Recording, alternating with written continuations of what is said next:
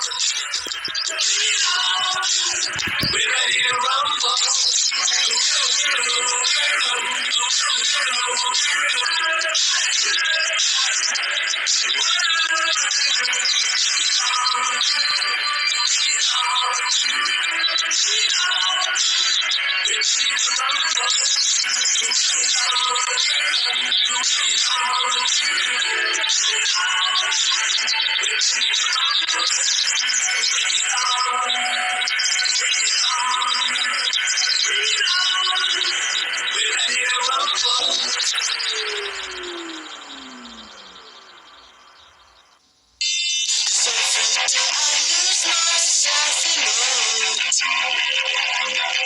This writing goes on, making me so sad. I better go.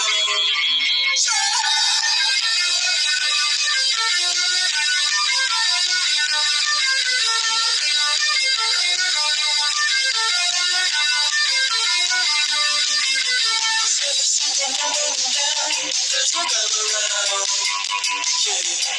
Cause every time I lose control, there's a woman around.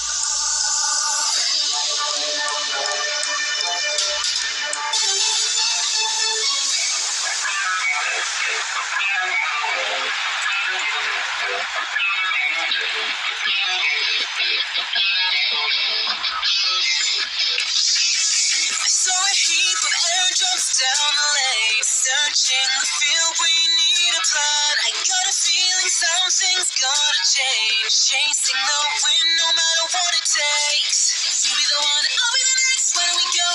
Clickety clack, firing up like wind blown. Don't wanna lose, neither do I. hearing the siren that has never changed.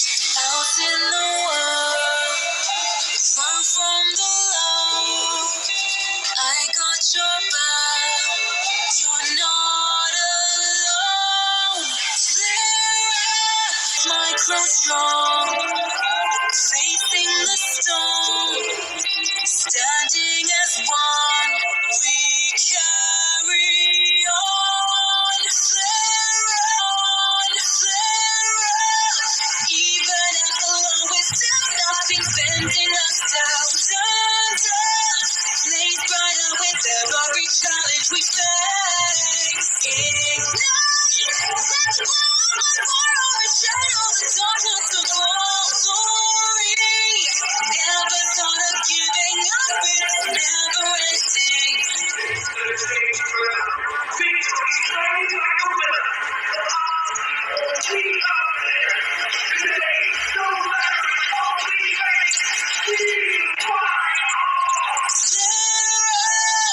Even at the lowest depth, nothing's bending us down. Turns up, blaze brighter with every challenge we face. Ignite, let's blow up the shadow, the darkness of our glory.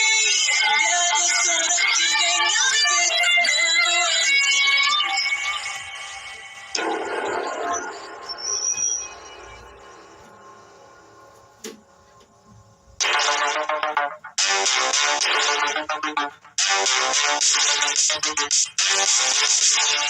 Step into the ring. Step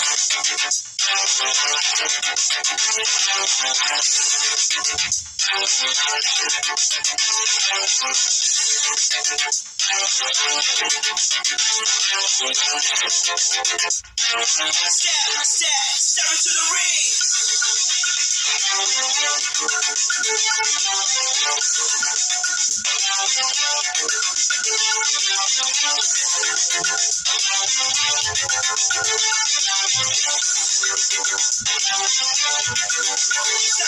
ring.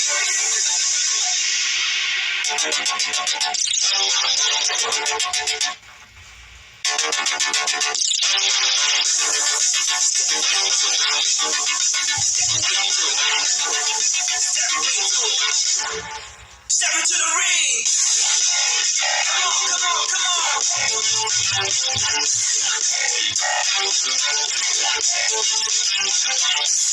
Let's go.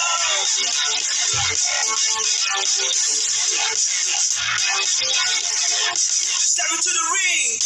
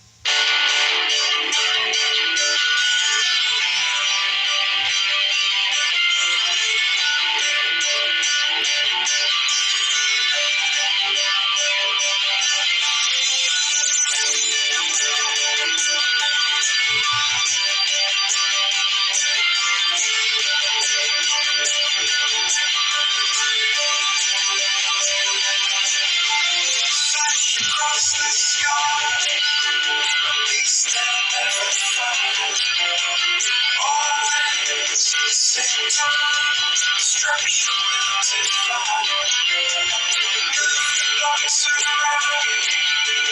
Headed now. The perfect combination will leap out. Oh, these helicopter rides. Never really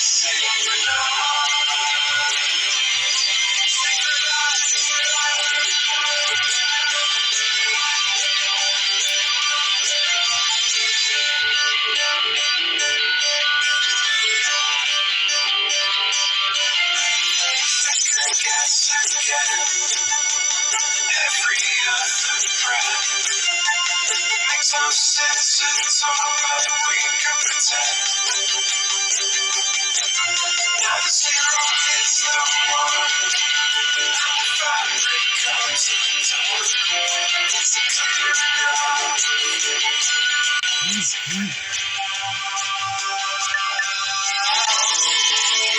helicopter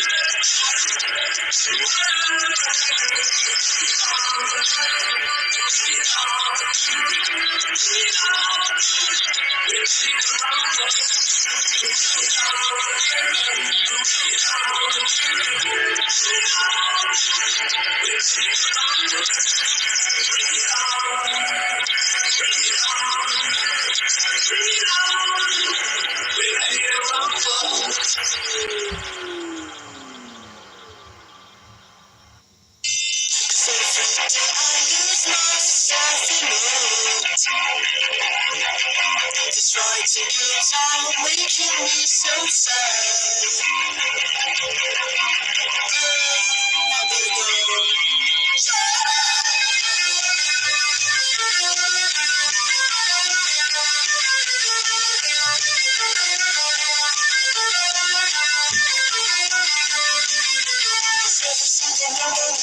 There's no other around.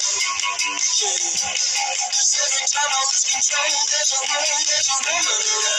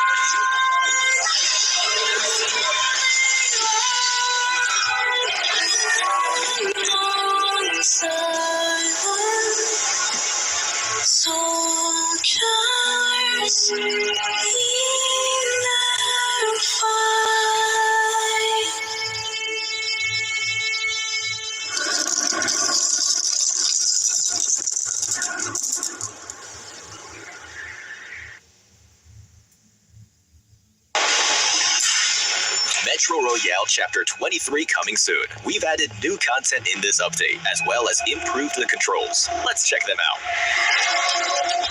In terms of gameplay, there is a new enemy in Misty Port and Arctic Base, the saber-toothed tiger. It appears in different parts of the map. If you come across it, try defeating it to get lots of supplies. At the same time, we've also added winter crates. They spawn randomly in Misty Port and Arctic Base. Open them to get lots of supplies. Remember, keep an eye out for them. Help! As for game experience improvements, we've added a teammate equipment return feature. In the unfortunate event that your teammate doesn't make it back with you, they will leave their equipment behind. But not to worry, for you are around. Pick up their equipment, which is marked by the teammate icon, and evacuate successfully with it to automatically return it to your teammate, reducing their losses.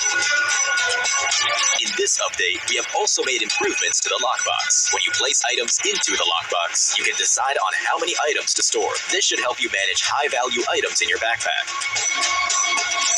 Additionally, you can now also mark supply crates. When you aim at a supply crate, you can mark it on the map using the universal mark button. Your friends will be able to see the mark, helping them locate the supply crate.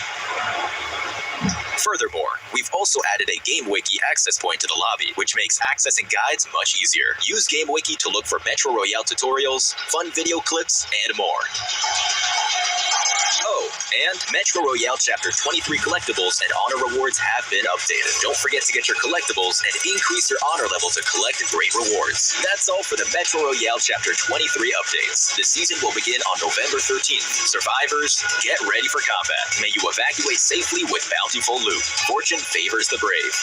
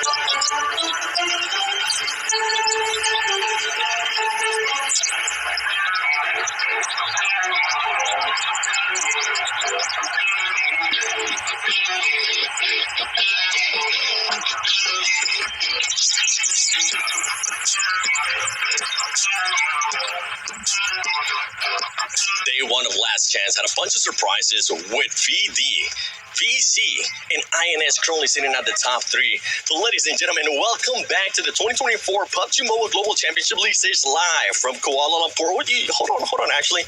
Senator, since I have you here with me, I'm already short, so you got to step down a little bit. The team is currently sitting in 15th place. What are you guys going to be doing to make sure that you maintain that momentum with the gap being so close? Yeah, every team performing very well. It's too close. Like for example, the team in the 16 or 15, one chicken dinner, they go very high, right? But in our tactic, we perform it kind of bad in the first day of survival stage. So we changed our tactic, and we will maintain this tactic. So there's no point we failed this time. Oh, I like that. I know Max is going to be happy about that. Actually, one more. You were right when I asked you about the cutoff point for survival stage. You said 55 points. How about for Last Chance? What's the cutoff point going to be? If top team from the leaderboard performing well, I guess it's going to be 80. But if lower team from the leaderboard doing well, I think it's 75, I guess. Yeah. All right, brother. Thank you so much. Best of luck today. You know what? I'm pretty sure, John, Alan, you're going to be happy about those numbers because I know you've been crunching them, but I know a team that definitely needs those numbers is going to be 4MB as they're currently sitting in 15th place. Doc, you got a second with... I got to ask you a question. Hey, sometimes he understands English because this team, as I mentioned, 15th place, 15 points away from top 6. What is your team's strategy to turn it around today? 6 байранда орохын тулд ямар төлөвлөгөө хэрэглэж байна? Ер нь өчтөрийн байдлаар одоо ер нь бүх багуудаас судалсан. Тэгээд одоо ер нь бүх зүйл боломжтой байгаа.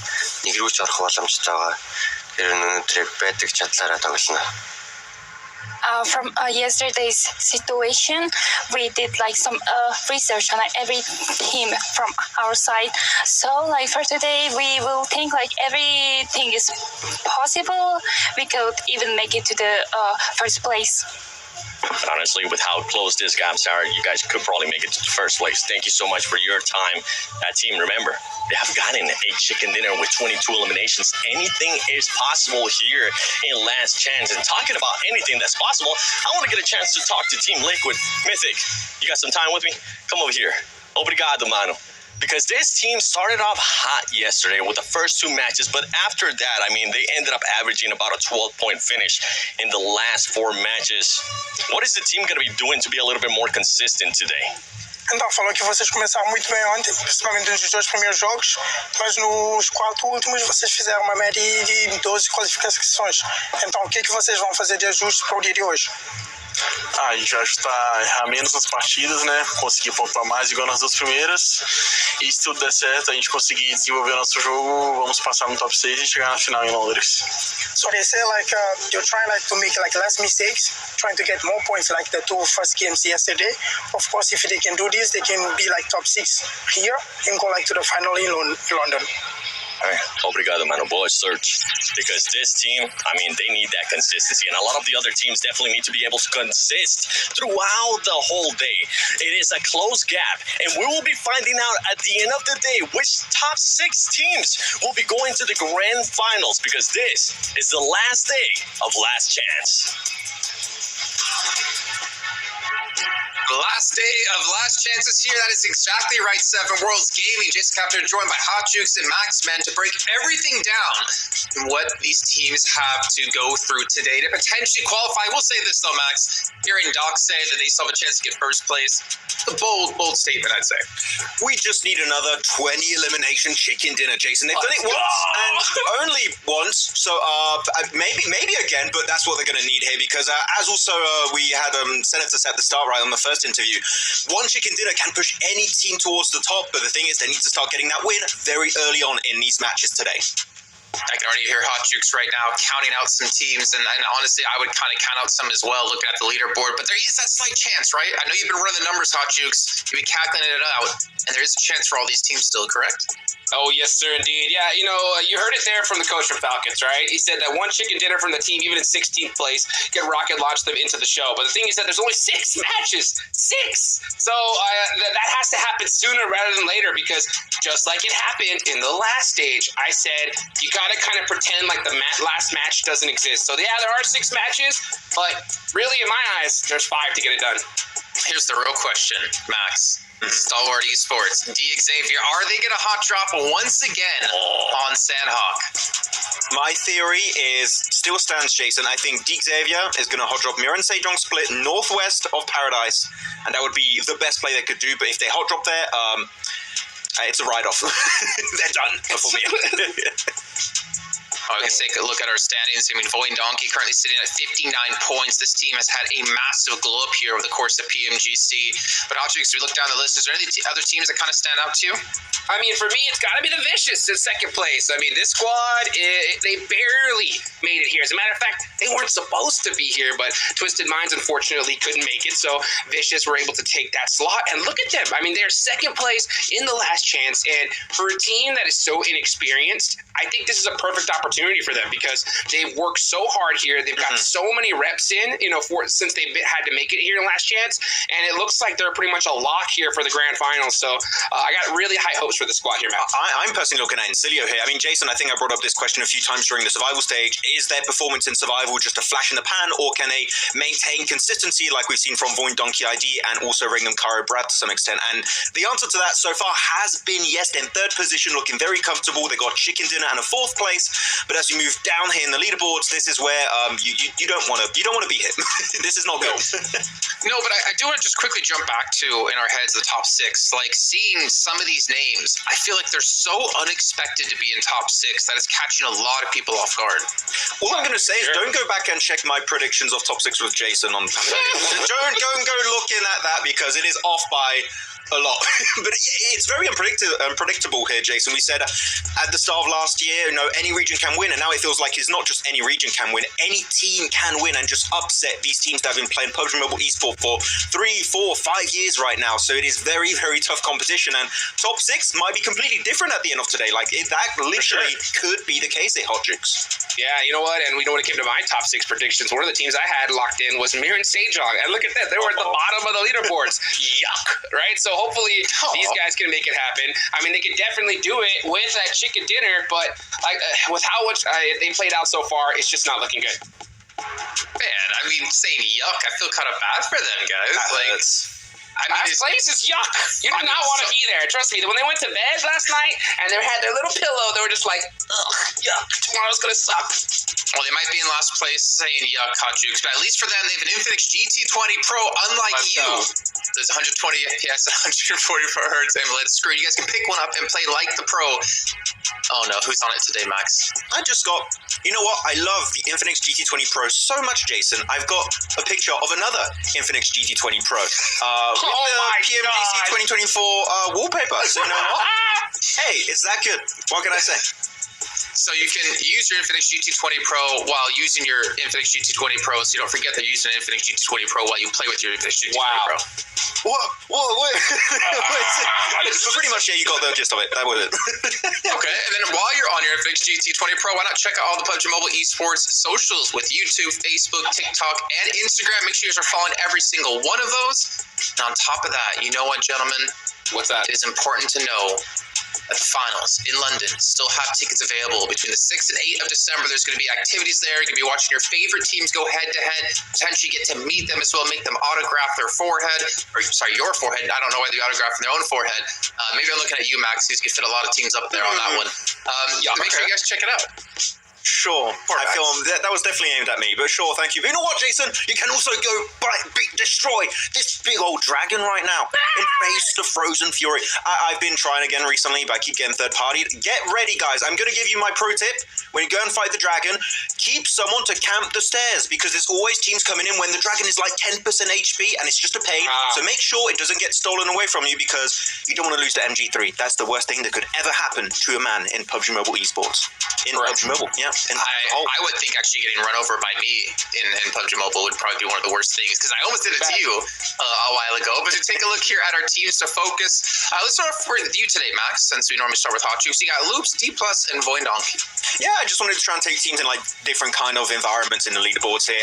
Loops in particular, sure they didn't win that last game, but I think the way they approached it was very, very smart. Went to the sweeping the eastern side of El Azahar, then going down into Team Liquid's position to try and have an anchor point near the side of the city.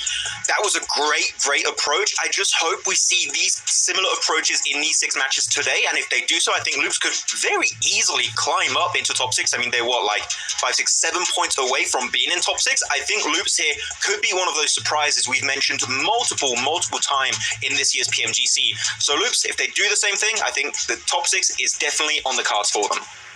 Well, Hotchukes, I look over at your teams to focus. You do have another Brazilian squad in here with Team Liquid. Then you have D Xavier, Regnum Karya, I'll tell you what, man, I hope I'm not saying that at the end of the day, because this team, I have so much faith in them. I mean, especially how we saw them play during the group stage. I think they could have they were so close. They were so close. And then during the last stage we just saw, I mean, they had 2 chicken dinners and they were feeling pretty good. So if they can get some consistent games in Erangel, I think they're going to definitely make it. D Xavier, yesterday's performance was a shock to me. I could not believe that they're so down on the leaderboards here. This is one of the teams I think a lot of us predicted to make it into the grand finals, and to not see them there is going to be it's not going to be good, right? So looking at D Xavier real quick, like just to highlight and kind of echo your point, they got 10 eliminations yesterday.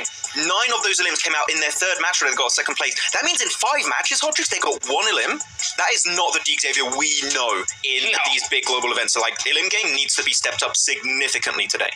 Yeah, just by himself, D plus Kia Osal got 9 eliminations by himself, and so that is not a thing that you want to do. And last but not least, Team Liquid, come on, guys, right? This is a squad that definitely we need to see in the finals. Well, we've been talking about the Powered Hot Drop. Let's find out if it'll happen again with 7. Welcome back to a quick report with the 7WG. This time I'm joined by none other than Star Wars Esports Frontier.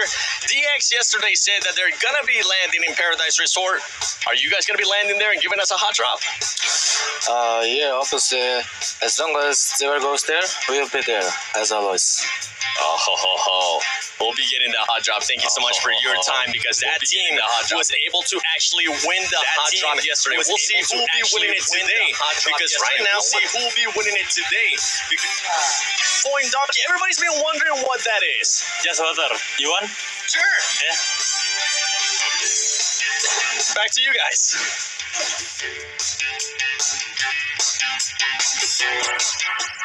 All right, getting that magic juice sprayed on 7. Let's see if it helps him grow a little bit taller, though. I have a feeling it probably won't. So we did hear that the hot drop, we're probably going to be happy to get, unless D Xavier are the team to leave. I mean, the thing is, we knew Jason. Okay, we've suffered so long.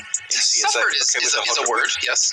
I mean, it's entertaining, but like, the analyst part of my brain is like, oh, this kind of sucks. But then the entertainment value is like, well, it's pretty cool. More of that, please, in that sense. But really, I said it. D Xavier should be the one to not drop there, because Star Wars, guess what? They're in top 6. They're kind of leading the charge. They can drop there if they want, and they will, because they're stubborn as hell. So yeah, D Xavier, I don't know what you think, Hodrix, but I think D Xavier here, they have a very clear option. Drop in on the split of Mir and Sejong. It's the same rotation path. It is a very obvious second option, in my opinion. I just hope they see it and go for it. If they hot drop, right, I am going to look at this guy and just say the word stupid, right? Stupid, stupid, stupid. It makes no sense. Last chance, you worked your entire year, 6 matches, and you're going to go and hot drop and risk it all? No way. Especially after losing that fight, you just got to be like, hey, man, you know what, Stalwart? You got it, bro. We'll deal with you later on. Well, real quickly here, we also do have some roster swaps coming in. Major probably could be rocking Pubg today, which is quite a surprise. I don't know if he's played any matches. You also have Uriel coming in from Mir and Sejong, which we talked about definitely in the last couple of days, and Hansel coming back in for BTR. So we're going to see how these roster swaps are coming in. Some teams getting desperate, but hey, throw out every measure you possibly can in this last day of Last Chance as we head over to our commentators, John and Blink, to take us into the send-off. Hit crew to the jungle for the final time before we head over to London.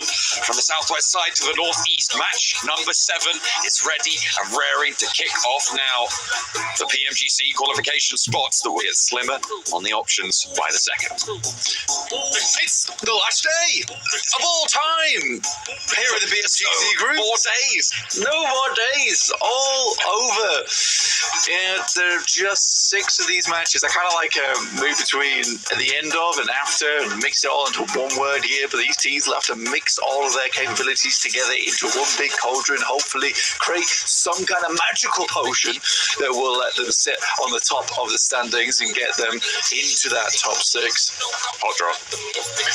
Hot drop. It's DXavier.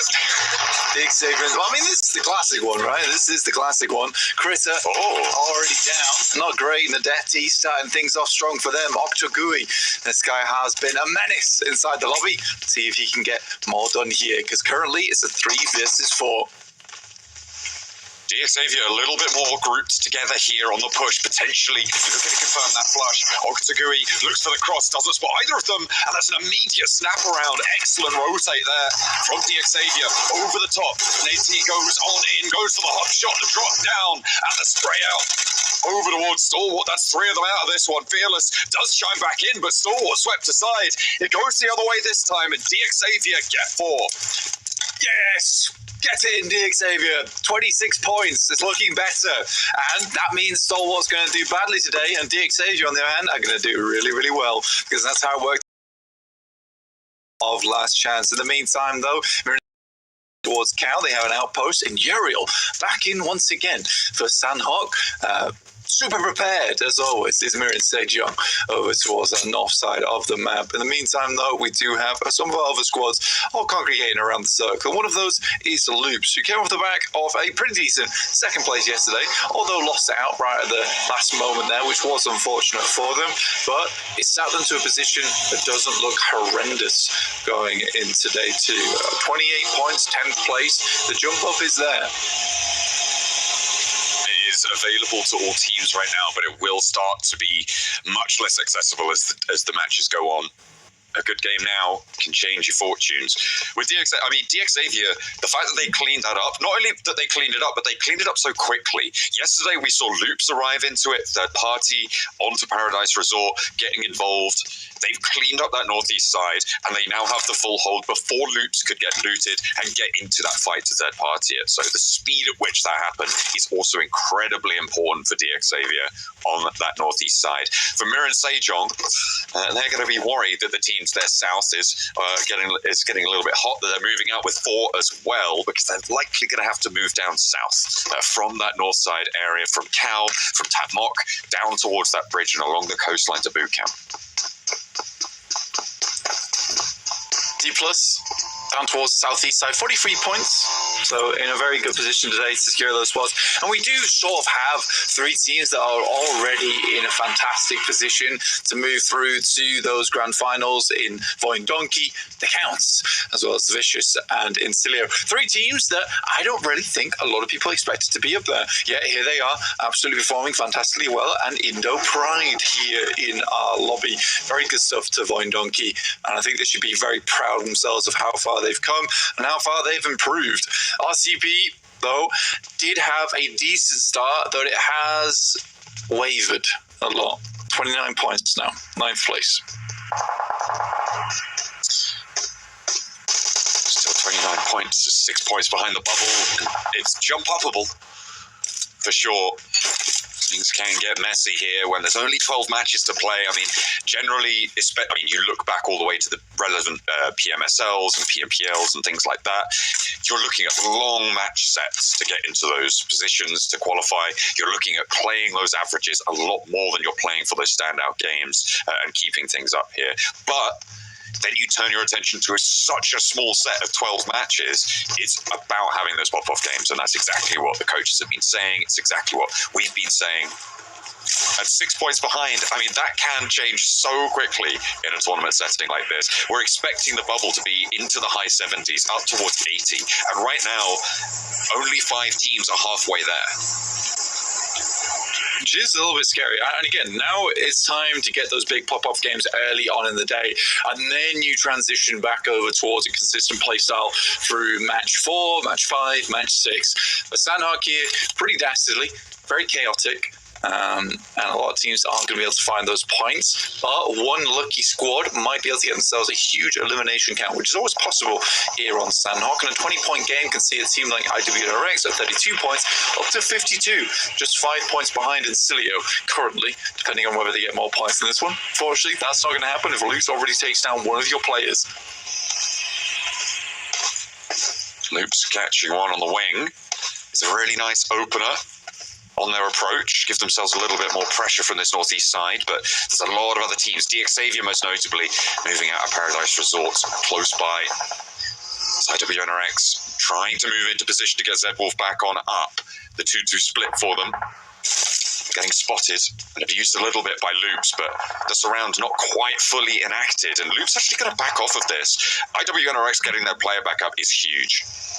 Yeah, more importantly, getting Z-Wolf back into the picture is a big one, because he's a player that makes up a vast portion of that painting for IWNRX. A really, really strong member on the squad, and losing him early would have been very sad news for them, as he, I guess maybe he's feeling, I would be a bit tired if I was Z-Wolf, you know, putting the team on the back so often. But brought back into the fold, raised once again from the dead.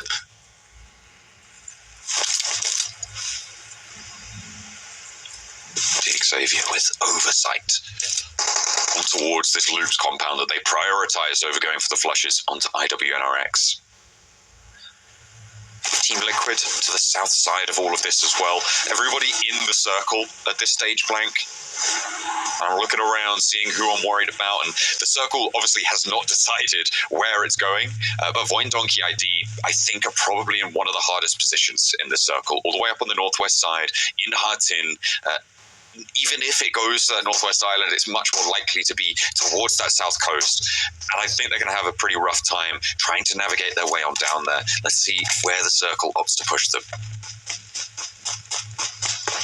Yeah, it all depends. It all depends. And I mean, I don't think it's really easy, but there you go. It's hard to call these things, John, the stage one. I'll tell you that right now. The Voin Donkey ID now currently with one of the strongest positions in the lobby, with a northwest shift on this side of things. They could probably move over towards the northwest mountain. I think that'd probably be the best idea for them. Falcons, they struggled yesterday in boot camp, and I think they'll struggle again. Teams really do isolate that location in boot camp. There's a lot of teams opting to rotate through there, and this is kind of a symptom throughout PMGC where we've had teams rotating up towards the north side, playing Hatin and down towards Ruins, but more often than not, we've had a lot of teams playing around boot camp, trying to go for the shallows crossing. I'm not a huge fan of that, and I think at some point you've got to realise that these areas down towards the south and north side are a little bit more open, and you split the lobby up a little bit. For Falcons, they hate it, as it does lock them in. But this time, they early cross, and I think that is a great decision to make. Moving early, seemingly. Coming through and being profitable. The Loops making their way on in towards a little slice of this circle and doing pretty well on it. The rotate coming around there. Major Pride sending across. Voin Donkey ID trying to move down in the shadow of the cliffs. The Vicious moving up to that high ground to take what could have been Voin Donkeys, but I feel like these buildings, this compound, a lot more access towards a lot of the rest of the circle. But the Vicious want this high ground, and I think this could also be one of the better rotates available to them in this situation. There is actually nobody up the top at the moment, and so if they can establish control there fast enough, they're going to be onto a winner here. Yeah, the Vicious heading up towards that northwest side. It's a little bit out of the way, and I imagine the circle might move a little bit further over towards the east. Oh, wait. Let's come on through, DXavier.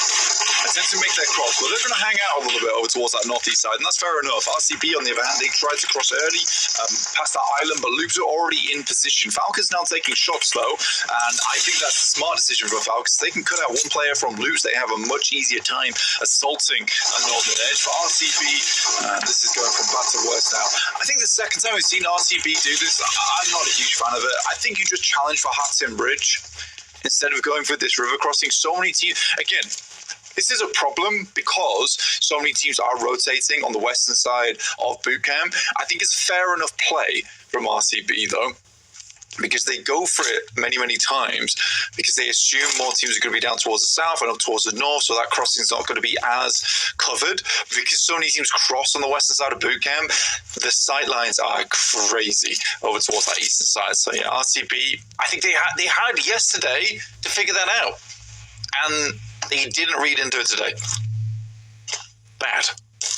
Yeah, it's not ideal, and we are seeing that be, I mean, sort of a running theme with a hot drop, but this time around DXavier winning that one out. RCB play on with 2 Team Liquid, trying to move in from the south side, but they're out in the blue zone. They've got 4MV on the hills to the south to worry about. I think there's all 4 of 4MV alive there, if I'm not mistaken. I think they have managed to keep everyone going. Northwest Shift and the Vicious with their rotate up there. That could have been Point Donkey's position, could have been Major Pride's, but the Vicious are the ones who have made that move, and now they can spread out over the mountaintop. Yeah, it's a big old gamble. Again, with that circle, it felt like it was going to lean a little bit further towards the east there. So the Vicious is going to take up residence on the Northwest Mountain. The amount of times it actually finishes on Northwest Mountain, very few. So I think that's why teams have gambled underneath, which I think isn't the worst move. And I think for Vicious, it was a fortuitous circumstance of, well, no one else is taking that. We have nowhere else to go, so let's head up there anyway, and we'll just take residence. Now, teams will have to try and assault that position. Vicious will have to be very careful. We all know how difficult it is to hold all 4 corners, as well as holding down a tree here for BTR. First station. Ooh, getting caught on the fold back there as 4MV make their approach from that south side. Going to move up towards the compound here. Dropping the smoke on the teammate, but BTR in danger. 4MV, they take a knock, which is going to slow this down a little bit. Is that RCB, the remaining duo? They've wrapped all the way around the west side now, underneath the cliffs that the Vicious sit atop of, and could actually have an impact on this fight. If BTR take this push, then RCB could chime in. They've got 77 all the way out to the west to worry about. The Major Pride do not want to let 4MV get any closer than this, and rightly so. As 4 players, they are deadly. The question is, can they stay as 4? It's the problem of pushing up the hill here for a lot of teams that want to get over towards that location that currently RCB is holding quite nicely. They have that western outpost, just a good spot to play. 4MV might try and make a wrap over towards the western side. I don't mind that decision. I think it'd be better than trying to assault this location for too long. But BTR are up over towards Major Pride. Lovely nade from AZ though to start things off. Elementrix on the door frame, not connecting, but the back line is low. BTR taking a little bit of damage. The cross back out wide, trying to suppress this door frame. The heal goes through. BTR on the inside, staying up with 2, keeping the fight going. Major Pride, they lost Evo Station earlier, but they haven't lost one since. And the nades on out do not connect either way. RCB not moving forward. I mean, they're only 2. You don't want to risk it too much here. Even if there is that biscuit at stake, Elementrix finally connects that spray down towards the back lines. The shotgun shells for Satar, trying to keep BTR alive, but it's not going to work. Major Pride hold their compound. Yeah, Major Pride need a big resurgence today. They want to claim any kind of spots that they held from the previous group stage into the survival stage, which looked good, but here in Last Chance, they have faltered in a big way. Cilio struggling to make it out of Confidence compound, but D+ are around this area. Falcons also, who have taken fair few knocks here, actually. Bit of a struggle. I think that's versus IWNRX, but I believe the Falcons should be able to clean this out. You'd hope so. Managed to make that landfall. I mean, this is again one of those river crossings. The Falcons from boot camp taking that route across the water, trying to get all the way through, managing to do so successfully, where RCB couldn't. And getting onto this cliffside, really nice and profitable now because they can move to this compound that nobody currently sits in further inland. I'm kind of surprised that there's no one here. I mean, Loop sent all the way up to the top of the mountain in between the Vicious. Nobody from the trifecta has crossed over yet. Yeah, it's a tough crossing. Very, very tough crossing. There were so many sidelines off towards that western side. very difficult. I genuinely am very impressed by Falcons this game because it was a really good adjustment. I think they're one of the few teams here that have made adjustments on their gameplay coming in through from yesterday. They really analysed that. And again, this is something that RCB did not do. It's the complete opposite scenario. Falcons realised that they get cut in so massively over towards boot camp. So as soon as they see that northwest circle shift, they instantly are moving across. They don't want to get locked down on that coastal side, which is very easy to do, by the way, where you just get sent nades over towards you on that cliff face, over towards those rocky outcrops. So it's very proud of Falcons' rotation, and it will give them more points in the back pocket. They're already up to 6 here just because they've had a lot of control. And regardless of whether they go down in the next few minutes, it's already a decent game in terms of point scoring for them, up to now 49 points. So roughly around about 30 points away from that predicted barrier. Looking to keep on putting pressure up, though. It's not over till it's over. You cannot let off the gas at any moment. Every team here deserves a spot, but only 6 of them can achieve that. Reyes sees Magnum, but he's giving them the slip, sliding down the long-range hillside and up to the rock again. Magnum with the fancy feet, staying safe for just a moment longer, but there is a crossfire. I just got to wonder how long can he stay alive here? The nades could start to roll down. 77, they're giving it a good fight, but look at the angles that the Vicious hold against them. Limbo Boom up into the blue, Shifu as well behind the tree. Divinor suppressed by that backstop angle. As Mir and Sejong, they try and make their dash up as well. Spray on the open broadside, but Reyes is into the blue. David fights the shot to Seiwu, the shutdown as well. And the knocks come through thick and fast. Mir and Sejong take the tumble. I get it. I don't like it. It's full broadside as well. I can somewhat understand why they try and go for this rotate, considering the fact that they heard the fighting from Vicious coming through. They assumed that the attention would be elsewhere, so they just make that mad dash. But equally, they could have wrapped down towards the east side, potentially, even headed over towards the mountain on that north and just chilled out there for a little while longer. Even just moved earlier in the game, put it that way, stage 5. I mean, they were on the northern edge for a long time. But yeah, Loops now holding a very strong compound over on that northwest island. The Vicious opted to hold over towards that northwest side, but I think the Loops really picked their time very well to pick up over towards the ruins at the top of the mountain. Lovely stuff, realistically. Very, very lovely stuff. And 77 putting more pressure on. The Vicious not taking them down. I thought they had the dead to rights flank, but getting all the way up that road, that ramp up towards the top of the mountain. I mean, they haven't made it all the way yet, but getting as far as they've got, still fairly impressive. Magnum, though, finally going down. No trade to be seen either. The Molotov on the hilltop nearly tickling him, but not quite connecting there. Shifu darting through the rocks. Those cracks, those crevices, the crenellations, giving him the cover he needs, and a knock, a flush found. Shifu doing work towards the Vicious' hold. The Xavier looking to move on in as well from that northern side off their hot drop. They've only got Lamborghini left now. The crossing not so successful, and the Vicious, despite having the high ground for so long, have been pushed aside. Yeah, I think for Vicious, losing one player is not the end of the world for them, certainly. For 77, this could have gone a lot better. I think it was more of a case of the fact that, you have the team over towards that eastern side that they have to focus over towards. 77 took that moment and they tried to run with it as much as possible. Shifu's just trying to get some more placement points on board. He knows how volatile this lobby is currently. This is a mad dash from him. Maybe he gets behind the rock and hit a heal. Still has a little longer to go to get into the circle, but a nice salvage here from RCB, who is down towards their south side currently. 4MV up against Major Pride. They're both down a couple of players. Major Pride with 4 elims, 4MV with 4 of their own, but 3 players total, looking to cut out both AZ and Elementrix with Doc on this off angle. That's a worrying sentence, Blank. With Doc on the off angle, we'll have to wait and see if that plays well for them, because 4MV, they need Doc to stay alive. He does regroup a little bit close to Major Pride as Shifu does finally go down.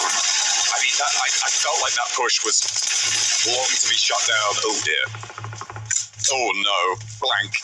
Why did I have to say anything? Goodness me. Doc taken down on the off angle. There he goes. And it's the Vicious to do so. Oh, John just cursed 4MV. Big time.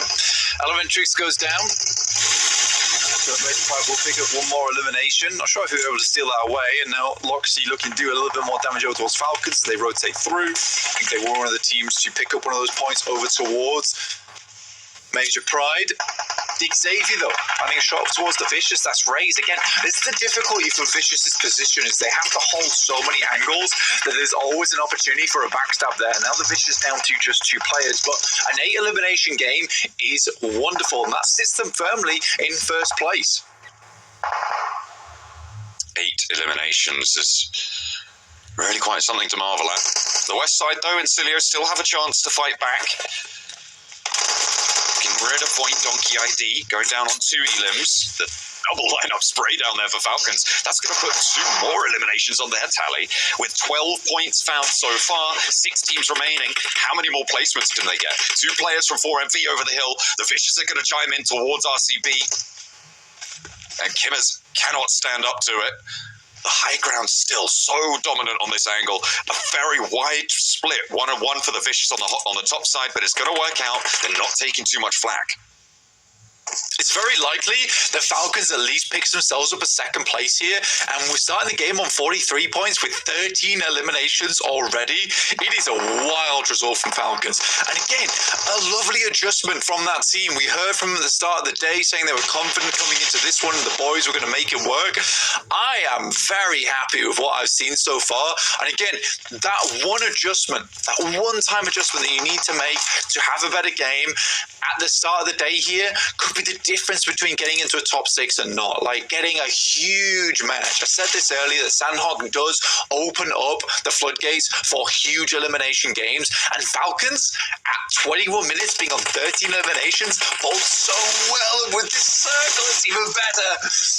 Oh my goodness me, the Falcons onto an Ascension game. Loxy goes down next. 4MV, they're giving it a good go as well. A chance to put numbers back up on the board. A mild elimination count, but they are now up into the top 4 loops. We're able to sail on into a winning compound position, but they've only got 1 elim blank.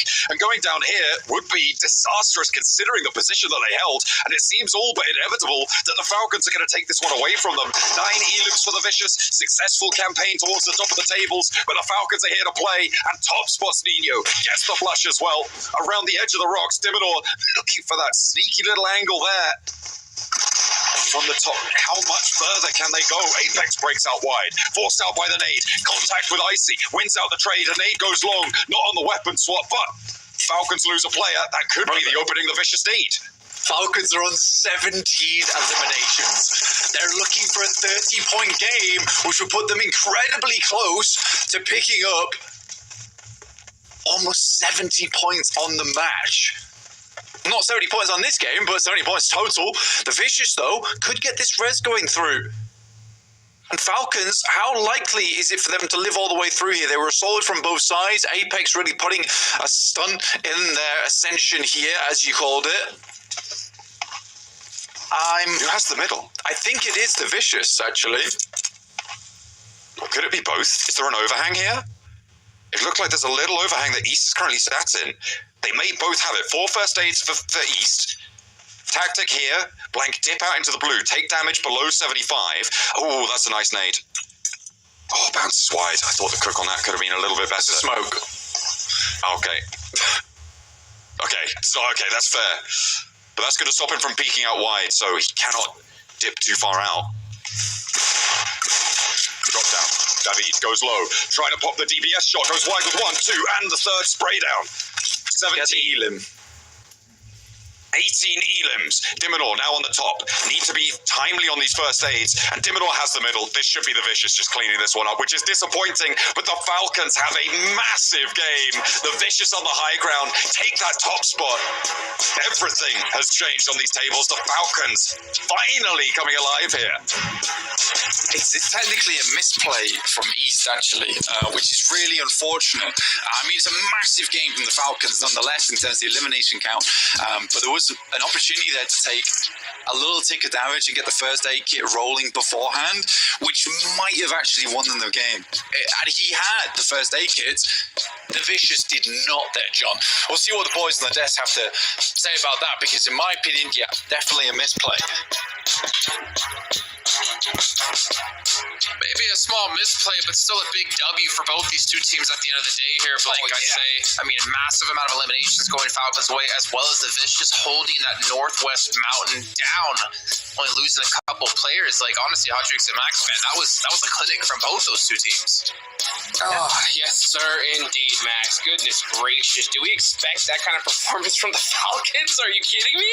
I mean, Falcons were sweeping, Vicious were holding the mountainside. I mean, the two teams that did the best game approach here just got himself the chicken dinner. Though I was saying the exact same thing as Blank there towards the end. If maybe East there, Hot Jukes just dips in a brew for like 1-2 ticks maximum and starts using the first aid just a little bit earlier, maybe they win it. I still think it would have been close. I think it would have been depending on how early would have the first tick damage start to hit Diminor, and I think it would have been maybe down to like a 1-2 second difference. But regardless, Vicious, they held down the mountain versus 77, and Mir and Sejong up north here, Hot Jukes, and clearly those two fights is what enabled Vicious to compete for that win in the first place. Yeah, and I think regardless of the situation, with how much room that we saw up on top, yeah, it wouldn't have mattered. Vicious, I think, had the victory no matter what. But I mean, goodness gracious, I mean, with Falcons, when you put that many eliminations on the board, I think you're just happy, right? You're like, hey, we're good to go, baby. Now all we gotta do is put a couple good games, on Erangel, and we're gonna be set for the grand finals. But man, how good have the Vicious been, man? These guys, I'm gonna say it right now, the most improved team. I think without a doubt, right? I mean, as of right now, the big step up definitely in the last chance. I still I don't know what to say about this team, to be completely honest, Hodrix. Right now, this is their third win. This is their third win, and this is actually back-to-back chicken dinner. They wrapped up yesterday with a chicken dinner versus the side of Loops, and here they're able to get himself a chicken dinner over on Sanok, and it opens up the floodgates as to what kind of performance you were going to get in your first game. And the Vicious, with this chicken dinner, they're in my opinion. Falcons, looking at them in particular, Hodrix, if we look back at their past performances, yesterday's matches, their lowest elimination game was 3 elims. Over their matches, they had 6 elims, 3 elims, 8 elims, 4 elims, 3 elims, 4 elims. If they just somewhat replicate their consistent elimination average of yesterday, Hodrick, Falcons are in 100%. All they need to do is a few points here or there, and they are in the grand finals in London. Bro, they replicated into one game. Like, what are we talking here? That is insane. I mean, with that one chicken, or that one, might as well have been a chicken with how many points they just got. It's insane. They're going to rocket launch themselves up the leaderboard. They got to be so close to even first place at this point. Yeah, if you're Falcons, I think you're flying high right now, Jason. Well, I mean, for the Vicious to start things off with a win, basically solidifying yourself in the grand finals has to feel so good for them. It potentially causes them to be enough threat for some other teams if they want to go for some hot drops, like you're saying, with Falcons as well, some relief. I mean, we've seen them have their ups and downs over the course of the year. It's been mostly downs, if we're perfectly honest, but to get themselves in the grand finals would be a massive lead. Not to mention Max gets to keep them as their favorite team. But there's something we can't forget about, gentlemen. Censure said at the start of the day, we're going to keep dropping boot camp. And guess what? So did Xavier. Except Salt were the ones to lose out on that battle this time. Lucky for Xavier, I'll say, cool, you guys don't lose anyone. It's always the big issue, right, when you look at these hot drops. It's not if you win or lose the hot drop, it's more about how many players do you keep alive. DX keeping 4 alive, that's huge. That is really, really big. And they even keep Lamborghini alive pretty late in the game, so they also get some decent placement points off the back of that. It was the one Sanok, Jason. I hope we don't see any more hot drops until maybe the last 2 matches, unless teams want to try and just do a final dash in the top 6, but it's over. We won't see that anymore, and for that, I thank you, Pubg Mobile Esport. No more. Dude, I wish you guys watching could have heard me in the background while we're watching this, because I kid you not, we did see the hot drop, so I was looking into the ceiling and I was saying, Xavier, stupid, and then all of a sudden they started getting 2-3 knocks, and I was like, not stupid, misunderstood, genius, just like that. And that's how it goes when it comes to hot drops. You know what I'm saying? If you win it, you're a genius, and if you don't, man, it's like, what were you thinking? I don't want to go to the end of the day, see Stalwart not qualify, and look back to the Sandhawk. Just 4 points, let's throw it out there. If they don't manage to pull it off, what's going on? If they don't qualify, I think it's deserved karma. To be brutally honest, you commit to a hot drop, there's a risk, and you get in these matches definitely understanding that could be your dual or end all in these matches when you're in terms of your overall positions in the rankings. But here we go, talking about overalls. Falcons jumping up to second place. They're going max speed 2 right now. Pubg and after second place with that many eliminations, right now, yeah, Vicious are in, Falcons are in my opinion. If they just get a few extra point here or there, they're 100% not going to be budging.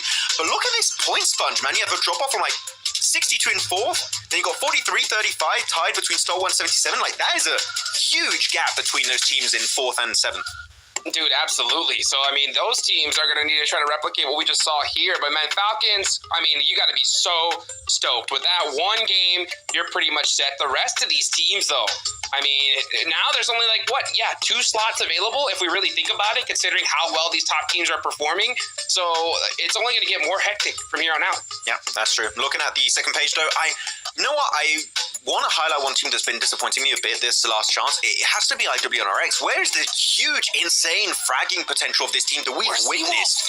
Almost this entire PMGC is just not really flourishing where we wanted in the most important stage of IWNRX. This is where those eliminations would be so damn important, and yet here they're trying to leave the southern eastern side of the late game circle. They're trying to push uphill, and they're getting completely obliterated by everyone. They couldn't even cross the river because they took the same rotation path as Falcons. So IWNRX, they need to get in better spots if they want to take fights, because right now they just barely reach the circle every match. For sure. And I'll tell you what, guys, you guys watch it. Make sure you vote right now for one of these teams, because, I wouldn't even mind hearing from my WNX at this point, Jason, because, where has Z-Wolf been? I think that it's really up to him to kind of, hype his team up and just get them going right now. To be honest, there's a lot of teams in there that actually a lot of teams not even listed that I'd love to hear from. If Max is calling out IWNRX, I got to call it Major Pride. This team played so well in the group stage and looked really well, really good in the survival stage. But to kind of go back to what I said yesterday, it seems like they just run out of gas here at the very end, right in front of the finish line, as they're going to be currently sitting down in 14th place at 25 points. Again, it is still possible, but these teams really need to pick up some chicken dinners here if they want to have a chance.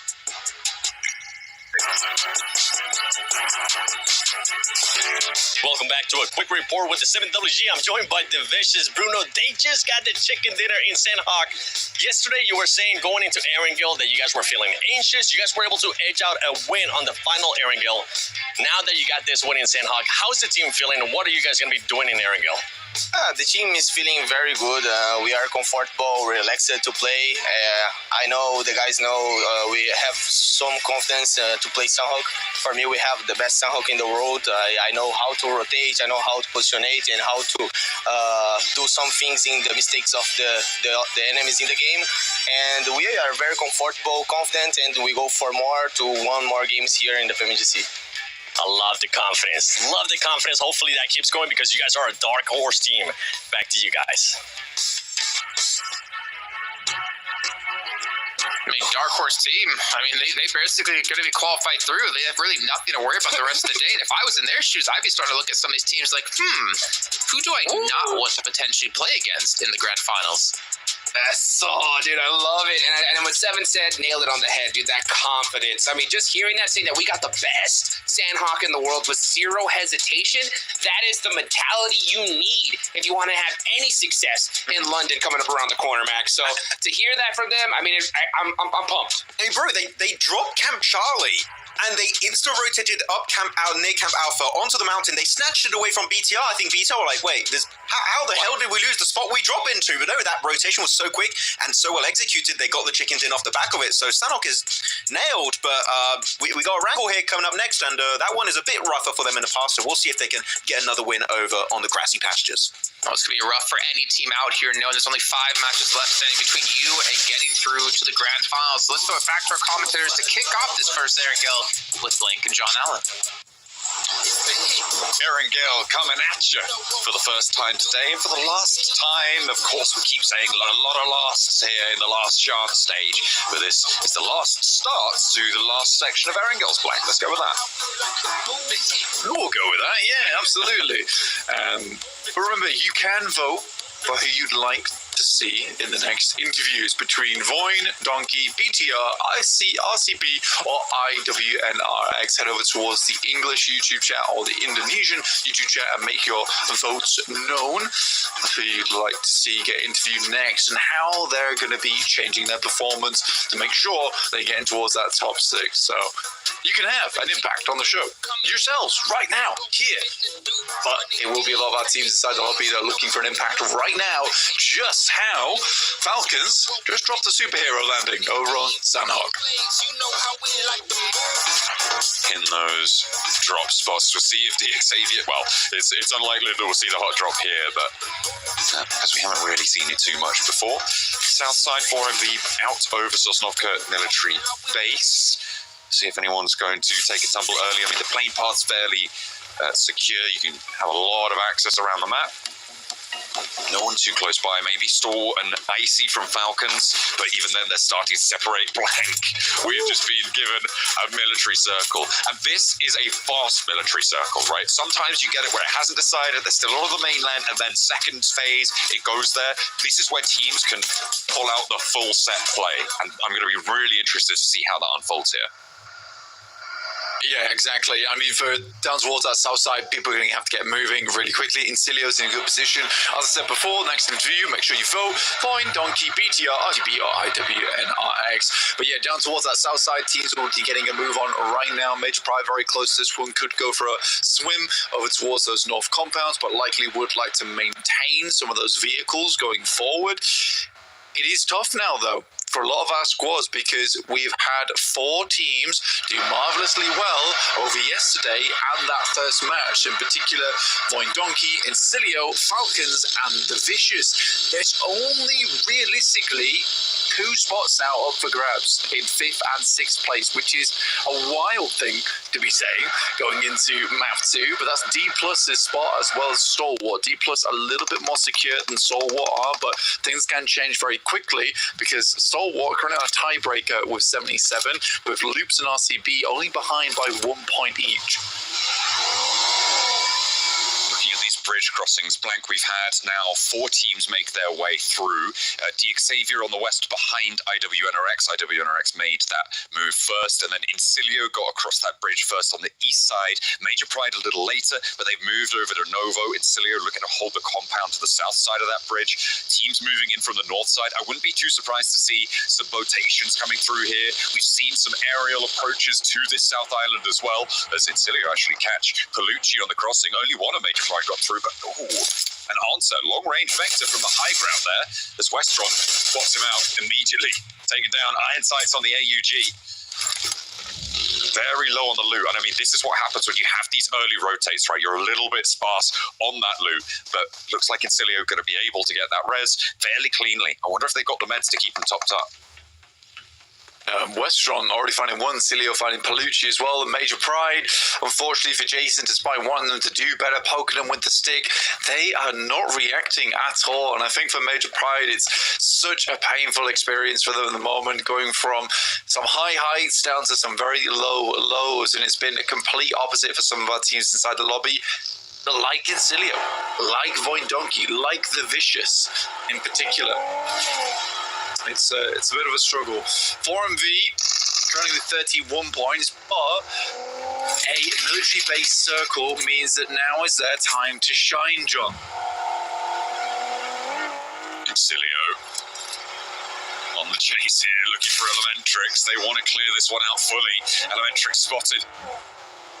He's given it his best, giving them the run around here. Into the crates he goes, turning it around. Now it gets dangerous for Incilio on the roll-up, but they've got that 1-2 swing out wide. I know UMP shutdown, no answer seen, and Major Pride with just Evo Station. Incilio in Novo now, don't really think that they should be going back over to that bridge hold at this stage. You've got to be worried that there's more teams putting pressure on from that north side, and you're not fully established. You leave that one, you head into the hills, because you've already got 3 points for this match. You just want to keep this one going. Well, I think for Major Pride, that might be a death sentence for them, actually, on match 2. It's going to be difficult to climb those rankings back up again. Depending on which team is able to get ahead here in 6th place. It's not easy. For Mirren Sejong, I personally would count them out at this point in time. It's certainly doable for them to have massive games back to back to back, but with seeing them play so far, it just seems so unlikely for them to find the big Elam games that they need and that they are looking for. I don't think we've seen too many signs of life out of this squad here in the last chance, so I'm pretty much counting that team out now. Teams will start to fall by the wayside with only 4 more matches after this. They go down in a bad spot. Point Donkey ID, they have impressed us so far. They have managed to find their way to the southwest side, and DXavier have fallen off a little bit on the flip side of it, which is unfortunate. And now they're down to 2 players alive. Blank, they also need to start racking up these points, but they're just not there. They're 30 points, though, and the bubble is at 35 right now. It's all still so close. Yeah, I think this will probably be the game where we'll see that 6th place start to pull ahead a little bit. But again, it has been incredibly tight in terms of the rankings at the moment. Good nade, pops very close. Levi's 1 HP, pretty much. Second one would do the trick, and that one will fully flush him out. So Doc being able to get 3 of the eliminations alongside the rest of his squad, that's great news for 4MV, and again, exerting a little bit of presence here in Sosnovka. And I think that's important to do around about that 4 to 6 minute mark, because this will be the most looted team out of anyone else inside the lobby. They had all of military base to pick up exactly what they need. They'll have more nades than anyone going into this circle. So yeah, very good from 4MV to start basically expanding their territory early on, and that's very much what's needed for 4MV if they want to get up in towards that top 6.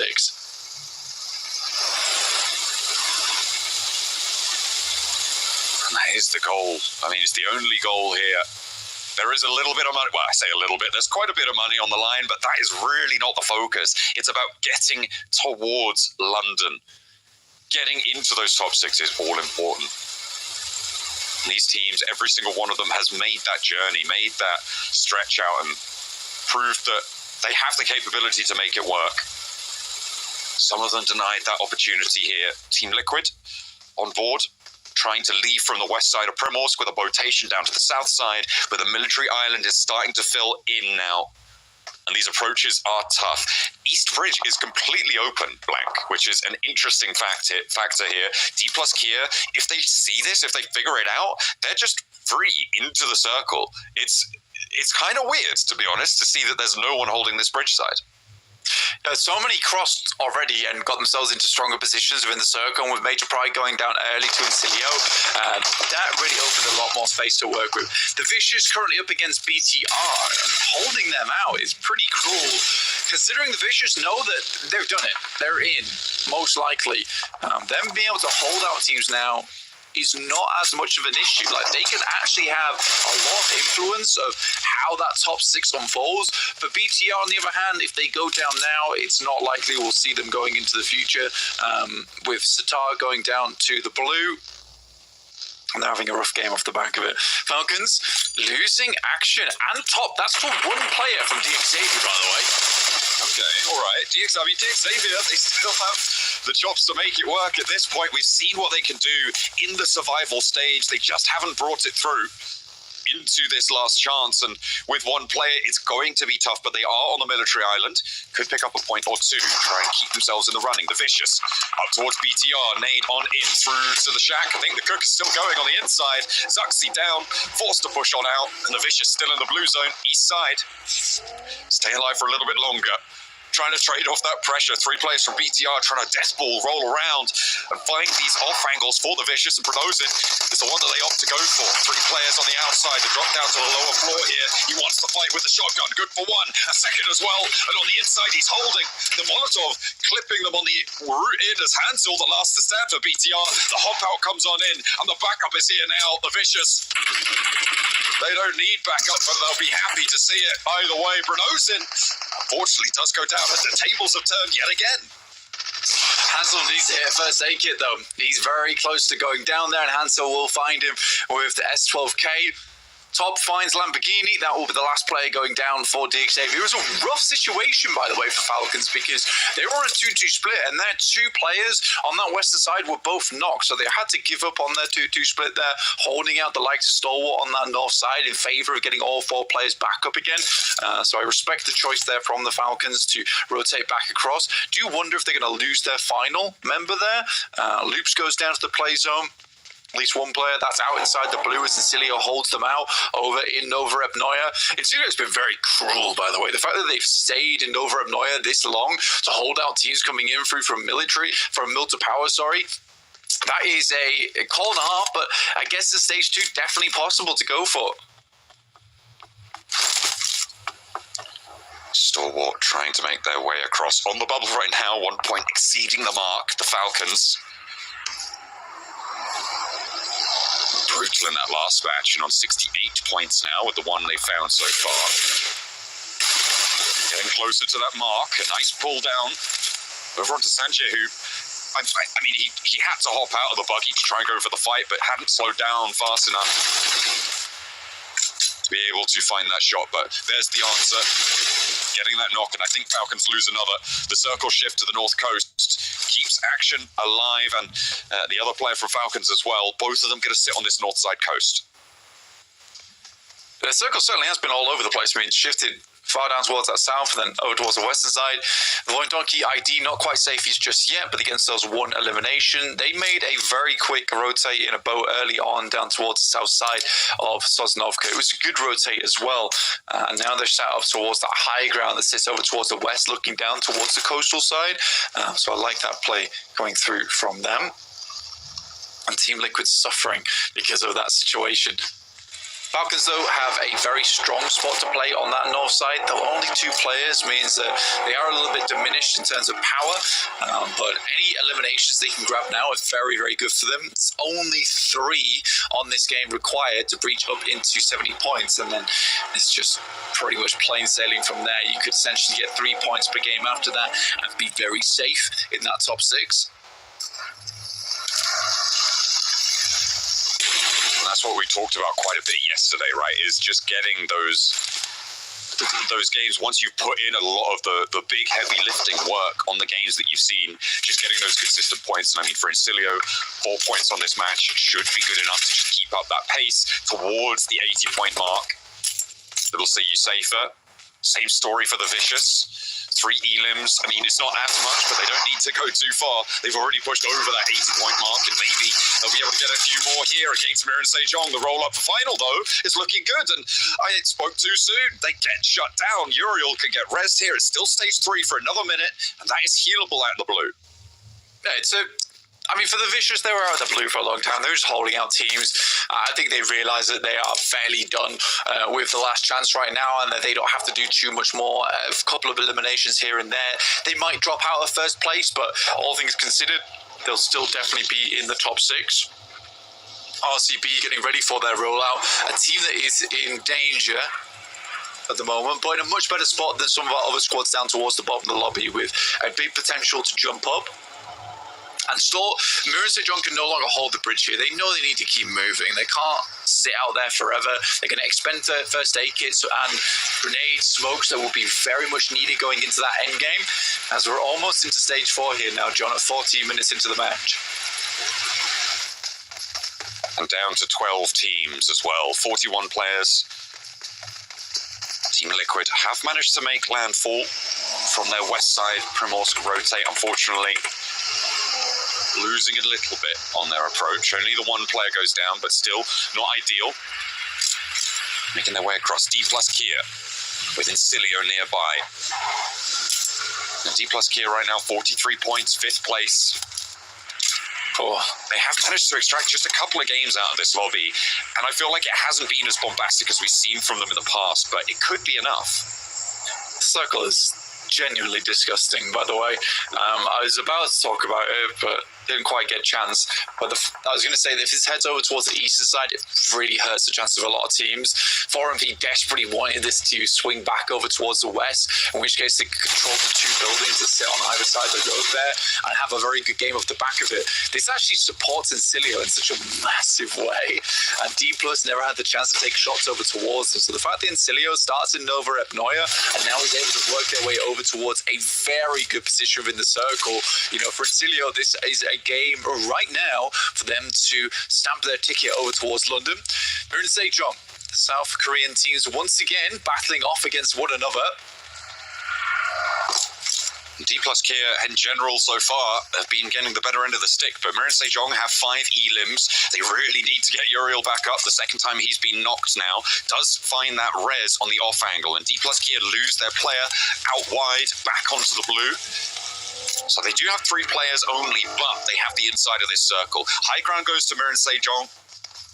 Trying to move around, they could sweep up to the north, but Incilio are in the way. For Donkey ID, make that same rotate. And these two teams, I mean, such vastly improved players, such vastly improved strat calls, and it's no wonder that they've made the same tactical decision in terms of placement on the map. They were both the freest to move. Neither have had a secure home just yet, and they're both roaming around for around about stage 4, which I think is smart, especially on Sosnovia, because the terrain can change quite dramatically as the game goes on. So for Voin Donkey ID as well as Incilio, it's just fortunate that neither of them were given keys to an apartment to rent here. Instead, they do find themselves out in the open. But both spots are good. I would say Incilio has a slight advantage over them. Voin Donkey ID once again playing a precarious spot, but we know how good they are defending at long range, preventing teams from getting close to them. That's one thing that they do very well, is that a lot of their spots easily nadeable, but they have a great understanding of not allowing teams up towards that location by keeping them at bay with gunfire. That's Major Pride down, and we'll be going out this game in 12th place. No points found for them. Oh, and again, it's just one step closer to the precipice. Not being able to mount your ascension. Apex nade over to the top for MV. They had a good little opener into that last match blank. They survived quite late. They got a few elims, and that did put them back towards the running for that 6th place bubble. Nade up on high. Baron is down, but no one really looking to third party this team. Liquid trying to get across towards IWNRX instead, so no side swipe angles from the south, and a nice little shutdown onto the player close by to them. Apex, Doc in action now, trying to make their way on up to secure that elim over towards Critter. Octagui wants to try and stop them, but up they go, up the ridgeline. A nade in wide from Doc, bounces behind the tree, does damage, but doesn't secure anything, doesn't get a second knock either. It's a frustrating fight here for MV because they know they need to rotate over towards that north side and wrap round to where the Falcons are currently playing, which is why they're expending so much utility over towards this. They need to dismount Solwar from this spot. Good shot from Octagui once again. This guy holds the team the palm of his hand, keep them alive in those desperate moments. Nade over the top should take down Doc, and Apex goes very low. Nearly going to get clipped by a second. Does fall. Stalwart are given the fight the 4MV didn't want to see. 3 elims for them. They're up to 34 points. Octagui doesn't manage to connect on the full spray there. The strafe out wide for Baron, just about evading the sightlines. And the rest should be coming through. Reefus still trying to make it work. The nade perfectly placed though. And Critter finds that first sweep onto the plate. Octagui leads the charge. Baron cannot get out of the way of the spray this time around. And 4MV, they're going down. They are out of this one. I don't know, Sosnovka military base. I mean, I don't know why they played out like that. They know Octagui's a solo. I think what they should have done is pushed up as a group, took down Octagui, and then focused over towards that location on the low side. They know that player's not bleeding out. There's only a player that can move up, but let's move our attention over towards this. It's IWNRX versus RCB, who are currently taking a lot of damage. Ooh, big nades on the approach here over to IWNRX and RCB. They're pushing for that bubble spot. Stalwart, 6 elims, they're still fighting. On that western side, we saw them weather the storm, but IWNRX down. Only 2 elims, 34 points. RCB and Stalwart going lockstep on this match. Trying to make it work. Both on 3 players. And both a little bit on the outside of this one. They may just clash on the west. Falcons losing Icy, Stalwart moving up after the fight alongside with 4MV action. Last to play here for the Falcons. 2 eliminations found on side, not a massive result. And we'll go down to the back of that. That's to Zadira from 77, stealing away that elimination. Mirren Sejong continue that battle over towards the eastern side versus D+, but it's Voin Donkey who are holding a lot of these teams out. On that eastern side, a major roadblock pair. 77 find a player from Stalwart, Nate downhill from Mirren Sejong over towards D+ Kia, but Voin Donkey still there. 2 players down. Mirren Sejong have an opening now. Incilio could look to third party here. Razor looking to secure his position first as Hoxie looks to make it unstable. Does go in, get taken down very quickly, but the nade's cooking on the back line for Mirren Sejong. Incilio flexing out, looking to try and third party. The flush goes through, they're confirming that one, but it's easier said than done. Incilio actually wrapping around the back here. Over towards Mirren Sejong. Voin Donkey ID not feeling the push because it's going over towards South Korea. Sewoo, Final, looking to try and keep it going. Uriel as well, he's low, but Final's down on the top line. A Redlick's there. Voin Donkey ID run down by the hovercraft, and Uriel dips back into the blue to try and stay safe. It's such a sad fight there for Voin Donkey ID because Mirren Sejong ruins everything for them. They start a fight, they're like, no, there's a team to the north, there's a team that stop this, it's bad for you as well. 3TM, he's been moving so slowly through Mirren Sejong, and Uriel trying to get the flush. The shotgun shell towards the top rope there, but again, it's those slow-moving hovercrafts. The inexorable approach of Incilio as Voin Donkey just try and send away. Potato down in the dip. I'd be so mad as Voin Donkey ID. It's like, this is the perfect stalemate for Voin Donkey ID and Incilio to play out the rest of the game. Mirren Sejong's like, hi guys, so what are you doing over here? It's so frustrating. But Voin Donkey ID at least get Potato towards the center and can ladder up to maybe a top 3. Potentially how quickly these fights conclude on the western side. RCB having a great game here with 5 eliminations total. Stalwart similarly though, pulling ahead again with 6 eliminations of their own. Fearless. Ooh, I think he'd be feeling a little bit of fear right now. I'd be scared personally. Sat inside the mist, hearing all of the approaches of the monstrous players around him. Steps out and Loxy will put him down. And stay alive as well. Could have gone down to the Molotov. Magnum not in a position to look for that peak. Loxy able to find that flush. Looking for the heal now. And RCB into the top 3. Incilio on the east. Voin Donkey in the middle. 77 and RCB on that west side hill. I don't think Potato's got any meds and is spotted. That's Fash to find the shot. Now 3 teams remain. This northwest side needs to conclude. RCB taking shots over towards Incilio. I think with this game, Incilio probably should just qualify off the back of this. So Incilio fans can rejoice at this point in time. 11 eliminations for them. A wonderful match. Really happy to see it.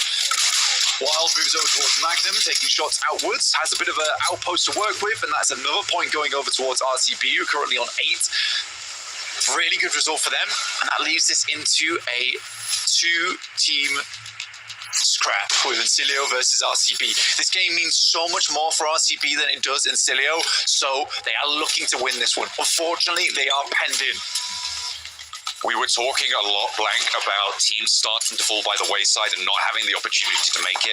What we're also going to be seeing over these next few games is teams start to step over that predicted bubble up towards those 80 points score lines. And Incilio looking to do that this game here. RCB lit up from the sidelines. 2 of their players fall, and Incilio might go all the way. Try and push towards the top of the tables. Keep that one under control as Wild is the last to stand. In a 1v2, he goes for it. Bought it first, over the top of the hill. This is a wild push, and living up to his namesake, goes to the straight from the low ground, and they're not connecting. Incilio wondering what the hell is this guy up to, and maybe a little bit confused. Blasts in with an 8, but it's just not going to work out. Disciplined control from the high ground, and Incilio put them to rest. Super pleased with this one. They know they're heading through to London off the back of that. RCB get themselves a little bit closer towards that final mark there. And realistically, I think for RCB, that was such an important game for them. They have been lagging a little bit, but for Incilio, there it is.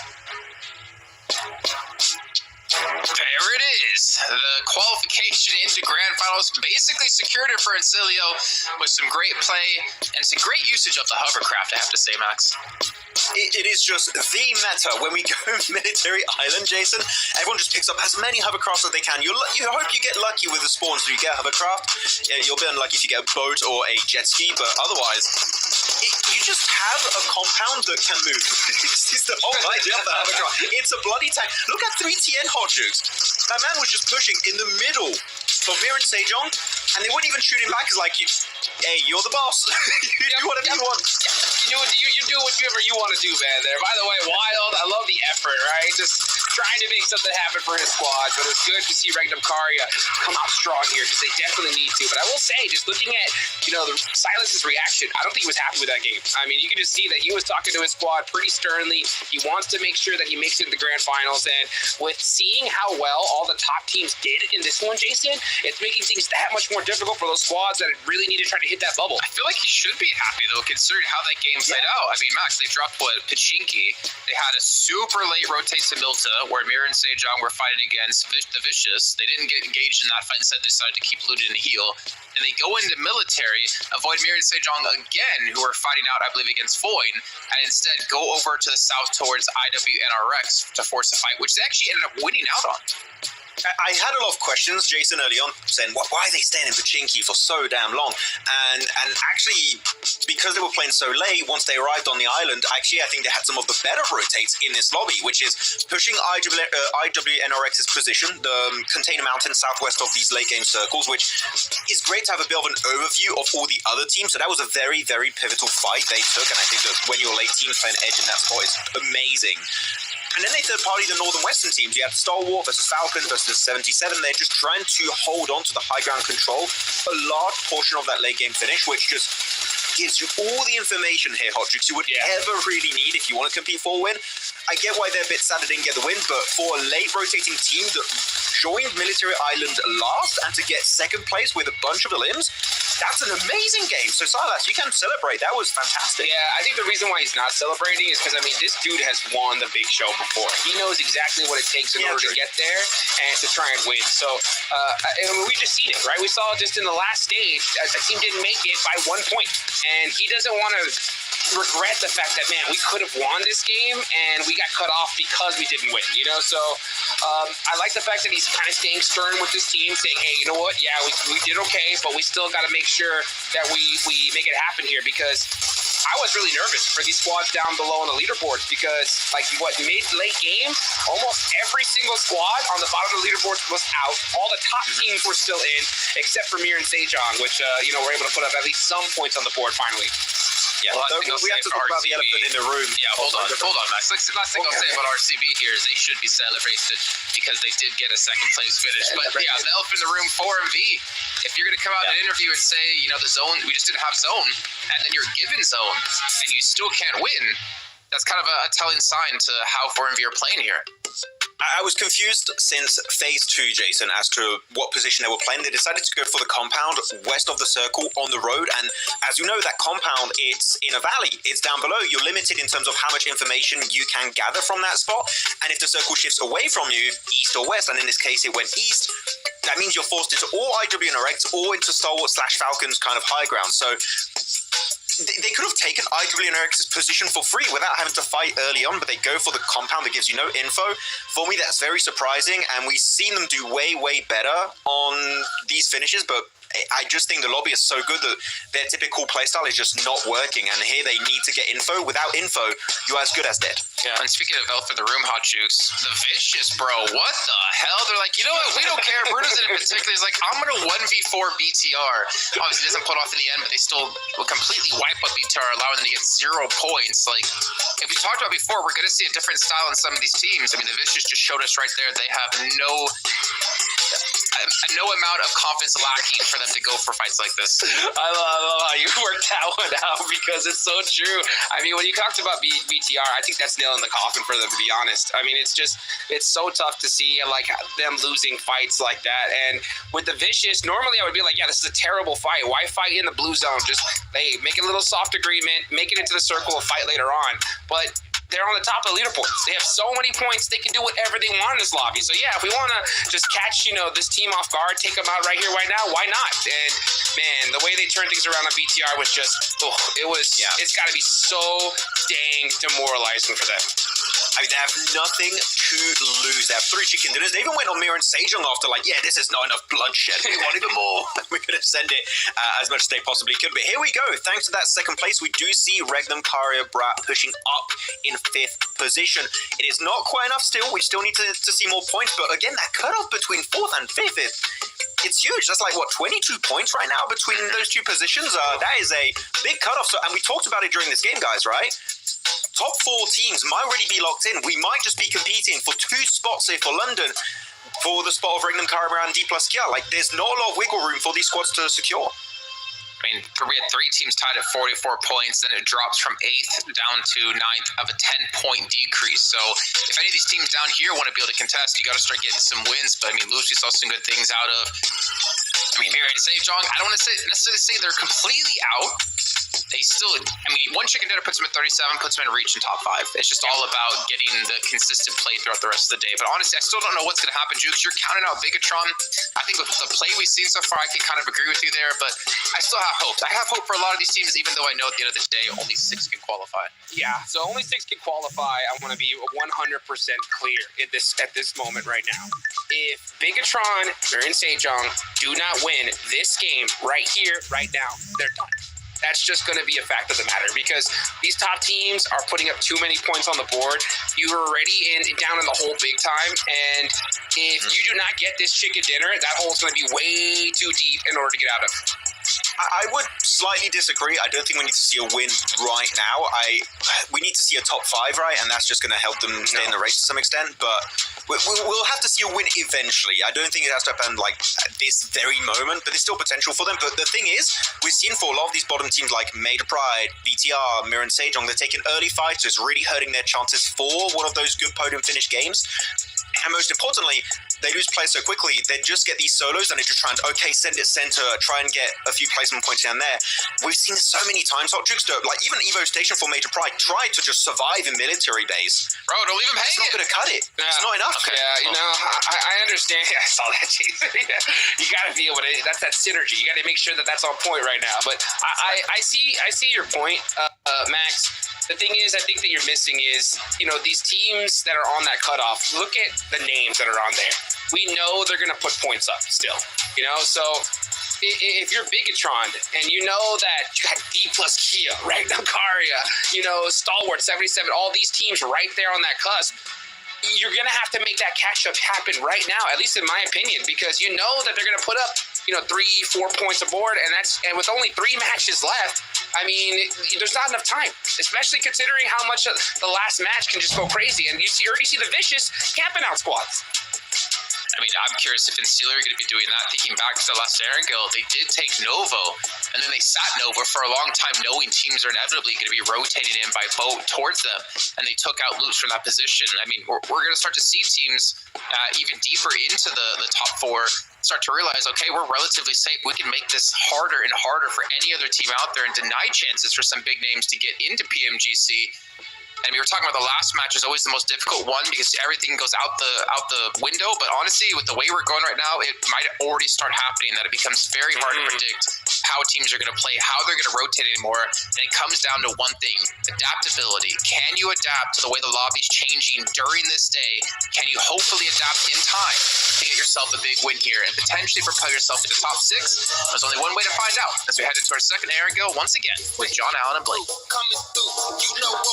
Only one way to get points, and that's by playing the game from Milta-Power Peninsula over towards Gatka. We're a little bit south on our plane path, but not going to be too much of a worry. Still very accessible, and all the roads can be reached here on our second Erangel of the day. As we draw ever closer to the last game, match number... What is this? Match number 8 underway. Match number 9. Under 9? Oh my goodness me. They're going so fast, I can't keep track. It's top left. It really does. There's a big number on the screen. I just didn't want to read it. It's fair. I know you can't read, and that's all right. No one judges you for that. Been pretending for the last 30 years. Yeah, you're really good at it, and I think it's a skill that we should praise and we should celebrate. But we are heading from that east side over towards the west. I'm calling it a Sosnovka circle. It's definitely happening. 4MV, I think Max may have mentioned this, but it was a case of, they complained about not getting the circles. They got the circle. No win. What's going on? Uh-oh. Spooky. Especially given where the circle actually ended up in the hills just north of military base. It's not like they didn't have time to get there, right? It's a little bit of a mishandled situation.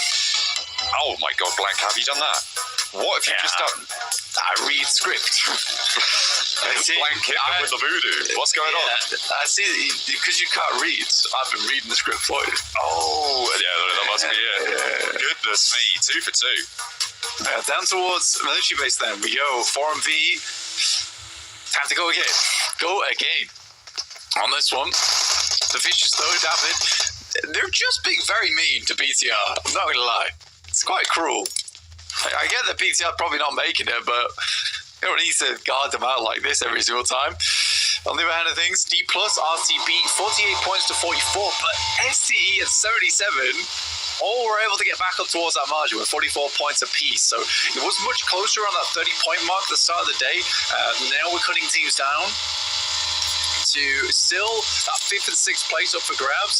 Again, I think it's highly likely that 4th, 3rd, 2nd, and 1st place are going to get knocked out at the end of the day. And it is wild coming into day 2, match 3, and being like, damn, we've already got 4 of the teams. We're done. Like, we're just waiting for the last 2 to figure themselves out. It really does look that way, doesn't it? I mean, it's a really interesting point distribution curve. Right now, the bubble sits at a 5.5 average with 44 points over 8 matches that they've played, this being the 9th match. I did check my numbers this time around.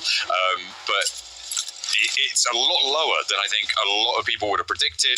We're thinking that it's going to be more like a 6.5 point average towards the end of it as we get a little replay there. So the fact that it is so low here does still give those little openings, but it's very likely that we'll see that bubble push up to around 50 points at the end of this match. So that's what we're looking for the teams towards the bottom to be able to get. And for teams like Major Pride, BTR, we're talking about 25-point games here. We're talking about digging so deep that you might come out the other side of the world at this stage. Like, it's just so difficult to be able to find those games when you've got so much pressure on you. There's too much pressure a lot of times. In the last day as well. I'm going to keep saying that. Last everything. But these teams do need to last out towards the end game, because that pressure can be a killer. Where some plays that you wouldn't necessarily make, that you need to go for instance, high elim games, because you're too scared and more worried about placement points, you just don't get anything done off the back of it. I mean, the Falcons team was able to do that on Sandhawk because they just went absolutely wild with it, and that one game has stapled their position firmly to the board. Nasty. This time around, 4MV do go for the hold. They're up towards the top of the tippy-top high ground here, Blank. The oversight crow's nest position over the entirety of this opening. You can see Reefus has so many sightlines over towards the bridge, needing to look to take shots. Incilio tried to scout up there, and that's what we saw get taken down. Redlick does fall, and actually that's going to push them over into Novo. They've been using these hovercrafts over these last few games, and I mean, they're slow, but they seem to have figured out how to use them effectively. Yeah, I mean, the hovercraft is a ridiculous item, and it works out very well for them a lot of the time. When the fact that you get so much cover coming through from it, I think last game they had 2 of them. The boys were calling it basically a mobile compound. We did get to talk to them, actually, recently. Stefan was able to sit down with Hoba, the coach from INS, and get his thoughts on the game. Welcome back to a quick interview. I'm currently joined by Hoba, the coach of the first place team in Celio. You guys are currently playing outstanding. You guys have actually gone past the points that everybody's currently projecting to be the cutoff point. With that said, do you guys think you'll maybe try to make the life harder on some of the teams that are currently struggling to get to top 6? Вы, ребята, уже набрали достаточно поинтов на проходку, и думаешь ли ты, что продолжите ли вы играть в таком же темпе и делать, так скажем, жизнь тяжелее другим командам, или как? Нет, мы будем стараться набирать максимальное количество поинтов, играть свои игры, максимально набирать поинты, стараться выигрывать все игры, которые сейчас будут, оставшиеся 4. Никого мы не будем руинить, так скажем. So we just continue play our game, maximize our points, keep trying to win the games after the games, and yeah, that's all. All right. You're trying to give me a PC answer here. You know what? I'm going to dig in a little bit harder. Is there any team you wouldn't want to see in London because it maybe make your life a little bit harder with rotations or whatever the case might be? Есть ли какие-нибудь команды, которые вы, допустим, вы не хотели бы видеть в Лондоне, которые ты думаешь, что могут вам усложнить задачу в Лондоне? Таких команд уже нету, так как они уже вылетели. Это были Фейзы и Тямба. There's no such teams left already. The only teams we thought before that it was FaZe and Tiamba. So now we don't have any teams that will make our lives harder in London. So yeah. All right. Well, there you go. I try to get it out there. Spasiba, Hova. Davai. Back to you guys. Thank you very much. They're feeling a little bit free and clear, and confidence, I feel, is earned for them at this stage. We'll see if that does work out against some teams that have so far, well, I mean, they didn't win their group, right? So there have been teams that have given them trouble over those stages, but they are one of the teams that we think has improved the most over these survival stages. So it could be a different sight to behold. Major Pride over into the military base now, looking to try and hold off against DXavier, but it's not going so well. Nate around the side. That should be pretty easy enough to pick up. It's 2 down, Major Pride suffering. I feel bad for Seven, honestly, because a lot of these coaches are acting like Mr. Anderson with the way that they're matrix dodging a lot of these questions. I mean, fair play though, FaZe as well as Tiamba going down is a big help to Incilio with the rotations that were coming through. And I think that for Incilio, it's funny because I think a lot of us thought that in FaZe as well as Tiamba would be making it through, and that's just not the case here. Incilio just pull ahead. Elementrix no longer in charge of flight control here for the military base. Out of the control tower and the roll up. DXavier now. Their grounds extend up to 30,000 feet. Taking that one back into control. But they're going to have to shift out to the east. And if 4MV don't get a really bloody good game here, Maxman is going to shave his eyebrows. Don't start this. As sure as eggs is eggs, Maxman will shave his eyebrows. 100%. Don't start this. 100%. Don't do it. I will bring eggs to London. I know where the Tesco's located. Oh, Evo Station has no idea where his local supermarkets are, though.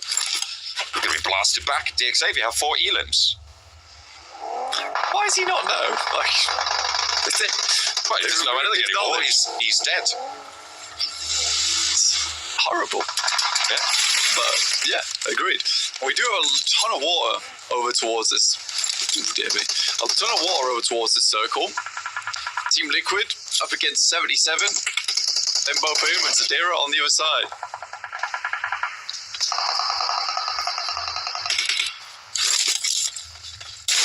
Trying to work out. Going very low. Down to losing backside. Making Ayala there. Defend off 77. And with that 1 point, it breaks the 3-way tiebreaker between 77, D plus Kier, and Stalwart. The nades over the top for Zadira, looking to keep this one rolling. With RCB out in the blue on the north side, they could push up, get into that 5th place. A nice nade from Zadira. See. That was a right banger. And here's some mash to go alongside of it over towards Cardozo. Drops him very low. Won't quite take him out just yet. That second one will certainly do the trick, as 77 will lift themselves up into 5th place. Tied alongside with RCB, who are currently out in the blue and very far out in the blue at that. They weren't expecting to have to come back down towards Sosnovka once again. Yet here they are. The Vicious Wonder if they'll hold out. PTR here, John. Could be. A spoiler from the top towards the bottom of the tables, the Vicious. On the east side, Incilio. They moved over to Novo a little bit earlier after losing a player on their approach towards that high ground that 4MV sits on. And now they have these cranes under control. We've seen a Novo finish before, Blank, and this crane, this high ground position, maybe not, I think it might have been the other crane further up north, was so important for them, but you need to keep a low profile here. You cannot be stepping up too far. Incilio, though, another 4 elim game. I think they're fine. I think they're absolutely fine with this one. They are far over towards Nova Up 9. I think they'd like to hold out some teams. Loops decided they were going to head down on the western side. Smart decision considering last time they got held up nastily in Nova Up 9. And so continues to push out towards that eastern edge. Still has about 40% of water in this, which is cruel, to say the least. As BTR makes their way in from that north side. Now, Reefer should be passing that information back towards the rest of 4MV as they pass on through. And I wonder if 4MV will rotate back over towards that north side. In the meantime, Incilio coming up against the Falcons. Incilio have lost 2 already, though, and they are up on that crane. That's what I was talking about. The danger of going up there is everybody has sight lines over towards you. If you go down, it's basically a done-for story. And the Falcons put 3 more on the board. The points going towards the top of the tables, not great news, but Incilio are down now. Falcons only have 3. Teams towards the bottom need to hope that these teams aren't going to be able to push too much further in, so they slurp all those points up towards the point sponge positions. Xavier rocks over towards the Falcons. They take down top. Falcons still rocking with 3 of their players, though. Quick med kit here for Levi's, get himself back up to full HP, and Xavier need to get a move on now. Big game for them would be ideal. They are playing in quite an interesting position. This likely won't get assaulted for quite some time, and you do often have those locations where this moves over towards the western side. Suddenly Xavier's location is unbelievably strong, because a lot of teams do try and confirm over towards the eastern side of Nova Repnoya. Mirren Sejong and RCB have been held out here for ages, Blank, and seems like Mirren Sejong may actually profit pretty heavily off this. Getting these flushes, Hoxie just sitting there on the first aid in front of Silas. They both know what's about to happen. Just going to let it play out just a little bit longer. 3 elims found against RCB. Mirren Sejong, they're going to have a very late approach, though. This is near Pachinki. And just a reminder, the circle's on Novo right now, so they need to get a move on. They're far out. And honestly, for Mirren Sejong, I think they'll rock in and likely just get decimated on that push, which is unfortunate. D Plus holding a bit of high ground over towards that low ground sat in Nova Repnoya. RMV, on the other hand, they're going to play up towards the observatory. They have a lot of angles playing up there. Again, Reefus is that early alarm system on that north side, passing information back over towards the rest of the squad when BTR tries to make their way down. But currently, BTR are just playing a very safe route. Comes to Vicious. I think this is unwise. Yeah. There's only one way that goes, right? There's just... people are going to be in Novo, and they're going to see you from so far out as soon as you try and make that play. That's reckless, and I don't like it. Well, I mean, I don't think they were getting much further into this game anyway. Well, they could have just swam, right? Yeah, I still think for Vicious, like, they know they're done. They're fine. Not too unhappy with how things are playing out. Currently in second place, Incilio getting a little bit further ahead of them. There is a different, although you have to consider the fact that those were some very accurate shots. Like, it was sort of incredible how quickly they went down there. So very, very good shots from East. Yeah. Just bam, lighting up. IWNRX sneaking their way into the south side of the crates here in Novo, and we may be in for a great finish. So nicely found on the foothold. The Falcons still hold the east side of things, though, and they have 6 elims. Loops trying to change that. Chiming in with a spray down on the alley over the Icy's position. And we are now 12 teams into stage 5. As 4MV still have the high ground on the outside, everybody else, except for the Vicious, who have Pronosin swimming out towards the north side, are in Novo now. I don't like this. it's a scary position to play, and I think a lot of teams realise they just need to get themselves into Nova Rybnoia. For 4MV, on the other hand, I'm hoping we get another Falcons game where it just kept on shifting over towards the western side, but that is highly unlikely. And 4MV definitely did gamble on this game. In comes Mirror and Sejong. I don't know how they're here, but they are. They made a very long approach into this. Might be low on fuel as well at this point. You can see them juggling back and forth in the vehicles, making sure that they are ready. I mean, they've just got out the blue there, so they're just redistributing their loot, making sure that it's all in the right places, or the places that they deem to be correct anyway. Their approach to the north side could be fairly successful. I mean, it depends what 4MV can do about it, right? If 4MV, and there's a high likelihood that they can, just dead stop them on that north edge approach, they're going to have a pretty good time. But if Mirror Sejong can get all the way through towards the north side of Novo, they also are probably in one of the better spots overall in this lobby.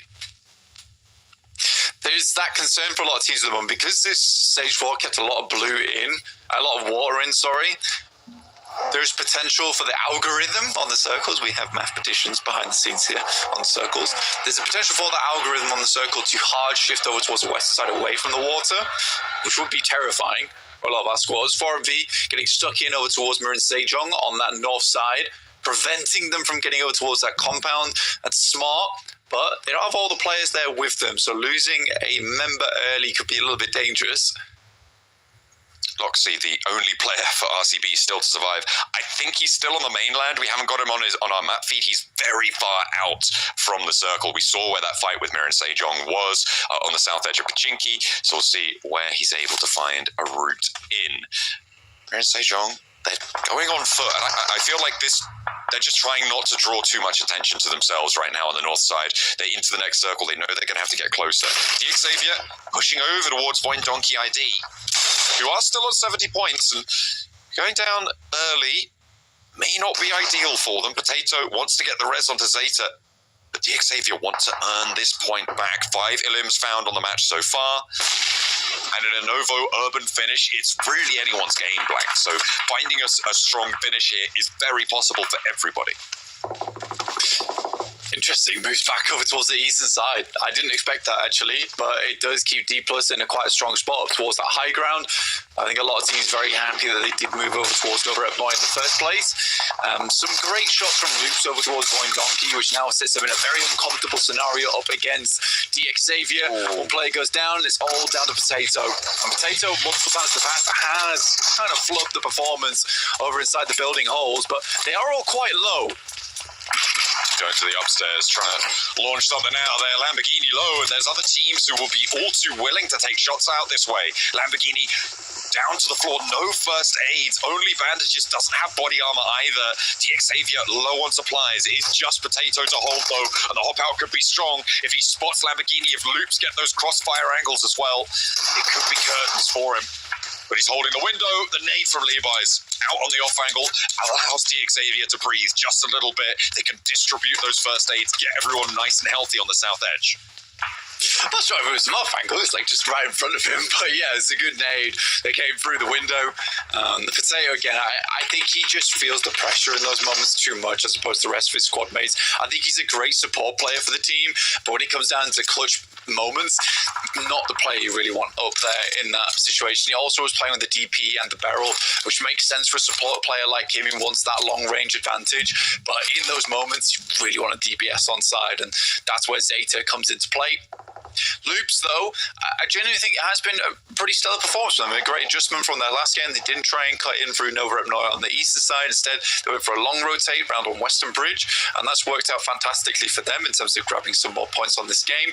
D+, one of our only other teams here who is very close to that boundary over towards RCB, looking to chase a little bit further. Doc, caught on an off angle. Oh dear, Reefus caught on the very same off angle. 4MV, goodness me. Max, get the razor ready. Is it an off angle though, Joe? Well, I guess not. It's just the approach, right? They tried to crash into the down, so yeah, okay. But still, he goes down. Trying to get you away from the off angle calls here. I mean, it's off either way because they are not making him work. It's true. trying to crash over towards position. Only fair enough to 4MV. They don't really have anywhere else to go now. They need to make a push inwards. I'm surprised that they're not expending smokes for this, though, because there is clear windows that you can smoke off here versus D+, and 4MV opted to go for none of that. Nice nade from Shifu. I don't think there's a lot of potential for a full-on commit here for 77. This compound's somewhat of a side grade for them, if anything, but good nade over towards the backside, and now they can keep pushing this. Yeah, they have more info on where they're playing against. The nade being cooked from the backlines here. Lamborghini looking to get across the corridor. A nade in response to slow down the approach. He's on the outside now. They're looking for that res. DXavier may be able to get back into this one. BTR, Mirin Sejong on that northern side as well. A big shift, that hill that sits over Novo. You have a lot of sightlines over out that way. Another 4MV falls. In fact, they only have the one now to stand. Over on that hillside, D+ Kia have made it impossible for 4MV to make their approach. Yeah, it's been a good spot from D+. Again, I do think there could have been better smoke usage here from 4MV. They just dry pushed it at the end of the day, and that's not great for your point standings. DXavier, Lamborghini, rest of the squad, 7 elims on the game. Actually, they are dragging themselves out from the deep at the moment. I mean, they started in 16th place yesterday. Are able to slowly rack those points back up again, and they're in 9th place, catching up towards that bubble where they can break in towards the 6th place, 5th place position. Goodness me, we're into stage 6, Blank. The placement points haven't even started to kick in yet. We're in 10 teams remaining. A big nade from Apex over to Osal. The first of 3 that need to fall to allow 4MV the opening, but Apex has to turn a corner. The smoke's up to the next building. That does give him some cover, but the high ground from Osal, is it going to be effective? Chips there on the spray down, but Apex makes it to the next step of cover. Chips now, no nades in hand, only 4 smokes to play around, and Apex looking to heal before he goes for this next breach. Around the edge, needs to find an opening, has the nade cooking. Fabian, still not res, as the nade goes up high. Spots Chips on the corner, another opening found, but there's a sideline angle. That's Mirin Sejong to take down 4MV. That north side working well for the South Korean team. But now imagine that those smokes were thrown a lot earlier, and they pushed up as a 3-man. It boggles the mind a lot of times 4MV's plays, because it feels like they know what to do, they just don't do it. It's frustrating. It's very frustrating. So, the second time that 4MV gets a Sosnovka Island and isn't in prime positions. Why is 4MV not in Novo? I get the gamble over towards the west side. I really do. But that's a gamble you take if you're an edge team. They're here first. What's going on? They didn't. I mean, taking the position that D+ Kia have, right, that seems like the obvious transition towards that. But the fact is they just didn't stop people from moving around the hill. And that's the entire point of the position, is that you make it so hard for teams to get close to you with those shots, those long-range engagements that you take. And if a team does get close to you, you make sure that they pay a price for it, right? Like they did to Incilio, who rolled up and they were just like, okay, we'll take that elim. You're now 3. It's a lot easier to deal with you. They didn't do that to D+ Kia, and they paid the price. Yeah. I feel so sorry for BTR, by the way. They have one of the biggest bait packages in the world on their rooftop. They'd have to smoke it to grab it, but I think that honestly it would be a big boom for them to grab this. Got an MK14 in terms of long-range fighting. That thing hits like an absolute truck. So if I was BTR, I'd really want to grab this one. Circle shifts their way as well. I think they may have picked it up now. I'm not sure. I mean, you don't know what's in it, right, before you open it, so could be a risk, but the level 3 guarantee has to be at least tempting. D+ Kia make 2 players down safely. 77 with 2 on their hold. BTR get the shrink again on that circle. And they are slap bang in the middle. Loops trying to move on through. We've seen a lot of pushes from the low down areas of these tables so far at the start of today. And Loops continue to just find these openings to rotate on in. Now with 34 points and 3 elims. They're up to 37. The bubble currently sits at 48, but both D plus Kia and 77 still in. Means these placement points will start to push that further. Who's playing whack-a-mole with these nades right now? So moving from crate to crate. Falcons having to guess where they're playing. IWNRX's been a little bit of an outside factor here for a lot of our squads. Playing over towards that southeast side. See what they can get done as they wrap on through. Past the port. D+. Xavier. This is a terrifying push for D+, but they're making it happen here. Nice nade from Osal. Throws the vehicle onto Paragym. Gets them low. And now Xavier still with 3. Look to try and make their breach, continuing to struggle to get up to the wall here against D plus Kia. Chips and Osal, both shotguns, trained on the openings. The crossfire established. They're waiting for that peek. Into the building they go.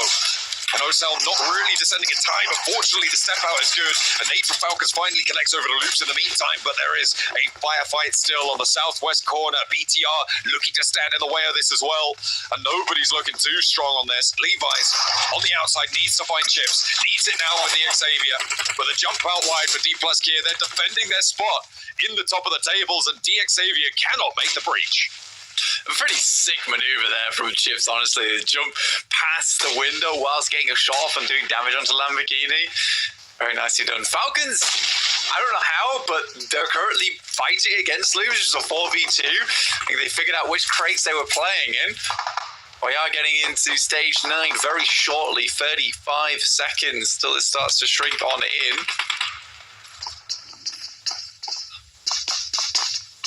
Zadira for 77 as we make our way up to the 50-point bubble.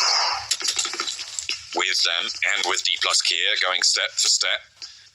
And again, 77 eke out a small lead. 51 now as Chips goes down. On the outside, D plus Kia much more likely to take this. Actually, no, they're both in the same place. Hang on a minute. But Magnum may be able to pick up the elims and the shutdown onto D plus Kia. Osal up to the wall and into the ground floor. But you've still got Zadira on the off angle. However, he's not in the building. He's not ready to go for this hold with him. And Osal is low. Zadira handling BTR on the north side. They're taking a split fight here. They're just trying to extract value. Spray around the corner. Looking to keep Osal out. But Magnum shut down. D plus Kia stay alive with 1. 70 elims to 8 elims, 1 player each there for 77 and D plus. It is neck and neck in 5th and 6th place. Both teams overtaking RCB this match, but what a way to do it. This is very stylish. With that, D plus will ladder up ahead. Good shots though from Osal as he makes the cross. Oh, lovely hop out though from Satar. Connects on the first. Doesn't even put the second one out either. He knows he's done the work. Now BTR with 3. South side, Falcons over towards the middle. But Mirren Sejong blank here. 4 elims, north position. They have control over IWNRX. Is this the game that they make that break? Got a few more eliminations. Get themselves a chicken dinner. Set themselves up towards challenging for that 5th and 6th place match. Spot in the tables. Go into the latter parts of today. Smoke's going out. As we hit stage 9, 5 teams alive, 13 players. With only 2 minutes to play.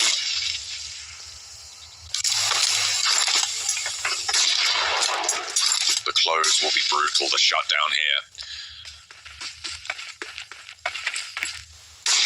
Falcons nades over towards Loops, IWNRX nades over towards Falcons. I'm sure Mirren Sejong want to put a nade or 2 over towards IWNRX with PTR make that dash over towards the crates. Lepar found first, and the shutdown on the crossfire. Icy is doing work.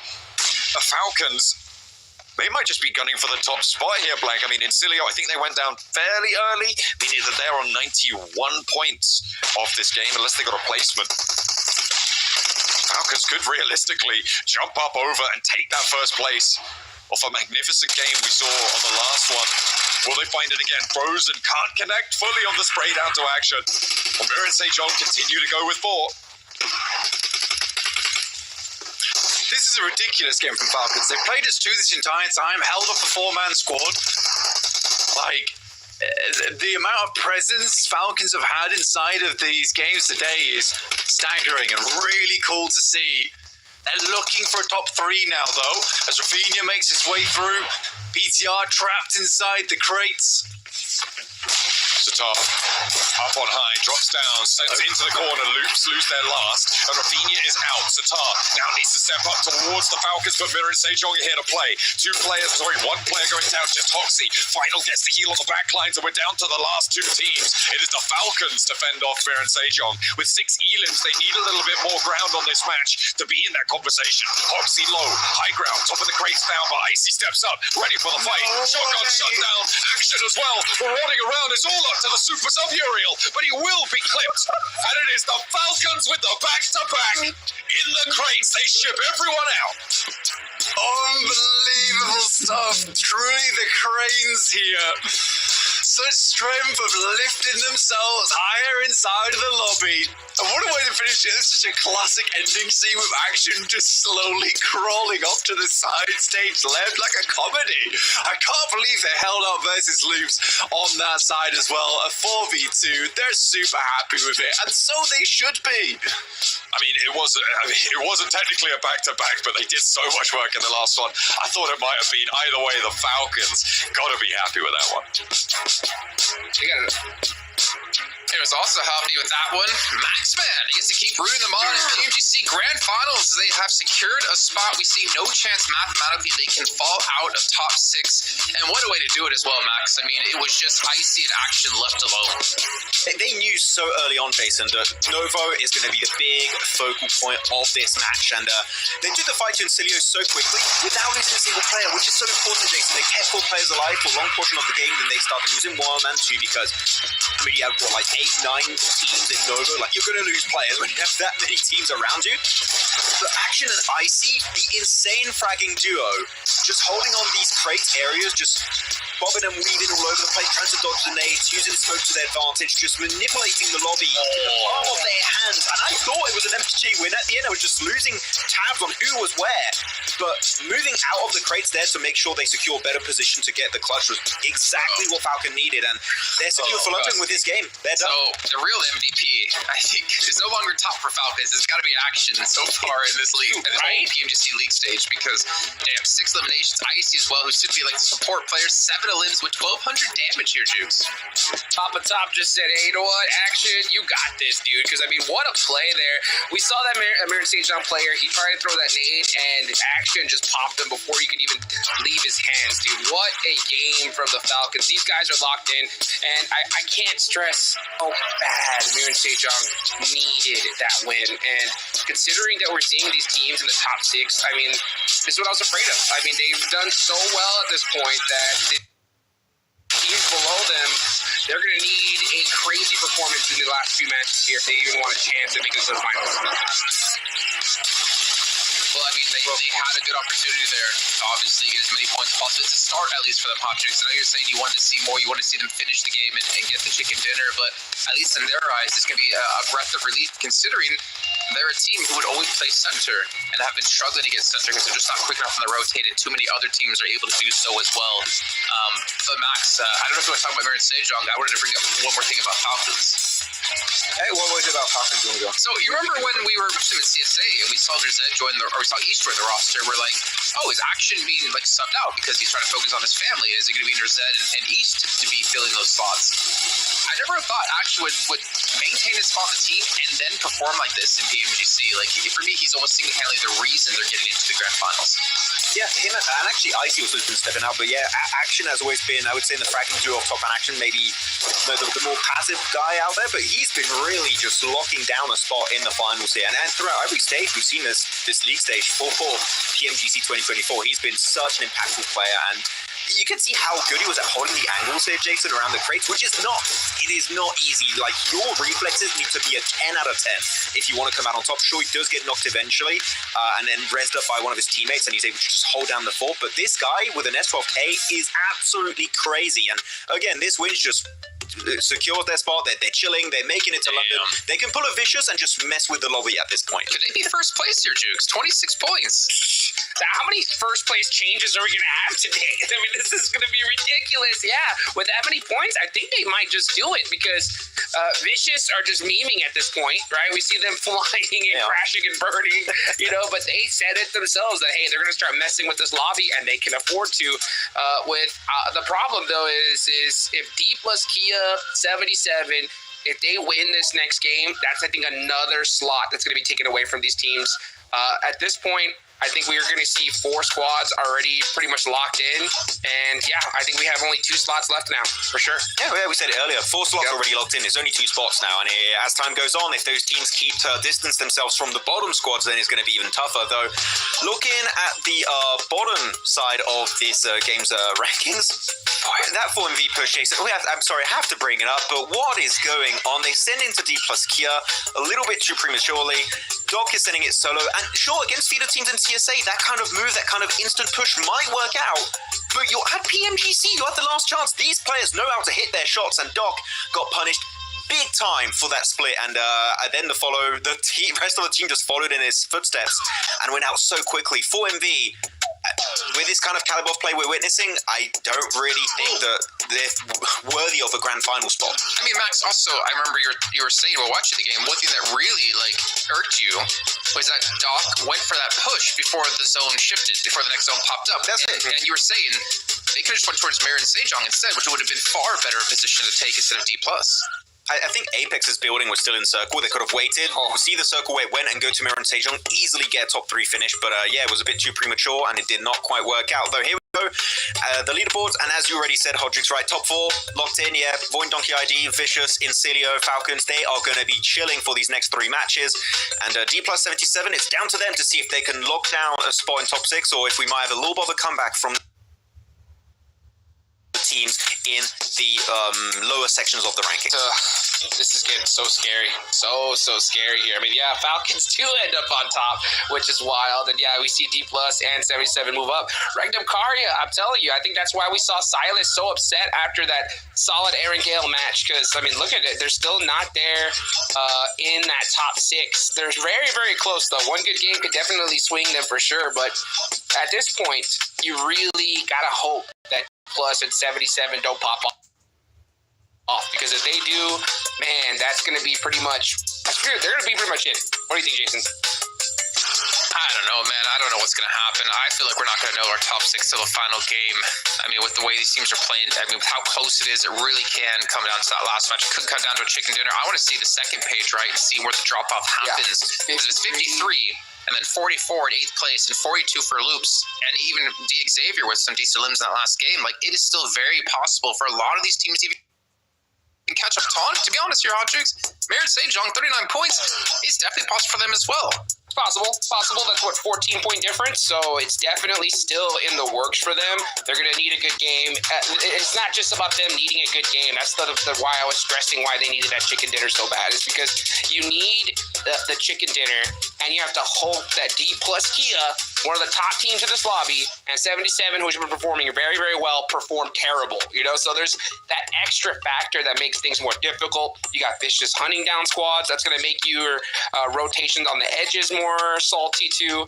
There's 3 matches and there's still plenty of points available, but with how MSJ is playing, it's making me nervous, because losing a fight like that, it's got to be demoralizing, right? It's so tough to bounce back from a loss like that.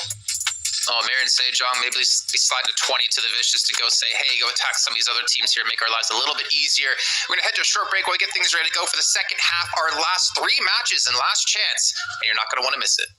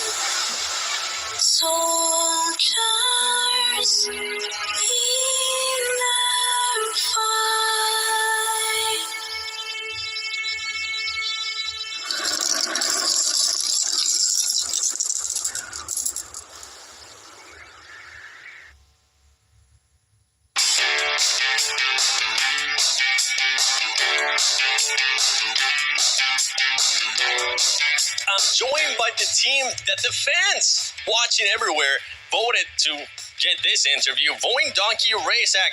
These questions are actually going to be from the Indonesian talent, so shout out to you guys. This one is by Doggy. He says, people say Potato can predict where the zone is going to be going. Is that the only reason why you guys' movement is so precise, or is there anything else? Oke, jadi ini soalan daripada teman-teman talent dari Indonesia. Pertama dari Eldoge, dia nanya, semua orang pada bilang yang Potato ini bisa dibilang pintar gimana nembak zona. Adakah ini faktor yang membuatkan kalian itu sering mainnya bagus di ujung-ujung game? Ya, bisa dibilang begitu karena dia juga udah lama kan. Dia punya pengalaman yang banyak dan feeling yang kuat. Mungkin itu yang bisa bikin kita center lah di circle. Yes, of course. I think I agree with that statement because as we know that Potato have a lot of experience and he have a good game sense. So I think that's one of the reasons why we always have a center circle at the late game. All right, there you go, Doggy. You got your answer. Now, for the next question, it's going to be from Wolfie. How do you guys feel being called just, zone campers? Jadi pertanyaan selanjutnya dari Wolfie, dia nanya perasaan kalian ketika orang-orang pada bilang kalian ini ya tim camper. Perasaan kita ya biasa aja karena setiap tim itu punya cara mainnya masing-masing. Yeah, we don't feel anything. We don't take it too personal because I think every team have their own play style to play. So yeah. I mean, you guys are currently in fourth place. 22 points ahead of 7th place. Yeah, you shouldn't care, to be honest. The next question is going to be from none other than the Giant, Donna. She wants to know if there's anything you want to tell to Bigatron as of now. Oke, jadi pertanyaan selanjutnya dari Donna Wiska. Dia tanya, apa yang mau disampaikan kepada BTR sekarang? Buat BTR, tetap semangat. Semoga kita bisa ke London bareng. Yeah, to TR, keep fighting. Don't lose hope. I hope that we can qualify to London together. I'm pretty sure everybody from Indonesia is hoping that we can have 2 Indonesian teams in the grand finals in London. Terima kasih. Back to you guys.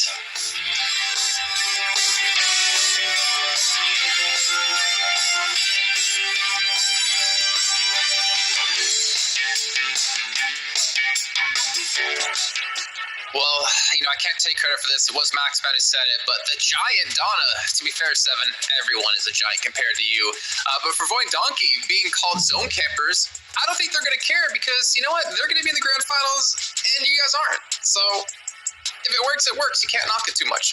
But welcome back, everyone, as we're actually into this next match momentarily here. Hopjukes and Maxman joining me. It's crunch time, man, for all these teams, and I'm really hoping we get to see more crazy action out of the Vicious, maybe in Cilio, maybe Falcons now to start dropping some onto some different teams here. This is, I feel like, the worst time to be a team not qualified through or not in top 6. You just never know what's going to come your way. No rotations really seem normal. I don't really know what else to say except, can we just get into this next match already, guys? Yep. Yeah, get us in. Get us into the battlegrounds. I mean, teams are going to start getting desperate here on the second half of the day, Jason. It's going to be wild, and teams at the bottom, they're going to start getting hungry for a limb. So be careful because not only Vicious is going to start messing around, other teams are going to start doing the same. Yep. I'm just wondering if people on the bottom of the table might start messing around. No, not going to happen because you know what? They're going to play like the pros with their Infinix GT20 Pro. Maxman, I'm hoping you have another Infinix GT20 Pro in your Infinix GT20 Pro. I had top. Oh. I will retract my statement. Maybe you should put action there because I think he's a little bit more deserving of it right now with how this game's gone. I tried to find a picture, but Top is always in the center. Maybe in the edits of the pictures on their socials, they need to put action in the middle now. He's been popping off, so yeah, I mean, it's the only picture I could find. It's the 120 FPS, man. It's the 144 Hz AMOLED screen. He's playing like a pro, even though he's already a pro. He's pro squared. So take a look here at our teams to focus. Hotjux, Marin Sejong, IWNRX, and D Xavier. Just saying, you kind of copied me, but why'd you go for those picks? Do we got to say why at this point? I mean, these guys need it bad. I mean, they're going to have to have that sense of urgency, and that's the problem is 14 points is too scary to play safe at this point, at least in my opinion. Jason, what do you think? I don't don't know, man. I can't even pretend that I'm in their shoes or how they should play, because I feel like it's so tough to look at these matches and be like, there's so many things we can do, but to be the one to make the decision for your team, you know, at the end of the day, is going to come back to you. If you don't qualify, it could have been the decision you made. If you do qualify, you can obviously, bathe in the glory. But for these teams, it's like, you got to do something. You can't just sit here waiting and hoping, obviously, for the teams who are currently qualified to get knocked out early, because they're not going to do it. So the question is, do you start to hot drop? Do you try to put your rotations in their path? I feel like no. Max, any thoughts for you? I think what we need to see is teams starting to play back to their old standard. I think some teams are just playing too passive at the bottom, Jason, and we've seen it so many times. Placement points, guess what? It ain't gonna cut it. It ain't gonna cut it to try and make it in top 6, to make it to the biggest event of the year, by the way. It is not going to be more than enough, and that's why part of my top 3 teams here is IWNRX, and I've been looking back on the map feeds of the first 3 matches today. We know this team, when it comes to fragging potential in EMEA, is one of the best teams out there alongside Team Spirit. I mean, look at the team. You got Frozen, you got Z-Wolf, Swain, Kane. They have so much bloody potential. And they're just trying to sneak into the circle. They're not making full use of their squad to take these 4-4 fights. So we know, and we've seen multiple times, they can win easily at that. Like, they're just that good of a squad when it comes to fragging potential. But they start playing passive, and unfortunately it just does not suit the team. And if you play out of your comfort zone, guess what? You might not be able to make the cut in the top 6. Damn, our boy Westron still hold on strong here. Top 4 gunslingers, 4,500 damage done. Though you got to get credit to Top, because we're not normally talking about him too much lately. It's all been about action, especially Icy in that last match as well. But Top is still there, putting out some work. I want to see how close action is, actually. He must be, he must be right on the line. 4,077. He's tied, but the chicken dinner count made it a little bit different. That's why. But also Vexy's going to be up there, which I'm not really focused too much on Void because we know they qualified. But Vexy, if he can bring some of that long-range shots we've witnessed Hodrix this tournament in the grand finals, like, whew, I'm sold on Miramar. He's going to get headshot after headshot. Yeah, I'm sold on this team in general, man. I think all our top 4 teams right now have really, really been impressive. D plus Kia is another name that I'm surprised they're still on the cusp at this point. I think that with how they're playing, I do think they're going to make it. I think that they're pretty rock solid here, minus like something grand we see from these teams. Because, with the point difference being 14 for 10th place all the way down to 12, the best way I can try to describe it is there's those decisions. Let's say you don't get circle, right? A lot of these IGLs get forced to make a decision of, all right, we have a 80% success chance if we play this safe to get a good solid 7 points on the board, right? Or we make this crazy push where we have a 10% chance to have success, but we can get 20 points, At this point, with 14-point difference, with how many games we have left, I think you got to go for that 10%. I mean, at this point, with how well these teams have been playing, you got to do it. And I don't think anything less is going to be successful. Well, you know what? After this past game, we only got 50% of our matches left for today. I'm kind of joining your side, Hodrix, of like, now the bottom teams, we need to see a win. Like, just consistent points is not going to cut it. A chicken dinner is of the essence now if you want to have a chance for top 6. Oh, here we go. Our final Erangel of our last chance. The final Erangel of the entire league stage here for the Pubg Mobile Global Championship 2024. So let's send it back to our commentators with John Allen and Blake. Erangel, what a way to go out. Look at this, the last Erangel of the tournament before we head over to London.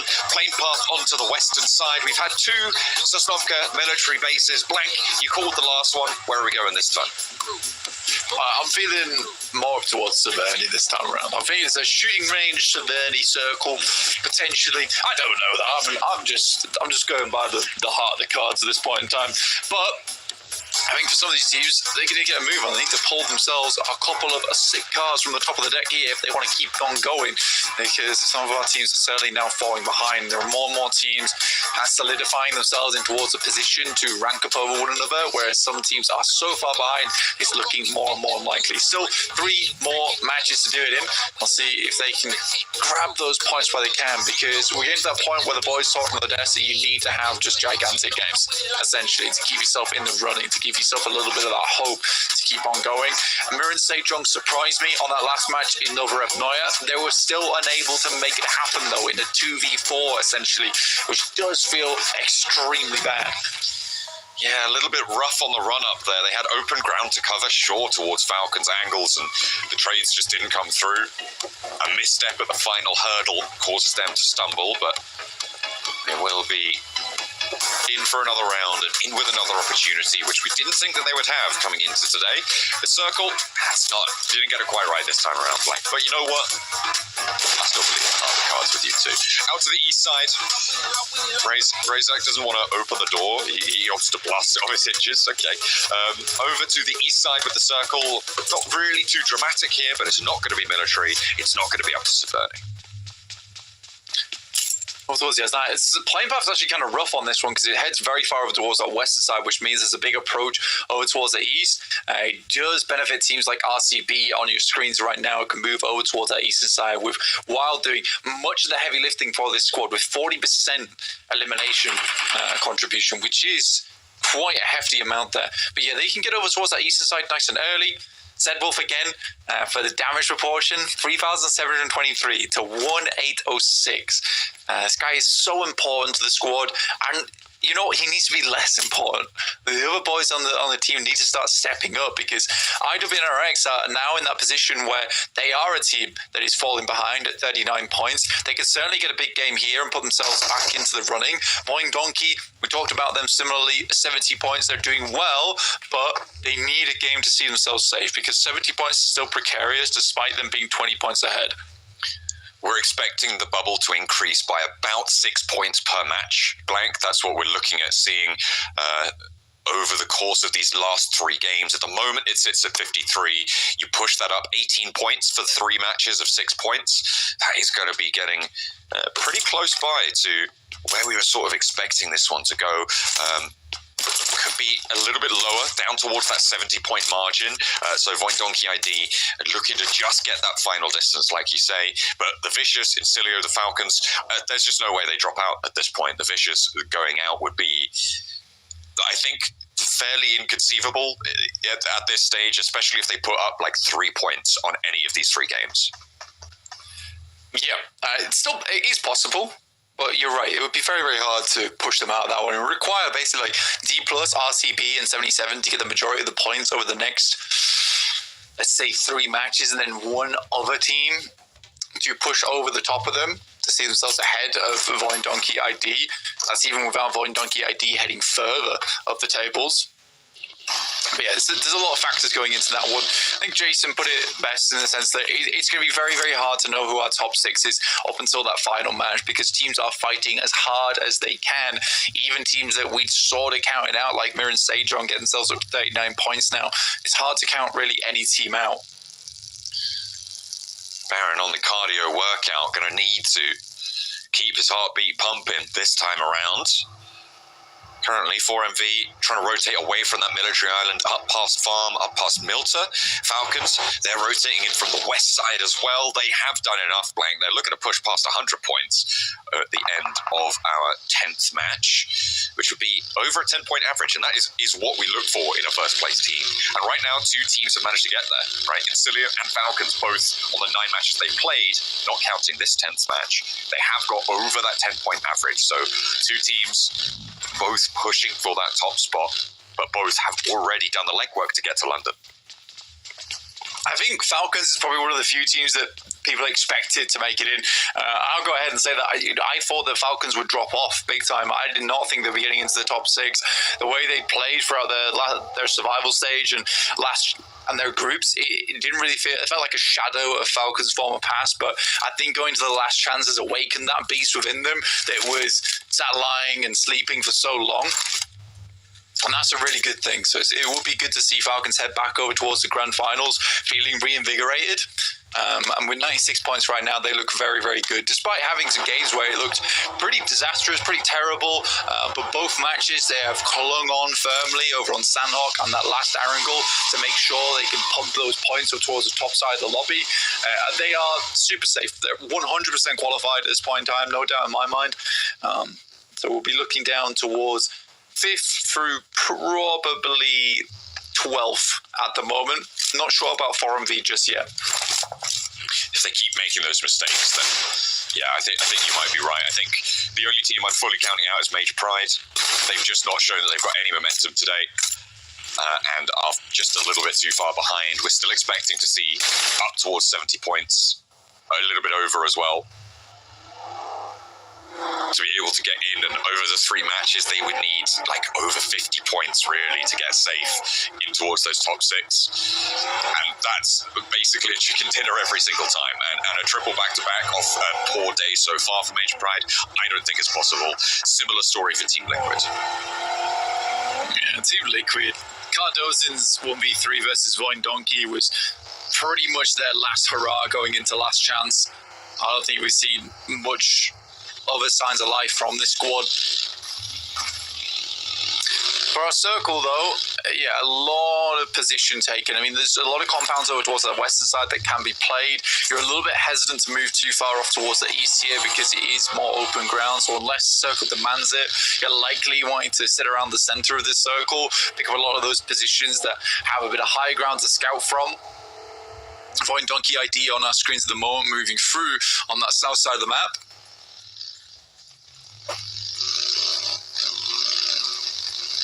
Stalwart trying to solidify themselves. They've slipped down those tables a little bit, and on that south side they'll try and make their approach. And could it all stem back to a little bit of a confidence blow from that Sandhawk hot drop? We talk about how troublesome it is.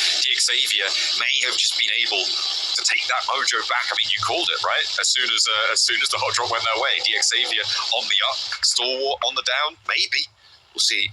The team from Vietnam able to push back into the top spots. Coming through as our top spot qualifier as well from the survival stage. Xavier did let off the gas for a moment. Hopefully they can regain some speed. Yeah, it's unfortunate for Stalwart. Again, I do think that the way that fight went, the only reason I called it so early is because it was a full squad wipe. There's absolutely no eliminations that went back over towards Xavier, and that knocks your confidence something horrid. So for Stalwart, still at 44 points, it's not terrible.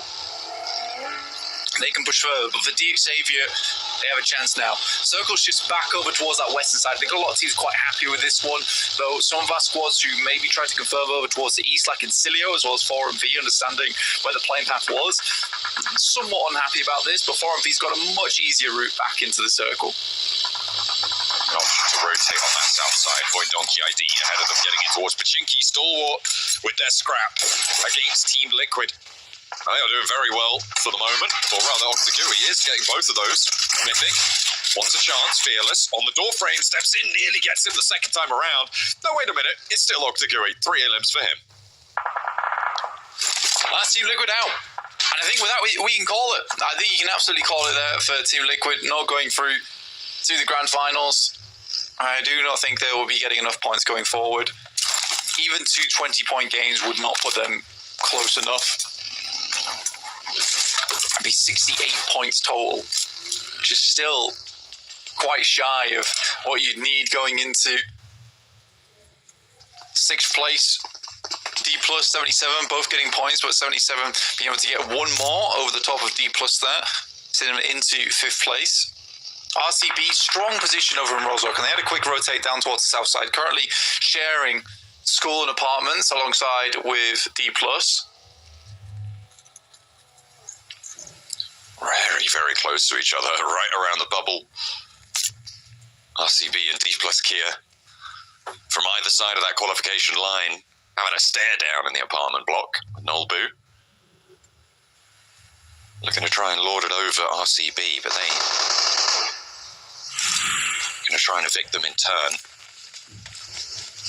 Don't need to pop this fight off just yet, though, and I imagine we're going to see a little stall on this fight until this next circle pops, waiting about 50 seconds to see where they have to move and if they actually have to go for it, because it could just shift over to them. Ooh, a bit of a flex out, dangerous.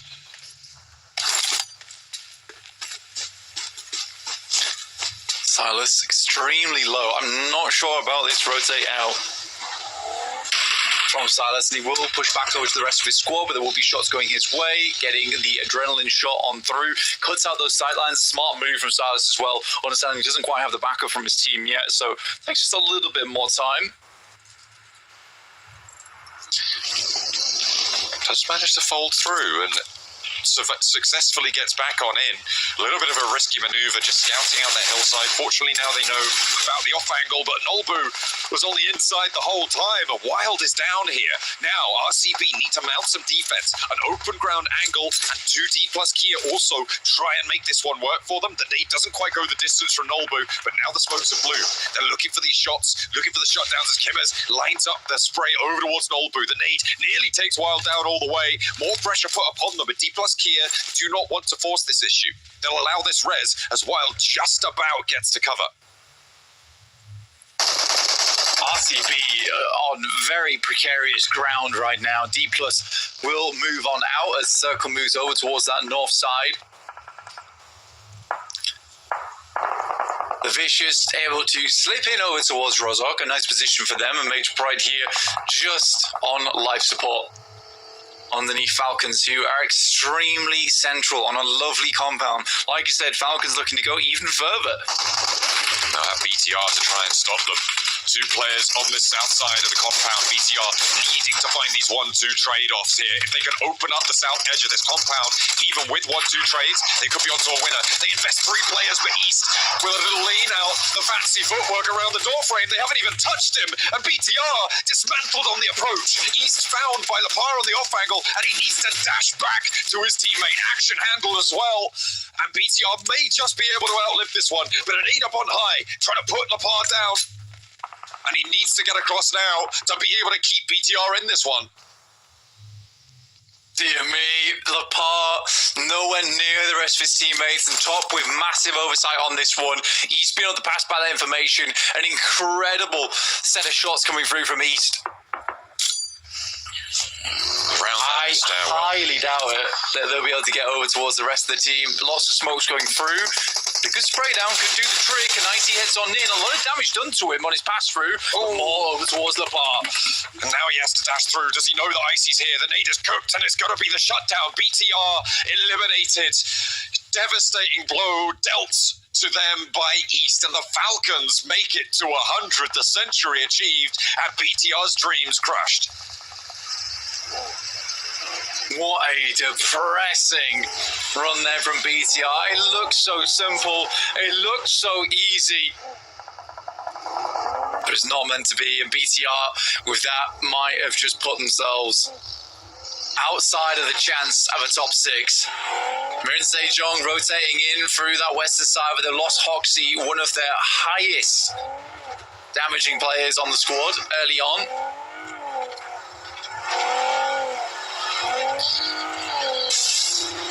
What a way to close that down. It looked like it was also neat and tidy, tucked away, but it was not to be. Not this time around. Only 2 more matches, and you've got to think that that bubble's going to get further and further away. The shift out to the west side. And this is 77 on that split. Shifu, we know he likes to roll around in the vehicles around this area-style hold.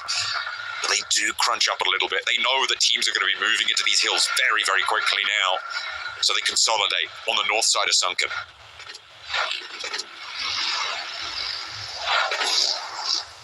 '77 back to where their stomping grounds are on that northwest side. Decent spot to be in overall. A weird area to finish things up. Mirin Sejong panicking a little bit because they know they're out in open ground, which is easily accessible by a lot of squads in terms of those sight lines. Loops, once again, as a 4-man, their rotates are not bad, but their staying power is just not there inside this lobby, John, at the moment. That's the one thing I worry about this team. And that is what it's all about in these short sets. Staying power, getting into these late games consistently helps you out so much. That's what Incilio have been able to do. With some smart rotates, reading the circles well. What Donkey had been able to do prior to today. Today's game's not so fortunate for them. A Stalwart looking to try and push past that bubble with an approach towards Incilio on the hilltop. Unfortunately, the circle not here, but they want to try and take this fight, want to keep this one going. A roll up into the smoke, Fearless, Sancho cooking the nade, and over the top they go. But Incilio trying to move away. DXavier fleeing in the background there, trying to get out of this one too. And they know that Incilio are going to be slowed by this, so nice little roll out there from DXavier. If they can make that approach, could be profitable for them. I wonder if they're crashing onto Falcons, actually. Maybe succeed where BTR didn't, but Stalwart get the top of the hill, but not the circle.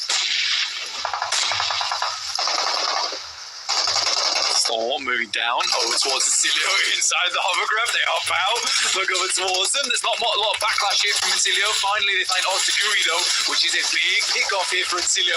But good shots from Sanchia, finding two. Trying to turn this one around on the rotate in. Octaguri does go down, but Incilio has started to bleed out a little bit more. Nades are flying over in the compounds as well as RCB crash in. DXavier loops everybody fighting for central areas now, but the Stalwart trying to keep that push going. Crash slows them down again. Redlick is knocked, not quite resible just yet, but if you get rid of the last player from Stalwart, Critter, the last to stand, 3TN, moves back through with that hovercraft. They love to play around with them. Floating on a bed of air. But it's far from comfortable right now for Stalwart around the edge of this building. Critter keeps it going though, and Fearless can't get res here. It's zone 4. He's only got to hop in the hovercraft and get away with it. They steal the hovercraft away from Incilio, but the play zone will take out Fearless. Living in just as Critter. RCB sending nades in over towards Mirren Sejong alongside with Loops in a similar compound. RCB stands to gain a lot off the back of this fight. A lot of points up for grabs here. DXavier did go down in the meantime. I think it was on this engagement as well. RCB moving on in though and making this work. And Mirren Sejong dismantled brick by brick by RCB on the approach, but there might still be a little bit of resistance left in them. Unfortunately, not quite enough, and Silas will get knocked wild as well, but these are still resible. Loops want to put pressure on, and in the meantime, on the north side, the Vicious eliminated by D+ Kier. 77 now up and into the fight over there. Vitin looks to move through, and actually, RCB may have just given too much ground towards Loops, but Kimmers steps in and handles business here. 3 players alive for RCB. RCB still alive, but hanging on by a thread at the moment. 77 taking down the final members there from D+, and it has been a hellish game so far. Only at stage 5, and 29 players remain, and 9 teams. 77 continue to push the boat out over towards this north side, looking for more shots, but it's Falcons actually east. Taking shots out this way, a long shot and a half as well. That's from the western portion of school. Out to that ridge line to the north edge of that compound. The Falcons held off against BTR. They've moved out into the open ground. They needed a little bit more control there, and they found it. The circle shift goes further out west, though, so they're going to have to hold off 77 and D+ Kier on this northern side. 77, they don't want any more of this engagement. They're just going to back it off. D+ Kier probably going to have to do the same, but where do you go from here? Not an easy push at all. I think 4MV is this weird outside chance over towards that western side. Ron Donkey ID still in this one though. Takes shots towards Major Pride, potentially picking up more points. 77 will pick up Nolbu from D+. Favian's down, and that is D+ out now at 4 elims, setting themselves at 57 now. But 77 hot on their heels as Falcons look to finish off the remaining members of 77 on this north side, clear themselves out a huge amount of space on the northeast. But what's this? 4MV coming on in, looking to third party. West side, they need it, and they need it now. Sweep through on the north edge.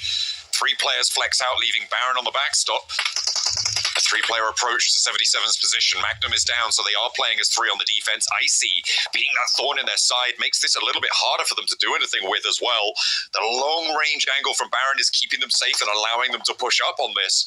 But I wonder if Voin Donkey are going to read that, if they're going to spot 4MV's maneuvers and try and exploit it. Because on the south side, they have 4 players alive. However, they seem preoccupied with IWNRX. IWNRX still ahead of them. Voin Donkey with his high ground could put them to task. Vexy with that mini 14 yet again.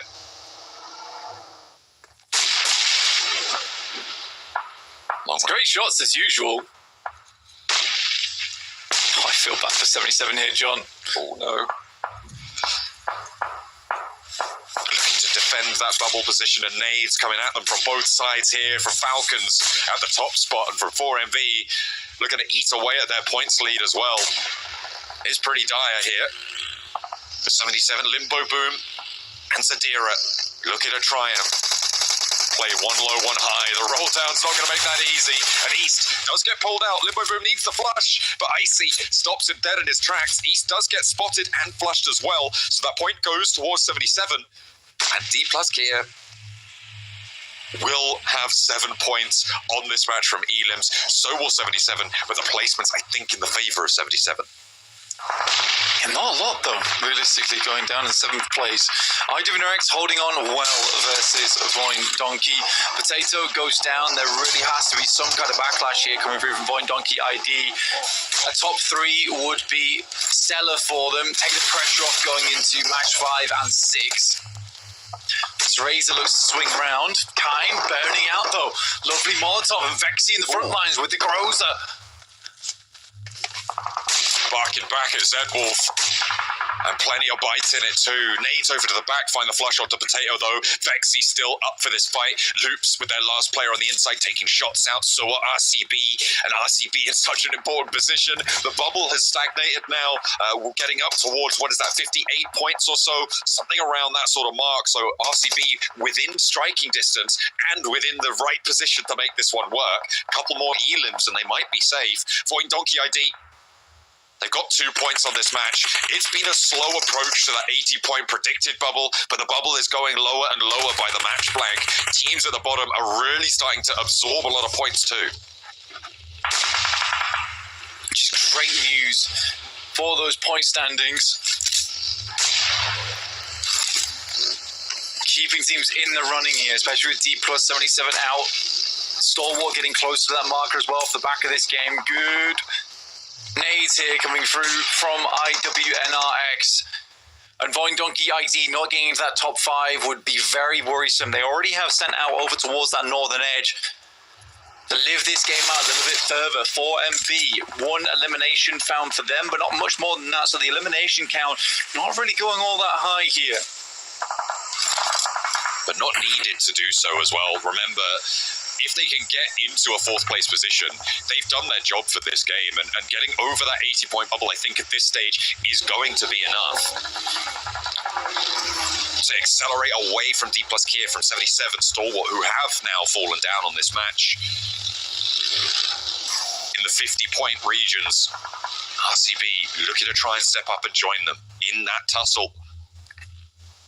IWNRX as well, that outside chance, that outside dream, to try and push this one over.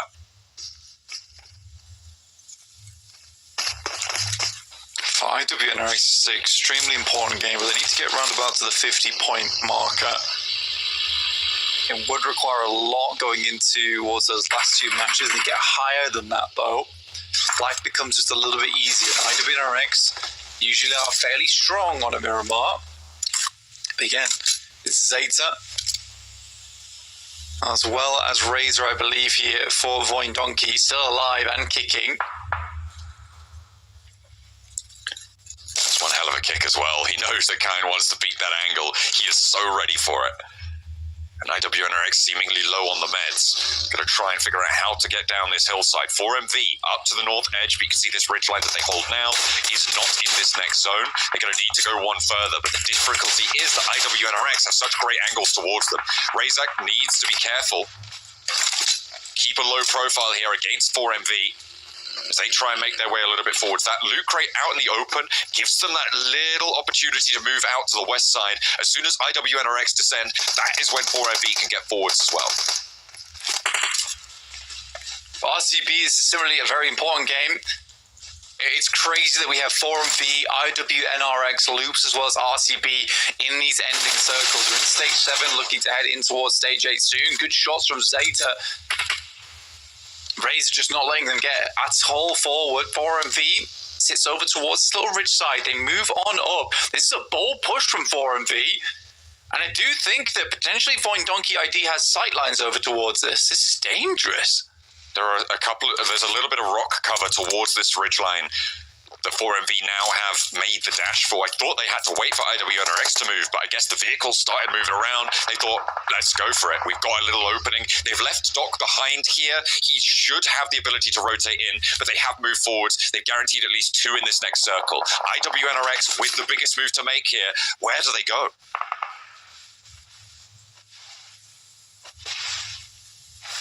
I think for IWNRX, they need to find at least one knock and then push off the back of that. 4MV play very well there, a bit of a slingshot maneuver where 2 players move forward and then the rest regroup off the back of that. They have a very central position inside the circle, but that could all change come stage 8.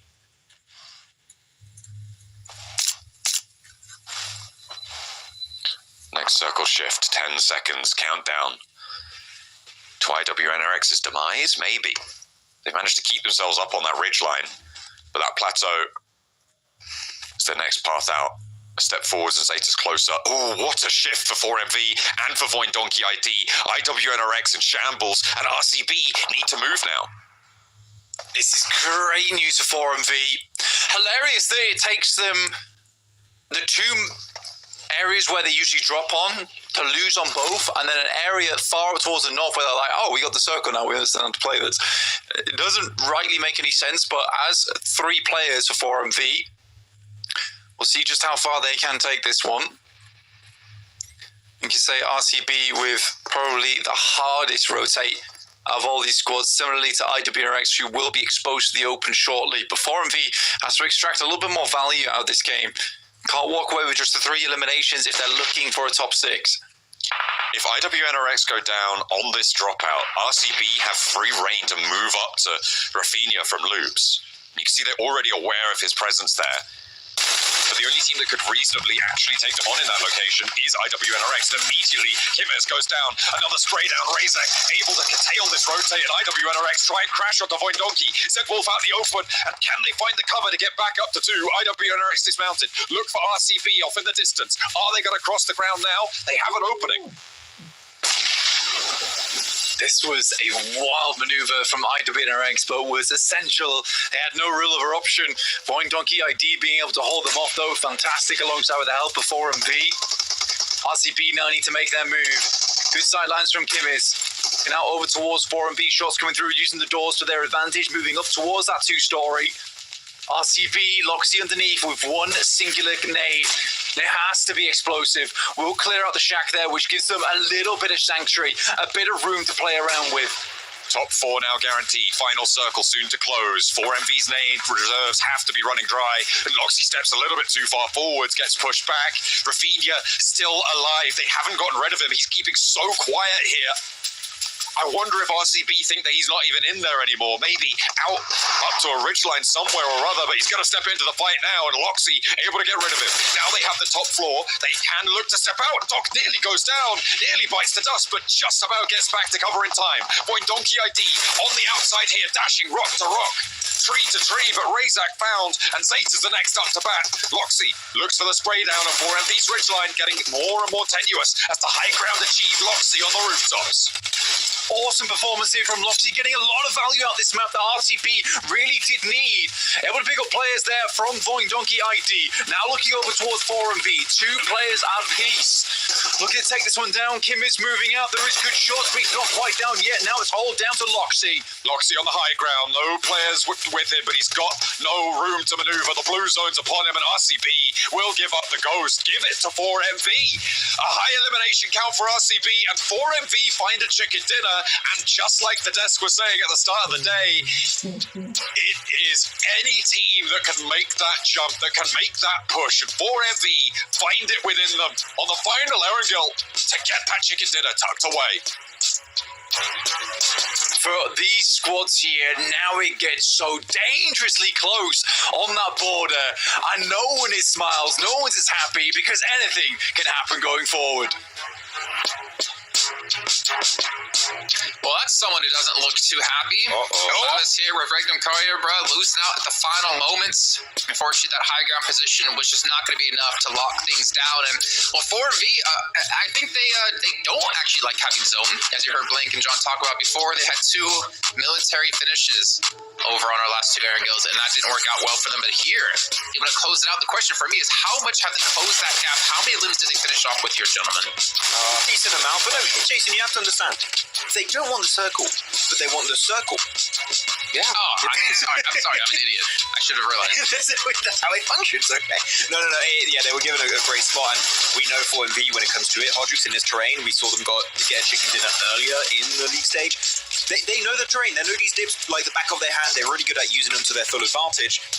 Though not as many limbs as I think they really would have liked to get, because we saw Loxy at the end deny that point, and we might look at the end of the day, that 1 point that Loxy denied could be super impactful for 4MV's final position in the rankings. Yeah, for sure. I mean, Regnum Caria were able to get to the end there, which was really, really good to see. But the thing is also, I think we saw D plus Kia and 77 both put points on the board as well, which is going to make things much, much more difficult. It is going to be so dang close, though. I'm so glad we finally saw some signs of life from 4MV. I love that pop-off there. But, yeah, I mean, we're going to go into Miramar, and they're going to still have to continue to get it done there.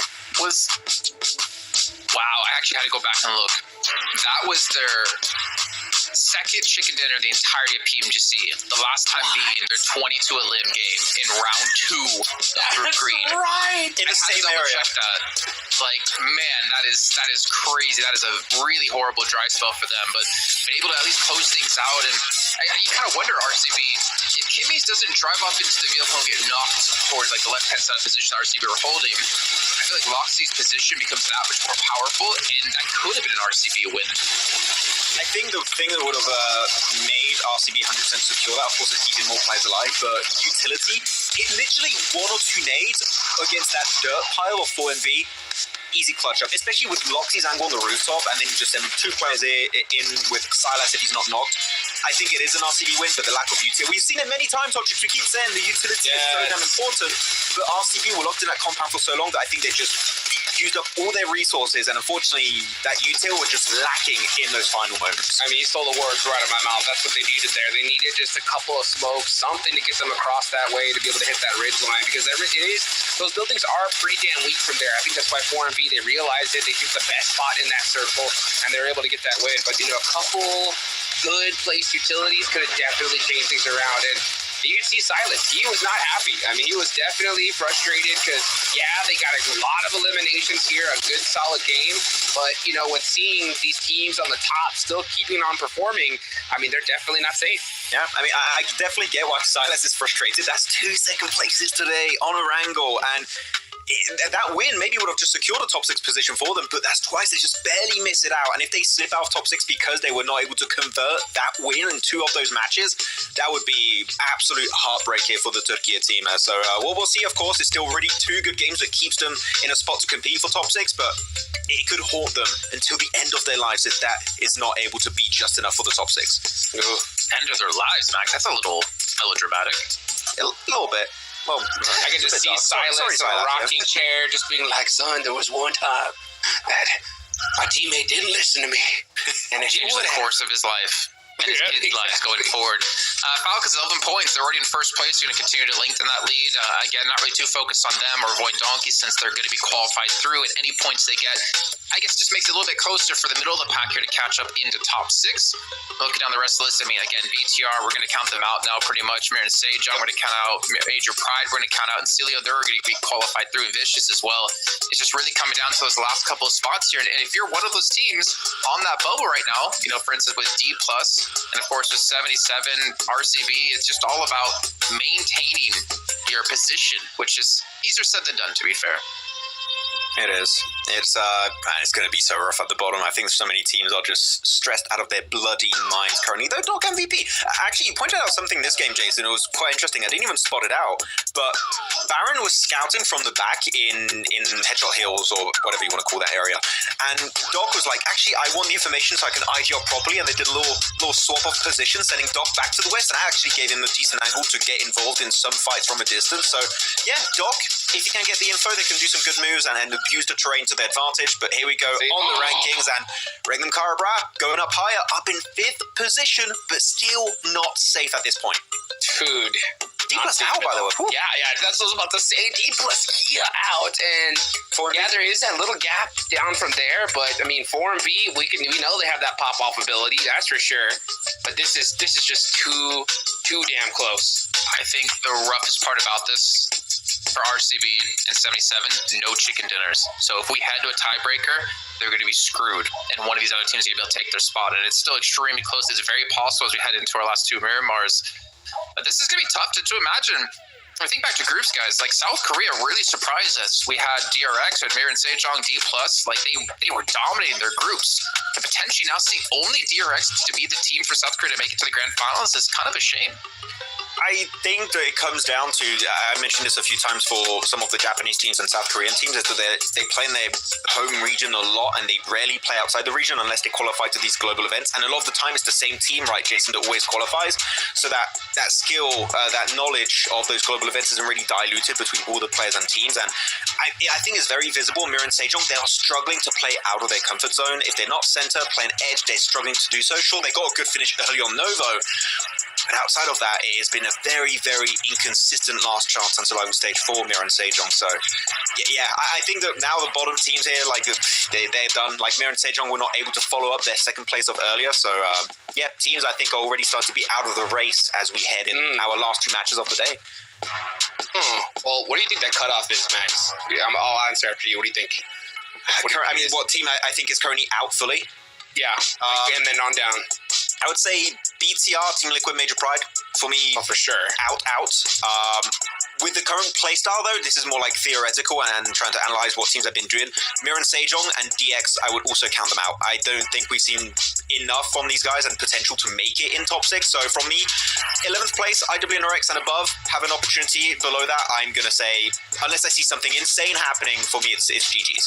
Yeah, I mean, Stalwart 10th place, they're 7 points out from qualifying. Like, that's kind of how close it is to break through the top 6. But Jukes, where was your cutoff? Yeah, I think I'm going to agree. I think definitely 14th on down, they're done. But for DX and MSJ, it's still mathematically possible, but with back-to-back wins. That's the only way. The only way they're going to get it done. Well, back-to-back wins. We only have 2 matches left, so that's the perfect time to do it here. We do have our first Miramar of the day about to kick off. I'm kind of curious what zones we're going to get. Aaron already proved to be very interesting with those 2 military finishes. Will we see some Partona? I wouldn't mind seeing it. Let's see what our guys all think, though. I do love some truck stop. Let's head back to our commentators to see where they'd like to see the zone finish with John, Allen, and Blake. It is 100% going over to the East Islands, Jason. That's exactly where it's going. No doubt in my mind. For match number 11 here in the last chance, we are going to the deserts.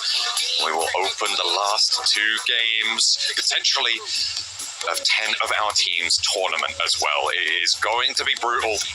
The desk is starting to count people out. I am too. I think they're right to say that it's very unlikely for DXaver and Mirren Sejong to be able to push up. But they are 18 points behind, and we have seen stranger pushes happen. The bubble is much closer than I think a lot of people expected it to be. I think that, our 80 point minus 3 plus 3 bubble that we predicted, it's looking a little bit weird right now going into match 5 with where the teams are currently sat. A lot of those points have been either taken up by our top teams or being absorbed by some of our bottom teams. It's that middle pack which is weirdly not picking up a huge amount of points regularly. They're more spread across the board. So it's an interesting one. I personally quite like a Partona finish. That's where Mirren Sejong are currently playing. Highly doubtful, but it would be fun to watch at least once. Yeah, I do think that it's getting very, very interesting right now with the fact that a lot of teams still have that chance to push up into the top side of the lobby. We do descend down towards the south side, not quite towards Partona, but 4&V have the center. Looking for another good game here, John. This could be it, but we know what they like. They like having the circle, but not when they have the circle. It's just, you just can't win with these guys until you get to the Headshot Hills, and apparently that's the only location they know how to play. We'll see if they can keep it going, though, because in 8th place, 6 points behind that bubble, could be all up for grabs. We'll have to wait and see. but we have got a couple of teams who have made it. I mean, 10 points off that last game, Donkey ID get up to that 80-point bubble. And you're right, the predicted bubble that we started the day with and started this last chance stage with has gone down. And I mean, a lot of these teams up towards the top are the culprits of it. But that middle pack as well, absorbing a lot of that to keep pace. And the fact that we are going down to 13th to say, yeah, this is possible, is such a dramatic indicator of that. When we're getting into our last two matches, to have the tables so flexible is kind of nuts. It's very much dependent on right now which teams get the points on this map. If it's some of our teams towards the bottom getting the chicken dinner and it gets so volatile going into match 6 here on Miramar.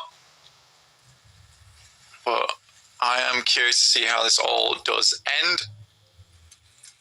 Right now, teams are towards that northeast edge. You've got Loops currently battling out for it, tied right now with 4MV. Currently on your screens. Some shots out off in the distance. It's Reefus with the AUG. Loops have made some good rotates today, John, but like I said before, they're kind of crumbling in the face of some of our other teams.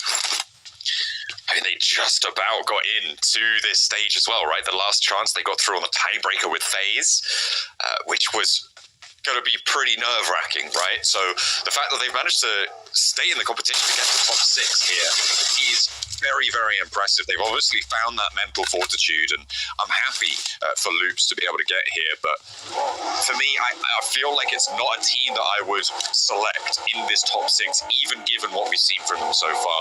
They have got that staying power, but do they have that star power? And I think that that's what a top 6 team needs for me to show that they deserve a spot going over towards London. I think that in Cilio, the Vicious have shown that. I think Donkey ID have definitely shown that. There is that clutch potential on RCB, 77. The Falcons, I mean, well, what they've done to the lobby today shows that they can pop off when it matters most, but in general, they have been probably one of the more questionable presences in this top 6. For Falcons, it has been tough. Honestly, I'm quite happy that they have this power to come out swinging when it matters most, because that's where they usually fail in their PMGC Grand Finals, which they will be undoubtedly heading over towards. But yeah, it's a difficult scenario for Falcons, where in the past they just haven't quite had that last day oomph. But here, in the last chance, they've been showing it to us this entire day. So that's a good indicator of how they'll do in the Grand Finals, though meeting the likes of Team Spirit as well as Alpha 7 seems troubling, I would say, to them at this point. Hopefully not another 4th place finish for them. They can get into the top 3 at least, and maybe finally pick themselves up a Grand Finals win, but that remains to be seen, as we still have last chance here to finish it out and crown our 6 going through to the Grand Finals. Whoa. Paths that they've trodden though, the Falcons. They've shown, I mean, you said it, right? They haven't really sometimes had that last day oomph. Here, they've only had that last day oomph, though. And you have to still call into question their performance from group stages, from the survival stage as well. They were getting through each time, and they are a solid team, but it's only today that we've seen this from them. And sure, they've managed to earn that spot. But that is why I am putting a question mark on this top spot. Even if they are able to get first, which at this point seems likely with the momentum that they've been able to get, I'm still going to be very interested to see, like you say, stand up against Team Spirit, stand up against Alpha 7, previous world champions, ready to take the fight to them. The group toppers as well, who we haven't seen now for quite a few weeks. And we won't see again until the start of December, so they'll be fully prepped, fully rested. But will they stay hot and be able to take the top spots there too? Does Brunoza know that Vex is here? I think he does. We spotted the boss. This is a full fight, and Vexy will win it out with the Scar. The rest of Vicious making their way in. David over towards that top side medkit found though. Double level 3s for Vexy. Probably the only thing that saved him in that scenario, actually. He's trapped down in the tunnel, Donkey ID. I mean, it's likely that they have done enough already, as have the Vicious, so this fight is kind of irrelevant in terms of the tables, but the north side of the circle, if both of these teams goes down, is a little bit more open, right? And so for a team like BTR, who is off at the distance, who I mean, it's so unlikely that they can actually make it now. But if there's any way that it happens, is if you give them a free run into this circle or allow them to third party onto a scrappy fight between two teams who have already qualified. Vexy squeezing through those banners. He's able to get out. Vicious and Von Donkey ID very close to one another. They take each other down again. It's actually very, very good for some of our teams towards the middle. Damn, sidestepping a lot of those bullets. But yeah, it's very good for our middle pack because both Void Donkey ID as well as the Vicious going out just opens up more point scorings towards that middle pack to catch up.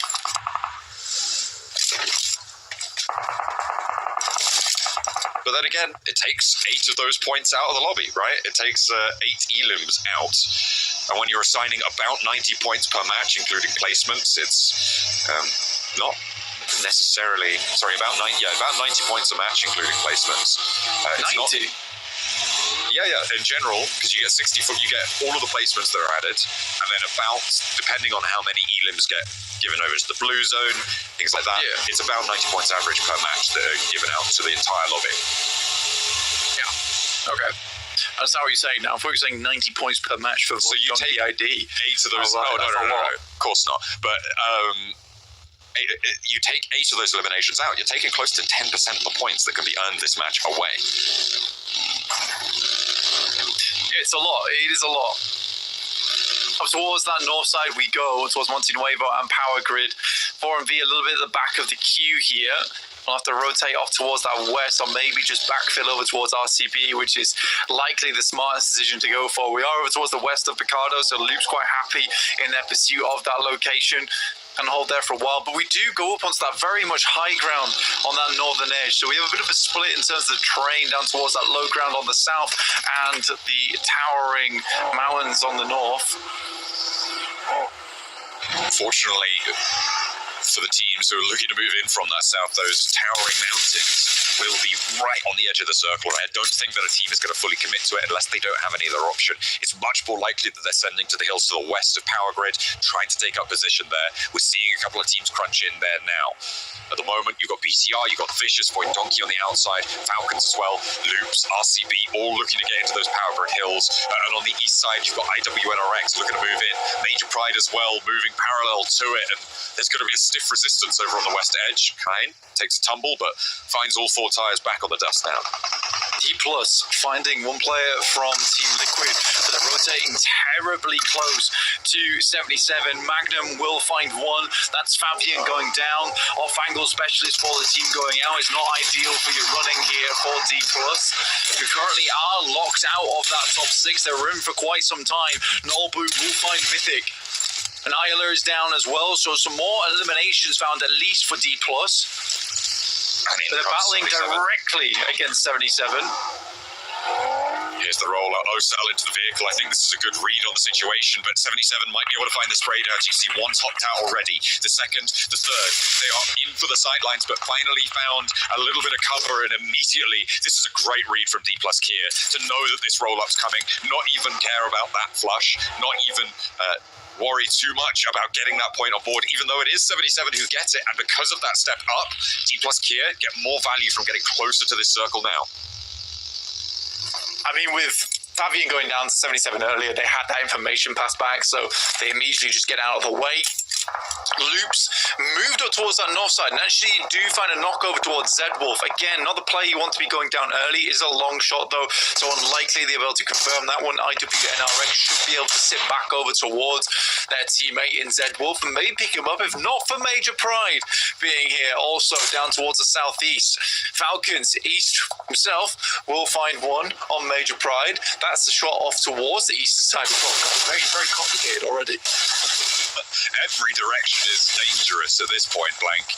And the Falcons on a 2-2 split are holding the middle of this circle, so they need to be on that 360 swivel. Shift out to the west side, Void Donkey ID, happy. Falcons, depending on if they can get the regroup, happy. BTR may be quite happy here, but it's RCB that is the big profiteers of this one. DX Xavier as well on their roadside compound, Blank, have a shot now to try and mount that comeback. Profit takers in RCB looking for more BTR moves up. This is very important here. And 2 already down for BTR. And points being siphoned off over towards RCB. Great shots again from that high ground. That's Top finding Hansel. Oh, Zuxi can't quite get in through the door frame. And RCB, with a nade over from the sidelines, lose 2 of their players, but they get 3 points. They are now on 64 blank.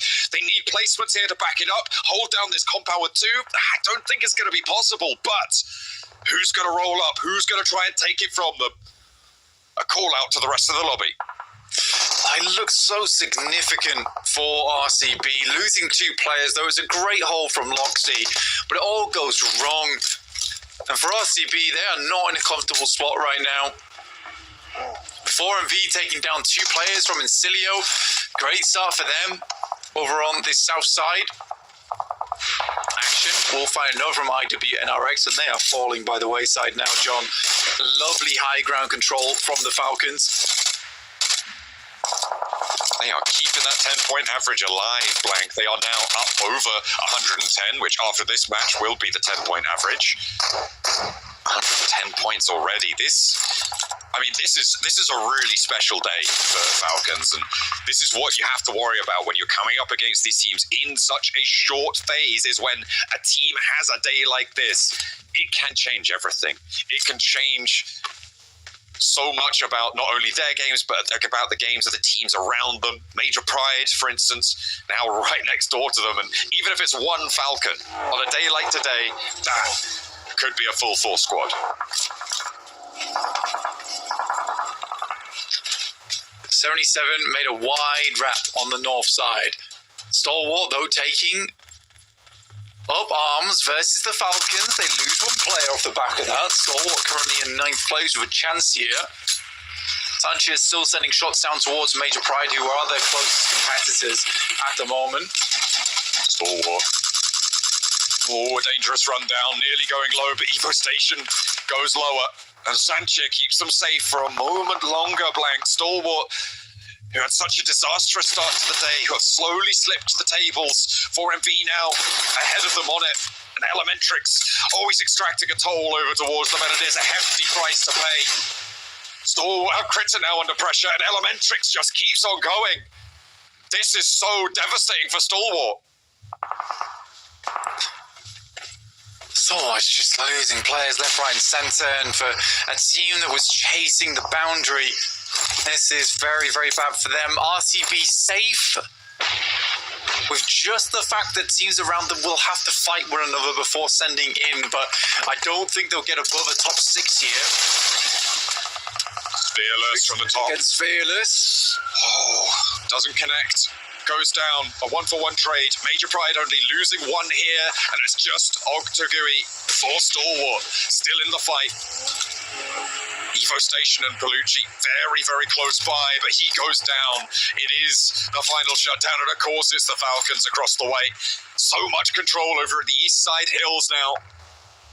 And he wants more. Icy with the solo flex out towards Major Pride. There's 3 of their players still alive, but he doesn't care. He just wants a little bit of loot. Give me that. It's mine. Oinoki ID taking casualties on this south side. D+ of all teams to be able to do this. Down to 3, but they were cut out nice and early. We're struggling, but they're making it happen once again. And with that, they sit themselves back up into 6th place. It's so incredibly close between them and 77. 77 actually in a very good spot, though, on the northeast side to start controlling area. I wonder how many teams even know that they've come in from this location. That is the main thing here for 77, is that element of surprise. Razor's got the exact same thing going for him. Nolbu cannot win the trade, and Osel now, last 2 players to stand for D+ Kier. Razak needs to be careful through the side of the party bus. The spray down the stair, the Molotov immediately to follow it up, burns him back out to the sidelines and will get flushed. 2 players found, the opening there for D+ Kier. Yeah, also a nice shot through the window there. That window does need to be smashed out at this point. I'm getting a little bit blurry, and D+ needs to see clearly into this match. Point Donkey ID, Fexy and Potato, 2 very good players to have as your final 2 in terms of long-range prowess. Marin Sejong taking down Loops again for Loops. it's hard to have confidence in this team. Like I said, they just get themselves into bad situations, and you see a lot of these other fights happening on the map, and it's back and forth. There's punches being blown back to either side. For Loops, a lot of times they just go up in a puff of smoke. One of the things that contributed to that blank is the mad dash from DXavier, from the compound that the duo of Point Donkey now hold after D plus Kia pushed them back. They moved across the open ground all the way up into the position that they now hold, up on that hilltop over there in the long distance from Hoxie. They managed to snake their way through. They've got four players alive, one elimination so far. It's like they want to get stuck in, and it's like they want to extract some points from this lobby blank. They are in and amongst it now, and Levi steps up, spray down to Loops. Yeah, for DXavier, they've got a strong spot. Again, you worry about teams like the Vicious and 77 having oversight over towards this location, but DXavier are consistently grabbing points off from this high ground. It's a good place to do it from, and they want to keep those points coming whilst they have a high ground advantage. With Lamborghini going down first, though, it's unideal. It's definitely unideal. And RCB, they need a very good defense, because this is such a good spot, and they'll be kicking themselves by losing players. I mean, Loxy did all that he could defend off against BTR, and he did a great job, and it has ideally kept two of those players still in. But yeah, they need a very, very good defense here. This needs to be like a fortress. They need to set up the angles and keep teams at bay as they attempt to assault that location. The question is, when do teams go for this assault? And who can go for it as well? On the east side, Falcons are losing players. Major Pride are losing players. They're withering in their attempts to try and get further west side, right? IWNRX, they're on 2 players. I'm looking at 77 or DXavier as the teams that could crash RCB, and I question whether they want to right now. I think RCB could stay alive here for a long time. Yeah, they have this location which is hard to crash into because it's all open ground around that area where, like you say, there's a lot of oversight over towards it. Reefus moves up over towards IWNRX, consistently getting damage done. Smokes are down, so unlikely there'll be any too many more shots banged, but Doc goes out in the back line. I think that's some shots from the high ground. At least there is one knock that goes through over towards IWNRX, and Reefus can start to work the issue. Doc's still up on that high ground, and 3 players. Lovely. Sorry, not Doc, sorry. Over on the high ground, they have taken a player out. They do get the res. Doc on the back line, able to get that one back up. There was a Falcons knock, actually, sorry, over on the high ground, which removed the high ground sightlines, and now they've moved the team aside. It will be 4MV without Baron to play forwards to the cliffs underneath the Falcons high ground. DXavier pumping some more points in. Zero went down on the back line there for 77. Awkward knock to take, especially as this fight pops off, because more than anything, 77 would love the third party onto this. It'd be a great opportunity to gain some ground inside the circle. Levi's will find Diminor, setting DXavier up to 5 eliminations this match, but 77 is desperately chasing over towards D+, who have a spot that they can play for quite a while now. Westront is down as 4MV puts another point on the board for themselves, up to 6 this game. 4MV really trying to push for that bubble. 3 players alive, and they have got a lot of cover here. The Falcons are going to have to deal with Major Pride. I don't think that they can hold this for too much longer, but they do still have angles over to D+ Kia. They are taking those tap fire shots with the Mini 14, and RCB, through it all, stay in the longhouse.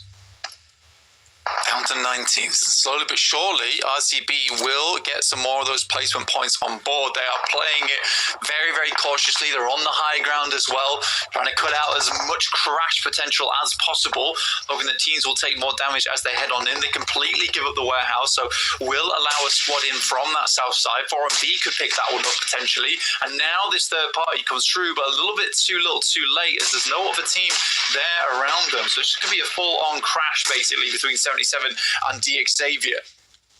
77 trying to push into this DXavier position. The heal, the res came through onto Paragin. They found that opening knock, but what can they do with it? 4 players alive, 477 moving on in and up. A resurgence from DXavier around the sideline. Spots 77 on the approach, and an immediate drop down as well. Zadira looks for the spray and answer over towards Levi's, but he's so low. And there's another player bearing down upon him. 77 eliminated. North side, Baron Sejong move up. A third party flex out as 3 players look to hold DXavier. They've lost 1. but they've still got some more gas in the tank. Paragin looks to get that heal through. 9 eliminations so far for DXavier and Mirren Sejong. Can they get an opening? Lamborghini just about survives. It's a massive game from DXavier, and one that could put them in the running for a top 6 here. Mirren Sejong, though, looking to shut that down right now. If they go out, the placement points won't be too high, but Paragin, again, with those classic Paragin nades, gets another knock, more damage up towards finals, and Mirren Sejong is crumbling in the face of greatness. DXavier, top spot from the survival stage, and they want to take on Mirren Sejong, take Uriel down, the last player, Seiwoo, moving on in as well to try and back up his teammate around the side of it. Over the ridge line he goes, barreling into the fight, but immediately he's sat back and it's still all up to Uriel, but DXavier, they've lost another, needing to stay alive. It's all up to Paragin. All of a sudden it's topsy-turvy. The nade's still cooking. Uriel low, but he's been able to evade so much. The hail of bullets not connecting. The weapon swap, and down go DXavier. Uriel finally spreads those wings, and like a savior guardian will come in for Mirren Sejong and keep them alive at a desperate moment, a desperate salvation from this guy. Well done to Mirren Sejong, and they might just get a full reset off the back of that. DXavier's reign of terror from that north side finally comes to a close. And the bubble moves further away. DXavier, if they win that fight, Blank, this is a 13 elimination game and a good spot on the north side. Prime opportunity to crash into the central compound. That is a win for them if they win that fight. But now Mirren Sejong have that opportunity with the Falcons clearing out Major Prize. There's 3 of them to contend with. 4MV going to keep them in a stalemate on the south. The approach would be dangerous, but DXavier could have got all the way on this match. Denied that. And a full reset. You're right, that comes through from Mirren Sejong. The Falcons, they're just soaking more points out of this lobby. It's making it so incredibly difficult come the end game. Doc Will finds chips. There's more shots going through. Osal on the barest amount of HP. The shots blasting in. That nade might be the end of him, but it goes high. Will explode above him. First aid kit does come through. Doc up towards that front line, that opening that they were given by RCB, who are happy to have a team defend them over in the warehouse. But Apex as well as Reefer still behind here. And it will be Falcons lording over that high ground. In goes the nade. A lovely one over towards Kimmiz. Drops to the low ground. Won't quite take him out just yet. Opens the door. Going to make it difficult for Kimmiz to cross here. Wild dashing over towards Kimmiz. The nade in. Is it on target there? Just outside of the door there. And they have the cover. Mirren Sejong slow on the high ground here. They're just trying to play this one a little bit more relaxed now. 4 elims, but they need a big tally on this game to make it work. They want a chance at the top 6. Nade in doesn't connect. I don't know how that missed there. But the hay bale's absorbing a lot of the blast impact. Can't believe he lived that one. For Void Donkey ID, though, placement points starting to rack up on their side of things. Fexi with a Maxi 14 in hand. Looking to take shots over towards Mirren Sejong off in the distance, and once again the circle centers up for RCB. A fantastic result for them. They desperately needed a salvage of a game here, and they're being given it. The bubble's going to push quite high on this match, Blank. We've got 4MV looking to overtake here. 77 going down with only 3 elims a little bit earlier. That's opened the door, and D plus Kier going to get maybe a little bit further. We'll have to wait and see, because there's another nade. Ooh, again, just about misses. Dock down, not ideal. And now 4MV have to really think hard about this decision. Is do they try and move out? Luckily, Wild will finish off Dock, and that removes that outpost for the rest of 4MV. I feel like backing them up might have been a better idea for the rest of the team. This is the one time where I feel like 4MV should have followed on top of Doc's action. IC will find final once again. Falcons are just putting up an incredible amount of points inside this lobby. Vexy living out as long as he can with the first aid kits with nothing left. So sad they weren't able to pick up those shots onto Osal, and I think he's just as frustrated as we are about those nades that came through.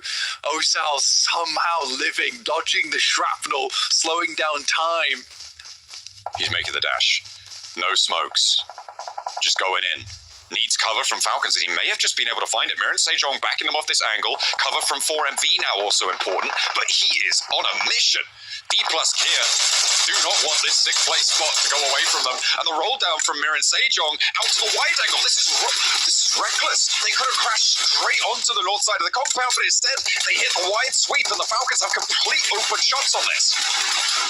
Thing is, this is a suicide spot from Falcons, by the way. Like, it's very difficult to get off of this high ground for them, but they're just looking for points. I think for Mirren Sejong, they half expected a team to already send off here in vehicles, but Falcons, they know they qualified already. They can sit up here all day long and just take shots and pick up points. They don't need a high placing game. 14 eliminations from the Falcons. This is a different team than what we've seen. Osal! How has he made that happen? All the way up to the cliff face, and 4MV go down to 3rd place, and eliminations as well for D plus Kia. That's moving the bubble further and further away. And RCB, through it all, still alive with 2. An incredible result for RCB. They needed this one. They also need these shots over towards the players fleeing from that high ground. No nades, a couple of Molotovs and some stun grenades here for Kimmis, and that's it. If RCB, though, can get the chicken dinner, it will be absolutely awesome for their point standings. It is a 2 versus 2 currently, John. Top isolated up to that high ground as well, so he needs to go for a mad drop here. Icy in that 1v2 forwards with the long range backup from his teammate. A nade connects onto Wild, and that's going to make it tough. Kimmes looking to get up onto the roof here. Navigating, go for the parkour strat, and might just be able to leverage this rooftop. Top drops one stanchion on the rocks, goes for the next drop down as well. Takes some damage. This Kimmes nearly takes him out of it as well. But Falcons may be able to regroup. Go for the push into the middle, because we're up to stage 9. It's going dead center. Silas is either sighing or screaming his lungs out right now because desperately wants these players to keep on going, get some more points through. Good sprays from Kimmis, but not quite on target. Just needs to find one tag, and there it is. Finds the flush on the top. Icy dashes, darts towards the back of the warehouse. The Falcons want to fight on strong. A massive elimination game, and they are looking to put up the 120-pointer already. Off the back of this game, they've made it. Guaranteed a minimum 10-point average on this stage. And they have made their mark here in day 2 of the last chance. And it is a different team. This is not the Falcons we've seen all tournament long. They have finally spread their wings, and the lazy rollout here around the side gets a little bit more up and into the action. But it's RCB with a crucial central chicken dinner, twice denied, but thrice not going to happen there. RCB given the 3B, very, very good there from the center, and they just live it out. They knew they had a strong location. A lot of teams tried to assault them. I feel like 4MV could have got over to the warehouse and tried to assault that location earlier alongside with Doc, one of the few times where I agree with Doc's push out. But damn, what a game for RCB, and that will put them in the realms of safety. Bro, it's like up and down with Silas. He looks so grim in all the matches today. Then he goes into this one to finally close out a victory, and he finally looks happy knowing that he pretty much secured themselves a spot into the grand finals with potentially 1 slot available left here. I mean, Falcons, though, 15 eliminations you can see here. Where was this Falcons the entire group stage? I don't know, man. They're back to the good old Falcons. This is the team I like, Jason. This is a team that I was a fan of. I'm like, finally, we've seen some big pop-off games. All of today, pretty much. 3 huge elimination-focused games. Sure, they're not quite able to get himself a clutch at the end. Like, Icy, just give it a send in the wall. Like, sure, whatever, don't care too much. But, man, for RCB, this game was so important, Hodrix. This is the win they've been chasing down the entire day. And they finally secure it here in our penultimate match of the final day of Last Chance. Dude, I'll tell you what, Silas is the reason why they won this game, okay? I'm telling you that 100%, all right? You see his attitude. He wasn't happy before. And he said, you guys gotta get to work, okay? I'm not gonna do any damage this game, right? You guys are gonna do it all. And they did. Chicken dinner time. Finally, you see him happy in the reaction that we've all been wanting to see. And it couldn't have been at a more clutch moment, Jason. Well, when we get into overalls, I think that's going to be the really deciding factor of what potentially could happen here in this last match. You would imagine, though, with the 7 of limbs, so 17 points they just got, they should be clear-cut and safe. So Silas could be returning back to PMGC after faltering last year with S2G. That's going to be a nice little thing to add to, a little trophy to add to the mantle here that his former team didn't qualify and he managed to, especially with like Kimmy's, I think Max we're talking about being one of the biggest surprises on the team. Yeah. I mean, we know what Wild, Loxy and Silas can do. I mean, they've been in the game for a hot minute. But yeah, Kimmy's, I think my two highlight tier players here have been Eren from Youth, which unfortunately did not make it to this stage, and Kimmy's. Like, his nades are incredible, and I think he's a great supportive player for the rest of the team that can also frag out when the time is right. I think that he has definitely been a big highlight, and every year I feel like, Jason, we're getting these new standout players that just, sure, they might not be on the best team in the world, even though, like, here, you got the win, they're doing pretty good, but, like, some players just shine through, and I think that potential for Kim is, heading in 2025, I really hope he can maintain this kind of performance and become one of the star players of his home region. I think he definitely is becoming that. I mean, it used to be Frozen way back in the day from IWNRX, like the new blood, barely just hitting the age you needed to even participate in these events, and I think we're constantly seeing a lot of new names like you're kind of talking about, Max, from obviously not just Turkey, but from other regions around the world as well. Thinking back to like Lemon, what we saw in CSA, and then to jump onto Navi, who qualified already to the grand finals. It's definitely the year of newcomers, definitely the year of uncertainty here. At least for RCB, one thing they can be certain of is they're going to be into the finals. Now, taking a look back, though, at Mir and Sejong, having a decent start, taking out Xavier, and I was looking at, I think it was Lamborghini, who kind of fell off the side of the hill they were fighting on, and because of that, his teammate had to kind of join him, otherwise he was going to be in a 1-on-2, and Xavier faltering 10 points with 9 eliminations. You do kind of wonder, though, if they won that fight against Mir and Sejong, they may have been potentially contesting for top 6. I think it was totally possible. They got to be definitely bummed out. It's just, honestly, Xavier and Maurice Sejong just kind of really, they make me frustrated, man, because Mir and Sejong in particular, like, they were holding a position to try to go for the chicken dinner. It's just, if you have any clue about the leaderboards and you're doing elimination tracking while you're playing, like, you got to realize that we got to put a pep in our step here. Like, a chicken dinner with 6 eliminations, it ain't enough. Like, we needed to have a game like Falcons did. Even if we're in the worst position, like, we have to start pushing it. To see them just kind of wait idly, it just, it frustrates me here because they're not playing towards the leaderboard. They're playing it like it's a regular match. Man, though IWNRX they got a few of these 0-point games, and they had a decent result the last Durango Arch. It was decent. They got to the late game, they had a few eliminations down there. It was a good match, but here they just got completely ran over by, I think it was 4MV on the southern eastern side. We had some incredible dock nades to initiate that fight, and then you just crumbled almost instantly. So yeah, IWNRX with that goose egg, I think it might be GG's unless they get a huge win to wrap up the day, and even then, it might not be enough if they can't get the eliminations to back up that game. I mean, speaking of GGs, what about Stalwart, man? They started in 6th place today. Obviously, you have to think back to the hot drop on Sandhawk. They lost up against Xavier. That must have been a hit to the morale, but they have been slowly dwindling, falling further and further down the leaderboards and further out of reach of reaching top 6 here. We do see 4MB, they move up to 7th place, but D+, able to get themselves up to 67 points in 6th place, pretty much off of Osal. I don't know how he survived so long, was able to get so many eliminations towards the very end there, but it was enough to push D+ here. Yeah, just camping the cliff, the bottom of the cliff, you're not going to be spotted out by Falcons, and you can make it way further in the game than you should realistically be allowed to do. So I think he had a good understanding of what was happening in this late game scenario. Yeah. But Jukes, this last game, what is, I don't know. By the way, I think RCB are good for winning the last chance, dude. Right? Oh yeah, also. That's in the bag for sure. But yeah, dude, this last game was just so chaotic. Let's look at the second page. Dude, that is just 67 down to 52. That's 15 points out for Loops. Yeah, that is heart-wrenching, guys. That is it for this page. I'm calling it here now. All the teams on the page? All of them. All of them, okay. No chance. But what if hot drop on D+ here? That is the only option. Like, literally the only option, and you have to go elimination crazy, and even then, I don't think it's going to be enough. And we haven't seen that all tournament long. People refuse to do it for reasons I just still cannot explain or describe.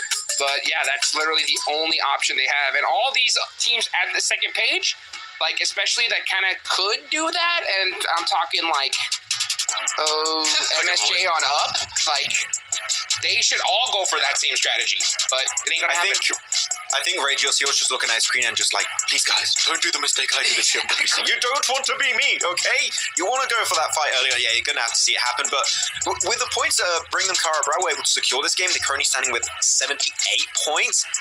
I don't expect two teams, realistically, Hodgix, to drop out of top 6. I don't expect RCB and D Plus to fall out. So I think we're competing for one slot now. I think it's one spot remaining here for London. And 4MV are going to compete for it. 77, of course, as you go lower, you're going to have to get even bigger games like your Loops, your Stalwarts, your DX. It seems unrealistic unless they take that chance, that one single opportunity to maybe crush it in that last game and go to the finals. In the last game, your most important game maybe of some of these players' careers is just about to happen here on Miramar. You know, Max, I kind of want Hotjukes to be wrong and see one of these teams on the second page get into top 6 just so we have a nice little content piece, or it means like kind of has a content piece because he's just going so in. Yeah, no chance, none at all. He's playing the flute, or I guess that's the trumpet. Called it, you know, time of death, and then they come back in. And I don't know if I fully agree with you, Jukes. I feel like there is a chance. It's just not a very big chance for a lot of these teams. And if at any time in your career you're gonna have a pop-off match, this is the time to have it happen, to get yourself into top 6 and get into the finals. Hey, you know what? It's my job to just say what's in my gut. That's how I do it. And I'll tell you what, I wish my gut is wrong here. Like, I would love to see that happen. It's just the way these teams have been playing is... my gut's telling me the other way around, and I hope to see, you know, like these 4 squads, I'm talking Loops, Stalwart, DX, MSJ, all hunt down D plus Kia and then just go crazy this match, because in my eyes, that's literally the only path to victory.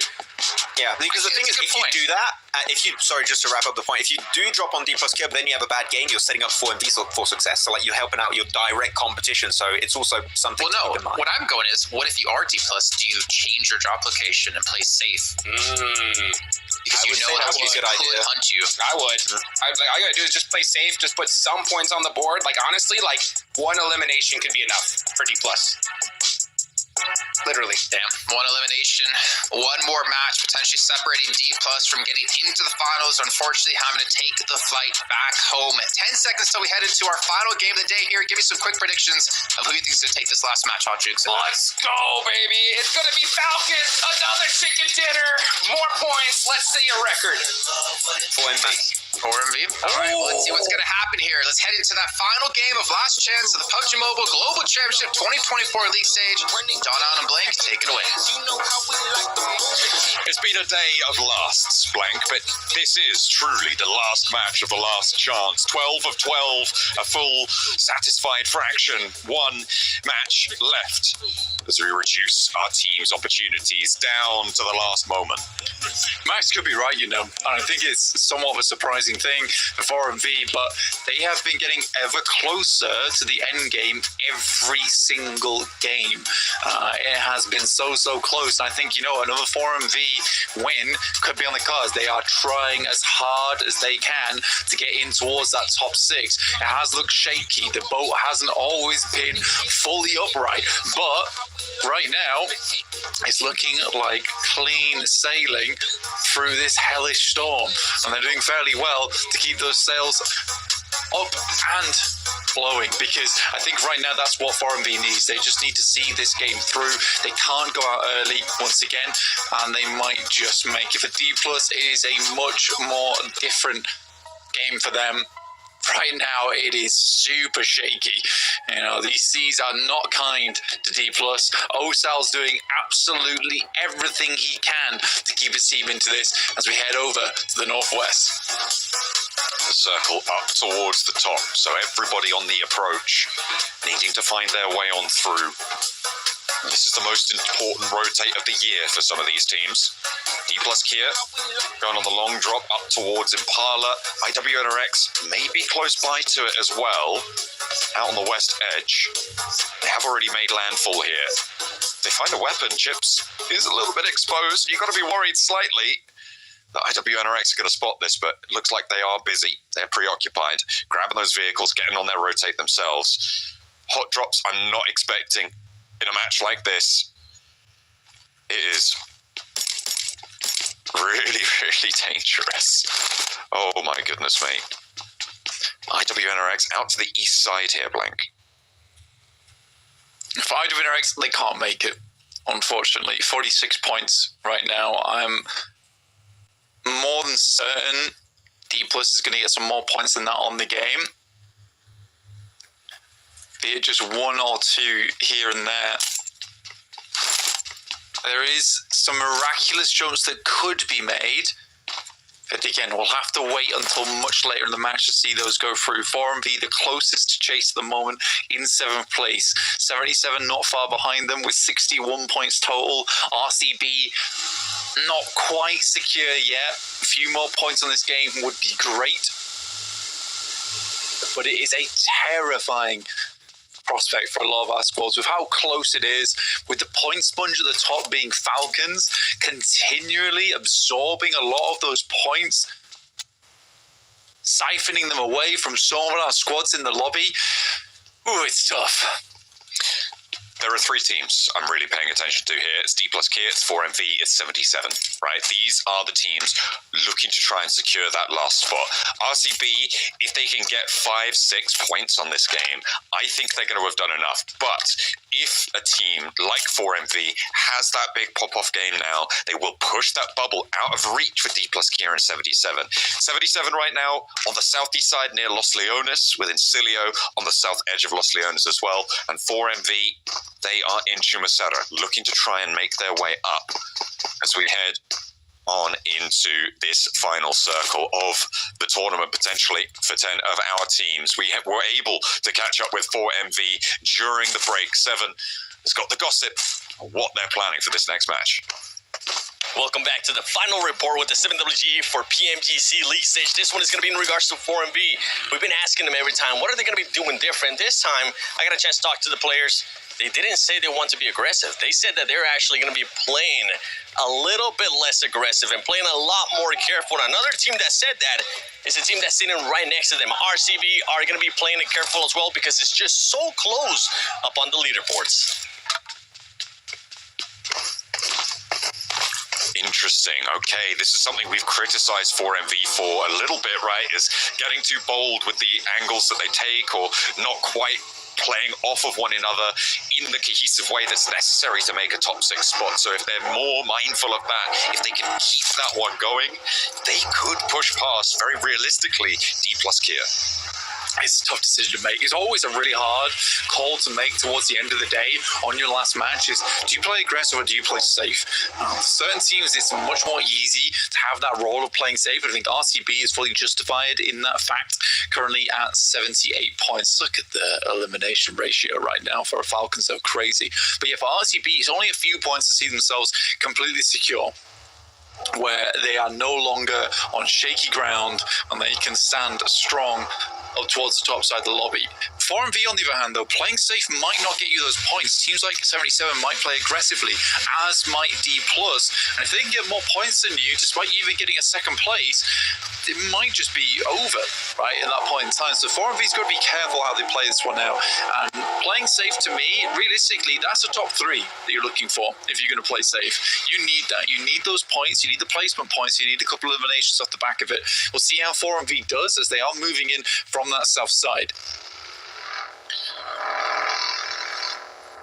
The run all but over for BTR right now. Major Pride, Team Liquid as well. And I think you're right to call IWNRX and maybe even Mirror and Sejong completely out of it. It's sort of, we're talking about like 35-point games for these guys to be able to make it in. Something we just haven't seen over the course of this tournament. I think the record was 4MV, right, with a 22 elim chicken dinner, getting 32 points on a game. And even that might not be enough for the teams from 13th on downwards to make their way through. I think it very much depends where our bubble finishes, right? But that would require D+, 4MV, and 77 all to go out early to give a chance for any team 9th and below. So we're waiting essentially for stage 3, stage 4 for more action to take place. But this is now a case of any team goes down under 6th place now, that's it, they're done. We can call them out. Teams are going to start dropping out of this tournament, and we will be able to say our final farewells to them before we all head over to London.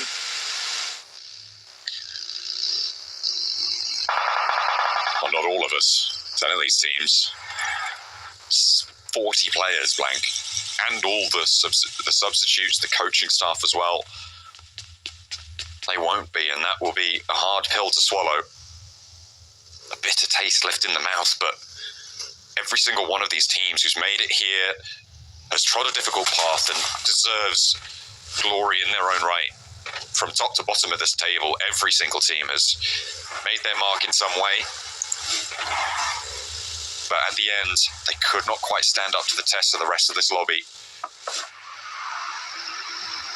And we will start to say goodbye to them. D plus on the rotate out. Major Pride are above them, over towards Truck Stop. As we head over towards probably the more interesting part of Miramar on that northwest. Plenty of cities, plenty of interesting locations, a lot of high ground in this area as well. We move up over towards the northeast around the Hacienda. Again, even more high ground to play around with. It's not easy to confirm where this location goes. So 4MV, tough rotate for them. They have a player on the south side being cut out right now by Miran Sejong. Scary place to be, and right now 4MV is split. They said they were going to be more cautious about this coming into the game, but maybe they're back up to their old tricks and it could be the end of them. Team Liquid, they're in a scrap with IWNRX, and the team more likely to be able to make it, IWNRX are currently winning it, and by more likely I mean more than 0% into this lobby. 46 points, they have a marathon ahead of them to be able to get their way through, but they need to be sprinting the whole way. The lactic acid buildup is going to be too much to bear. The first point, though, tucked under the belt. 4MV, one of the players took a heavy hit there and is still split off from the rest of the squad. And I'm glad to see it. They left the player behind in favour of a stronger position inside the circle. It's finally happened. And it feels more and more likely they'll be going on as 3.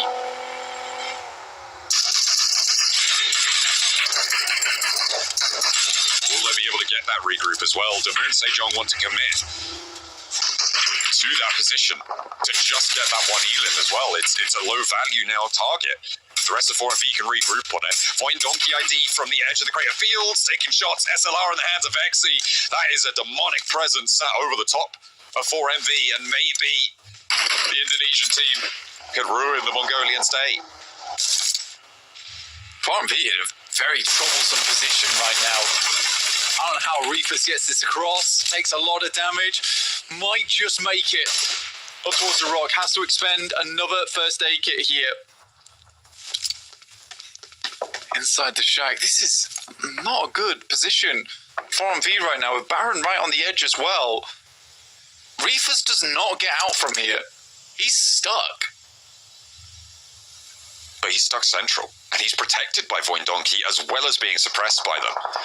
This is potentially a survival game for 4MV that they could make work, because no other team can really step into this location. They can't play around the outside of that shack because of Voindonki's oversight. And once Voindonki ID move, that's going to allow him to leave as well. It's a double-edged sword, and sure, you lose a little bit of power, but for 4MV, if they're just looking to play safe, go low eliminations, high placement this game, it's not terrible. 77, below 1 point. Now just 1 point behind 4MV.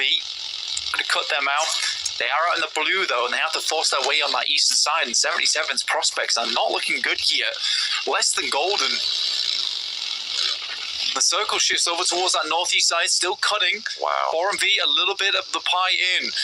Baron needs to make an almighty rotate. Actually, if he can get round towards that north side of the circle and cut in towards one of the compounds in that area, he might create a very good anchor for the team.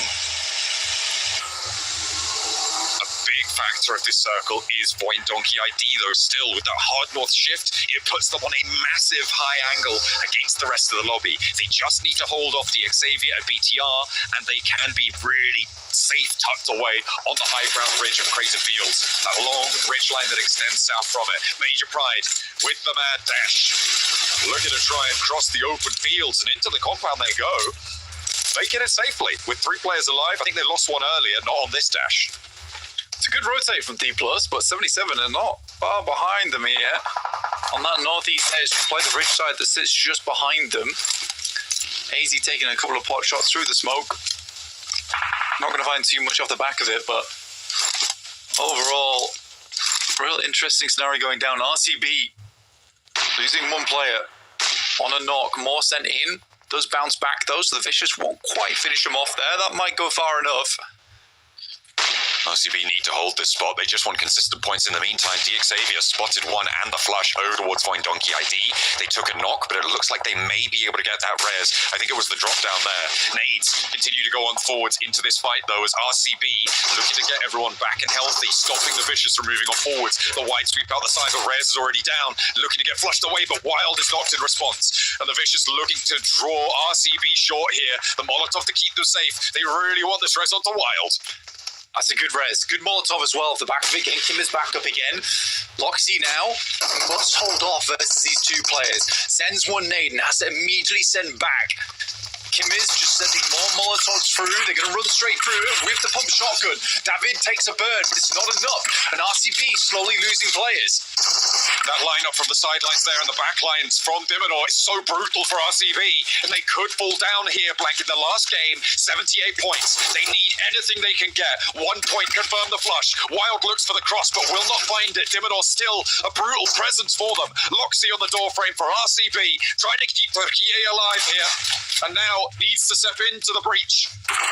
Backed off and will not give the angle. The Vicious surrounding the Sharks in the water, and a knock onto the sidelines. The third party from Loops to maybe give RCB an opening. A step out wide and into the fight they go, but they're giving it topsy-turvy. And around the sidelines, they're into the fight in the building. Loxy still on the doorframe, and Wild wants this desperately, but there's just nothing given.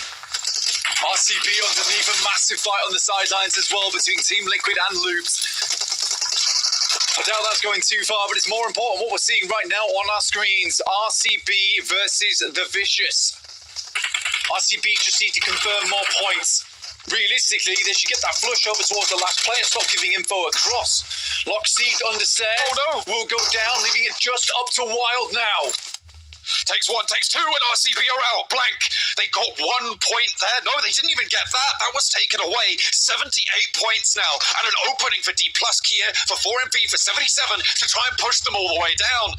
They did so well today, but they've been dispatched by the Vicious. Now the Falcons have Stalwart to deal with as we tune on over to this fight. Stalwart need massive points here, but the Falcons have been brutal.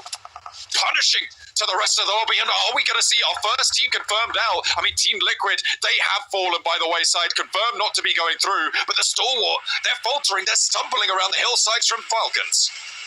Down to 1 last player, Octaguri, trying to keep his team in this one. Falcons, they do not give a damn. They will take any fight anywhere. They're so far confirmed. They send over the top. Such confidence in the face of these teams. BTR up towards Mirren Sejong. A messy fight, and that is Mirren Sejong out. 12th place, they will not be joining us for the grand finals. We've seen Stalwart eliminated. The hot drop at the start of the day spelled doom. They never recovered after it.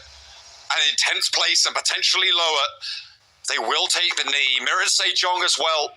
In their group stage, Blank, they were a top 3 contender, and now down in 12th place, they meet their demise.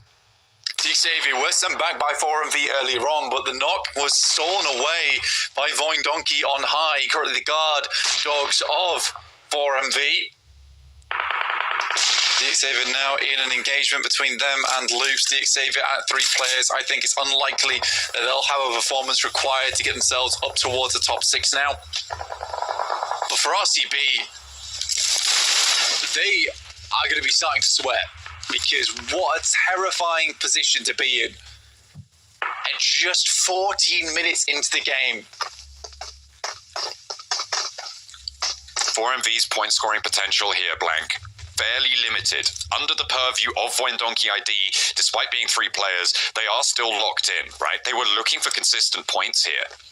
To chase towards RCB's tally, I think maybe a long shot. 77 can sweep through the outside. I think they have a high point scoring potential, but it's going to be difficult. I'm also looking at D plus Kia on the south edge of that Major Pride compound. They are looking pretty tidy away onto that position and could get a lot of value. Up on that high ground from the ridgeline, I think D plus Kia also could do it. So 77 and D plus Kia, the 2 teams I think could ascend to take out RCB.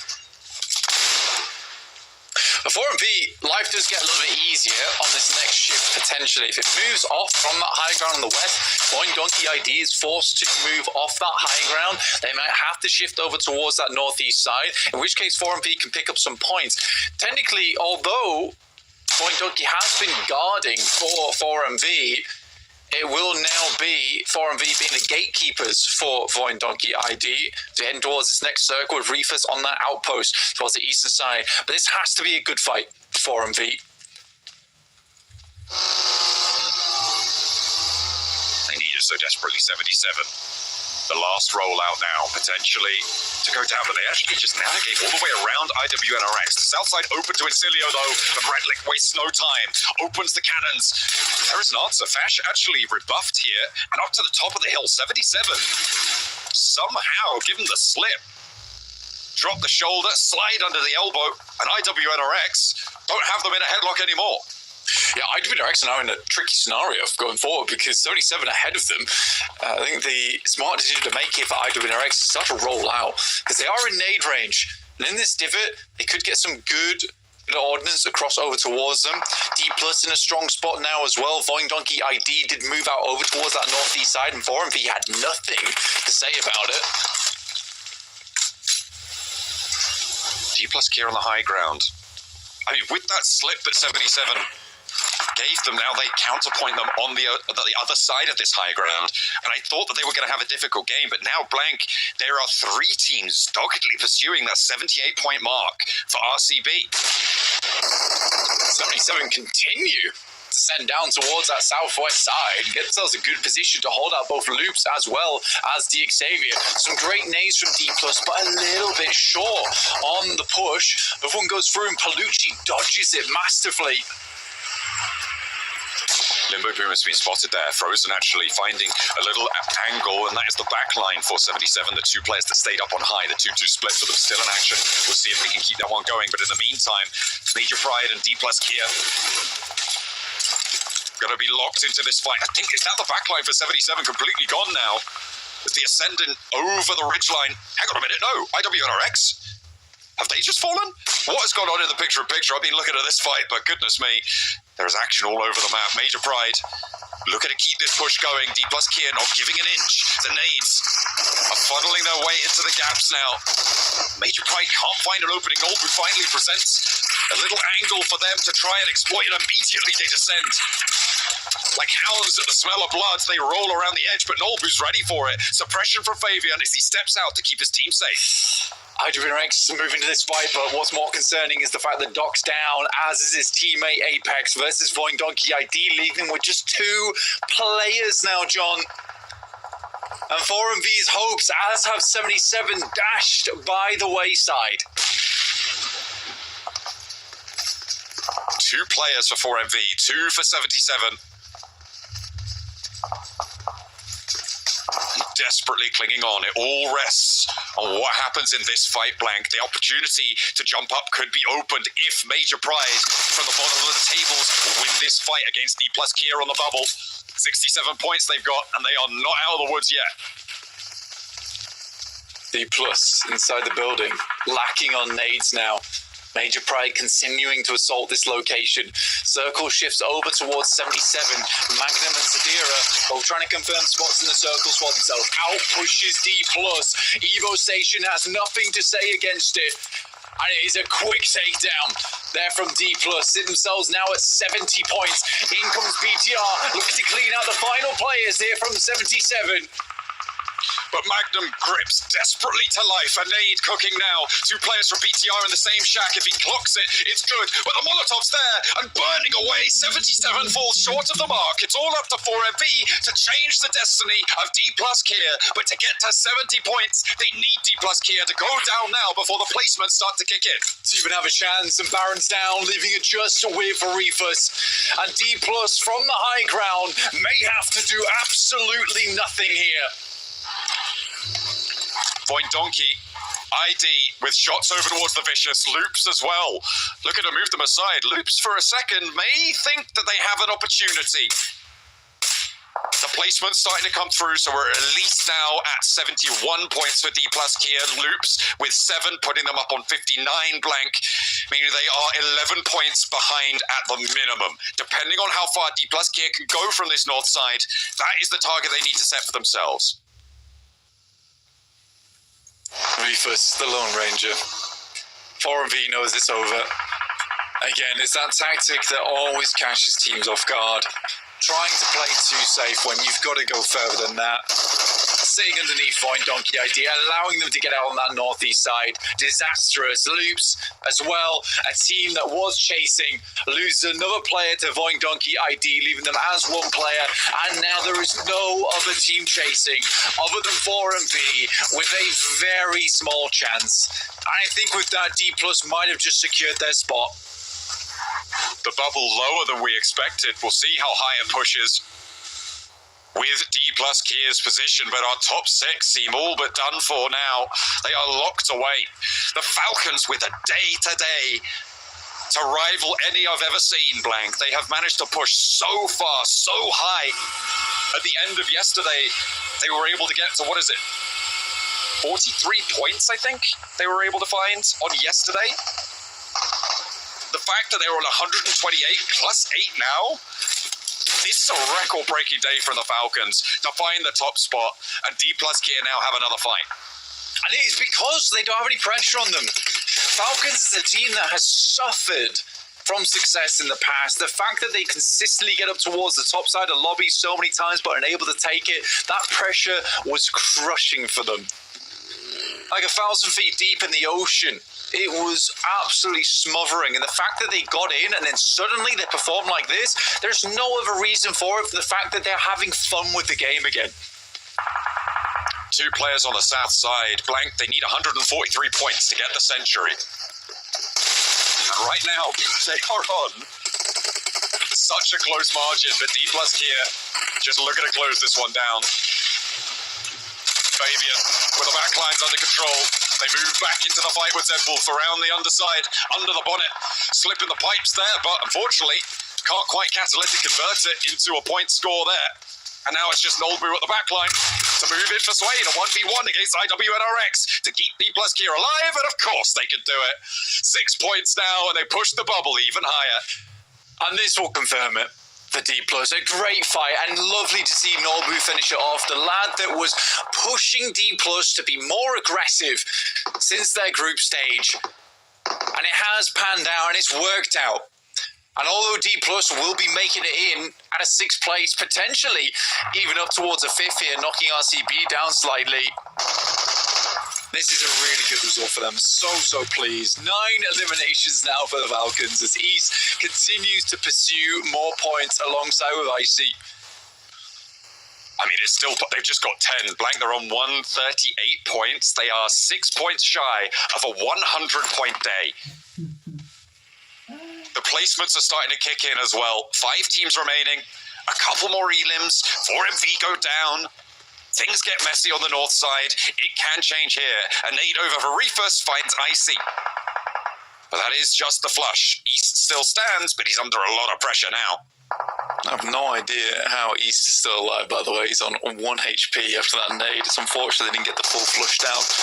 And 4MV once again has to play very slowly. D+ losing to Void Donkey ID, who have been quiet today, but finally sit things up. And imagine if 4MV was in their location.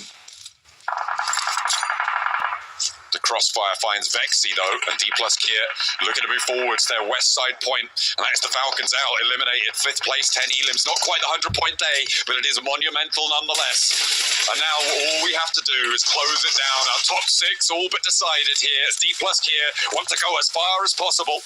Secure that spot, maybe get to the 5th place. I think they might have already done it here. They're 8 elims, a 3rd place guaranteed. 5 points chalked up already on those placements. And with Voink Donkey on the ropes, they might be able to finish it out. Even removing their opposition in 4MV as well, right at these last moments. D Plus knew what needed to be done, and this is what I'm talking about. For RCB, as well as 4MV, great report coming from 7, they're both going to play safe. I do not agree with that mentality going into the last match. You've got to give it your all. That's exactly what D Plus do here. It's likely we're looking at a 78-point bubble blank on RCB's scoreline. Going down, it's 0. They've been sweating this entire time, but it has unfolded in their favour. The fates were on their side this time around. And over to London they go. They will make that trip, but will they be able to go further than that? We'll have to wait and see. As December rolls around the corner, BTR with their final shout into this one too. But it is too little, too late. BTR, Voink Donkey ID, and D+. The Count's looking for a chicken dinner at the end of the day to take to them to London for the special banquet held by the Counts themselves. All slowing down here. D+ is worried about how many points other teams go, which is why they're taking this slow. They want to get a 2nd place, really confirm their location in the standings. No one with south side control over the road. BTR on the ridgeline could just get opened up on. One Donkey ID. Shooting out a rhythm here. As our teams seem to know it's all done.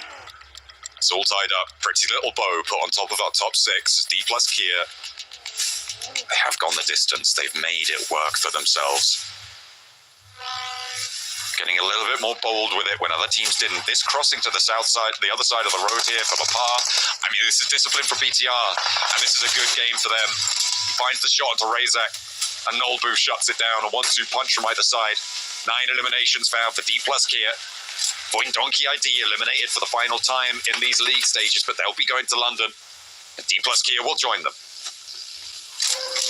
Last day, last match, last circle, last chance, but not the last time we'll see D+. They look to finish off BTR in front of them. Nolbu once again leading the charge for the team, and nade downside should do a lot of damage, and can D+ finish this now with a chicken dinner? The nade drops short. Chips is spotted, but he's lighting them up. Something awful. BTR finally get the knock. Nolbu's already healing. Does he have any more nades? Does he have any more pushing power? Seems like he's going to go for it. I mean, he has to. Why not? Nade back up on high, right to Nolbu's feet. He darts out the way of 1. The second is there to put the punishment down. And 3, 2, 1, bang, goes the dynamite up to the high ground. BTR close down the game. They will find the final chicken dinner, but it is not enough to get them all the way. Tempered celebrations here for the Indonesian Bigatron Knights, and it is elation for D+ Kier, a 2nd place and a spot in the finals. A great day for a lot of our teams, and 4MV, a quiet ending for them, 77 similarly, but for D+, they took it all the way to the end. They did not play safe, they played dangerous, and it paid off. Paid off massively here for D+, and I think you can see on Fabian's face as well, like how much it kind of means going to the last game, have a finish like that. I mean, Osal, he was the player we talked about when it came to groups, but Nolbu, man, he has played phenomenally for D+. Definitely one of the reasons they were able to qualify here for the grand finals. Dude, masterfully played from Nolbu in that 5 versus Make Pride. Even IWNRX to some extent, like he clutched it up and kept the hope alive for his team at the biggest time of need here, Hot Juke, to make sure they remain in the top 6. And yeah, I gotta say, not only Nolbu and Fabian, everyone I feel like on the team has been doing good. Chips too had his incredible moment during the league stage. this is a team that, sure, maybe faltered every once in a while, but I think the more they gain experience in these global events, like, the more of a threat they're going to become as they should be now heading to London. Absolutely, man. That reaction was crazy. Like, these guys made it, but it looked like they just lost years off their life from all that stress, bro.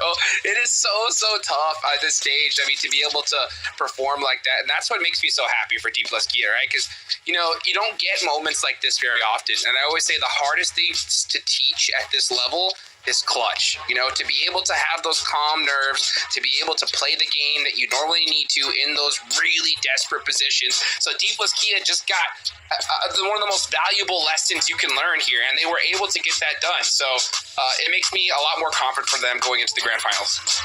You know, it's a shame, you know, Bigatron's picking up the last chicken dinner here of the league stage, and we're not really talking about too much because it's unfortunate for them. They're not going to really have any chance to qualify, even with that victory, but it kind of blows my mind as you go into this whole event, looking at all the SCA teams we have, your Vampires, your Xaviers, your Ultra Egos, etc.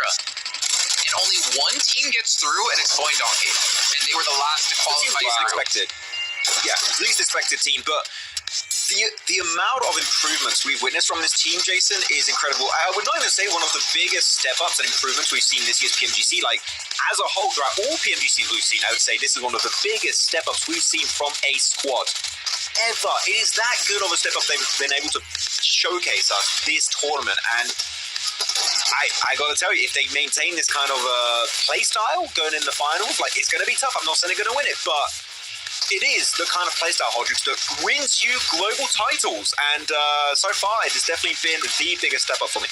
For sure. And what a way they finished this day. It was so awesome to watch, and it just makes me so hyped to watch London. There's still a lot of preparations for all these teams. We talk about adaptations, but the finals, it's only 3 days, man. You don't have much time to adapt, and you're definitely going to start to favor those teams that were able to do so.